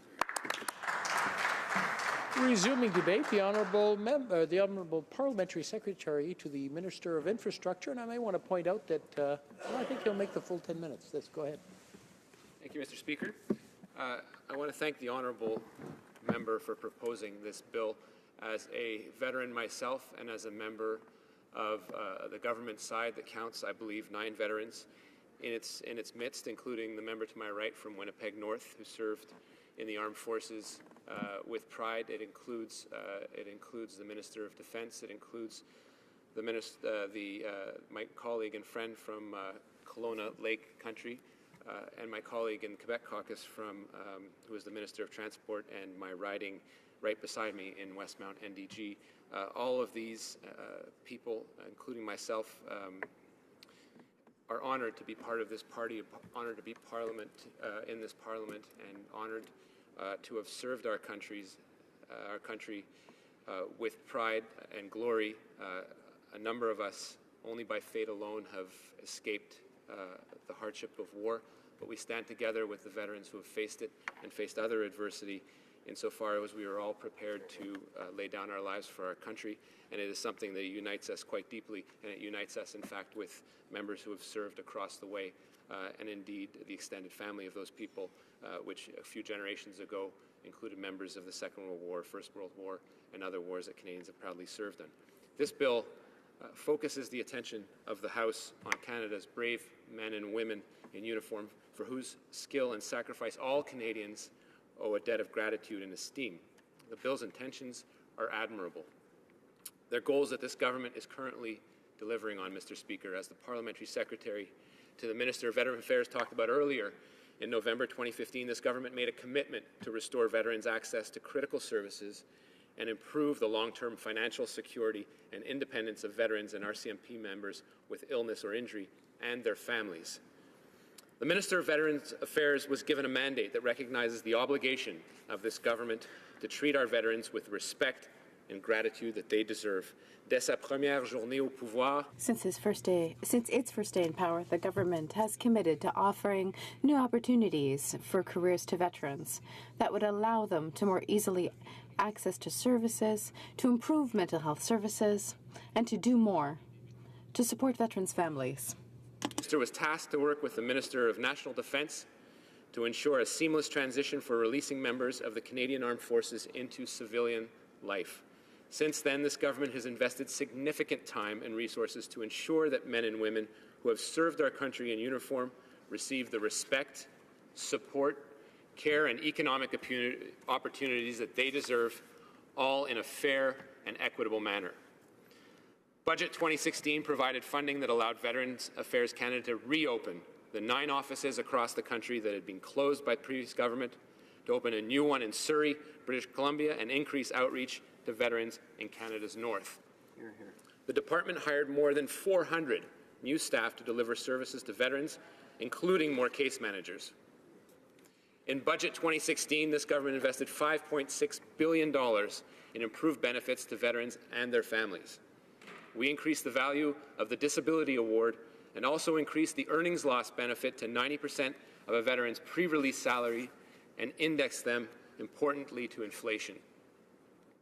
Additionally, updates to the Career Impact Allowance now ensure that each individual veteran is compensated appropriately for the impact of a service-related impairment on their career. We also increased the value of the Last Post Fund to appropriately commemorate the service and sacrifice of our veterans, and increased the estate exemption to make it easier for veterans' families to provide a dignified burial for their loved ones. And that was just the beginning. The department continued investing in veterans for the next year to help military members find a new career and put their skills to use in civilian life.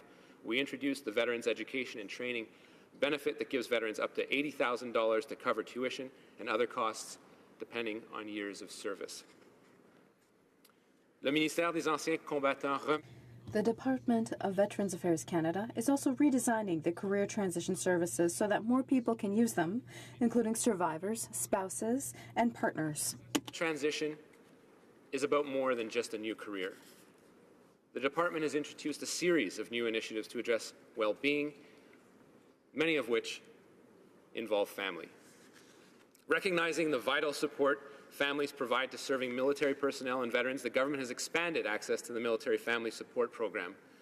Previously reserved for serving members, all 32 military family resource centres will be opened up to veterans with illness or injury, as well as their families.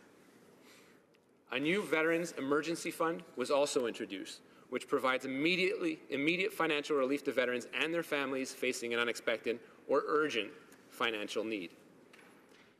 Mr. Speaker, we are improving recognition and support for spouses, partners, and caregivers who provide support to our veterans with illness or injury every day. The family caregiver benefit will rise to $1,000 per month, tax-free, paid directly to the caregiver. We are removing time limits for spouses and survivors to apply for rehabilitation services and vocational assistance so they can re-enter the workforce. The department is looking for new ideas as well and is investing $14 million over 4 years in a new veteran and family well-being fund for research on issues and new initiatives that may further support or improve the lives of veterans, in addition to the Centre of Excellence on PTSD and related mental health conditions they're setting up. Ancien Combattant Canada Another critical component of a successful transition is a coordinated pre-release, which Veterans Affairs and National Defence are working hard to improve. We are aware that some medically released members of the Canadian Armed Forces experience delays in receiving benefits, and that's unacceptable. Under the Seamless Transition Plan, both departments are taking substantial steps to ensure that all releasing members, veterans and their families, have timely, easy access to the programs and services that they deserve. The vision we're collectively working towards will be for all releasing military members to have all the benefits in place before they're released. Mr. Speaker, not only is Veterans Affairs adding new services and benefits for veterans and their families and enhancing existing ones, the department has made an important change in the way it delivers them. Une approche centrée sur le vétéran répond aux besoins.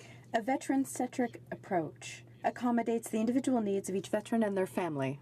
Following a comprehensive review of how services are delivered, the department's Delivering Service Excellence report made far-reaching recommendations to ensure the programs are efficient, valued, and meet the needs of our veterans. The department is taking action and will accomplish 90% of the recommended changes within the next 3 years. Le gouvernement This government honors the memory of the brave men and women who served in uniform and those who made the ultimate sacrifice in times of conflict and in peace. Many of us will forget the power of the commemorations held in Canada, France, and Belgium to mark the centennials of the battles of Vimy Ridge and Passchendaele during the First World War and the 75th anniversary of the Dieppe Raid during the Second World War, all events that have shaped our identity and shaped our country.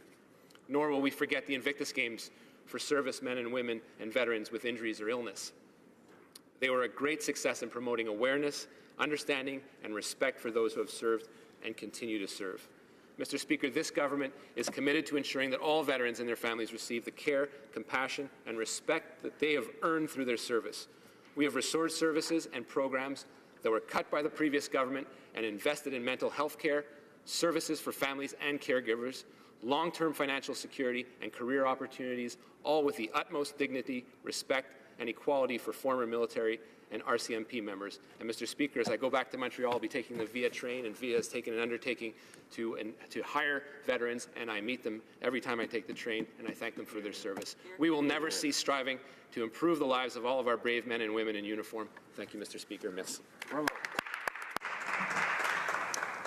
Resuming debate.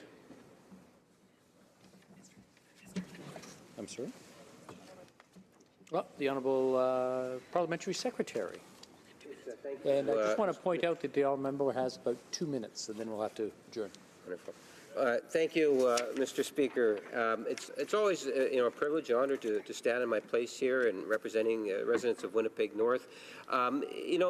This motion that we're debating, or bill that we're debating today, is of great significance. I believe all members on all sides of this House will recognize what our members of our forces provide day in and day out. We recognize the importance of our veterans. My colleague, I thought, gave a brilliant speech just talking in terms of what it is that the Government of Canada has done in a relatively short period of time. We're talking less than 2 years.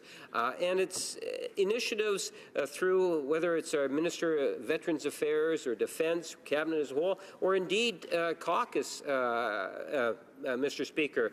We understand and we appreciate the contributions that our veterans have made over the years. One of the most touching moments I've ever had here inside the legislature is when we see veterans that are sitting opposite from us looking down, because if not for them, we wouldn't have this beautiful place that we call the center of our democracy, the House of Commons. Commons. In fact, when we were having the official apology just the other day, it was very touching when we had what appeared to be a veteran salute the Prime Minister in just acknowledging what it is that the government is doing on another front, Mr. Speaker. I think that all in all, when we take a look at the sacrifices over the years, how can we ever repay? I would suggest to you that we cannot do that. But what we can do is recognize the sacrifices that those have given so that we are who we are as a society today. And I see you're about to stand up there, Mr. Speaker. I will be able to know how to conclude my remarks when it comes up for debate next. Thank you. The time provided for the consideration of private members' business has now expired, and the order is dropped to the bottom of the order of precedence on the order paper. As it is now 2:22, the House stands adjourned until next Monday at 11 a.m., pursuant to Standing Order 24-1.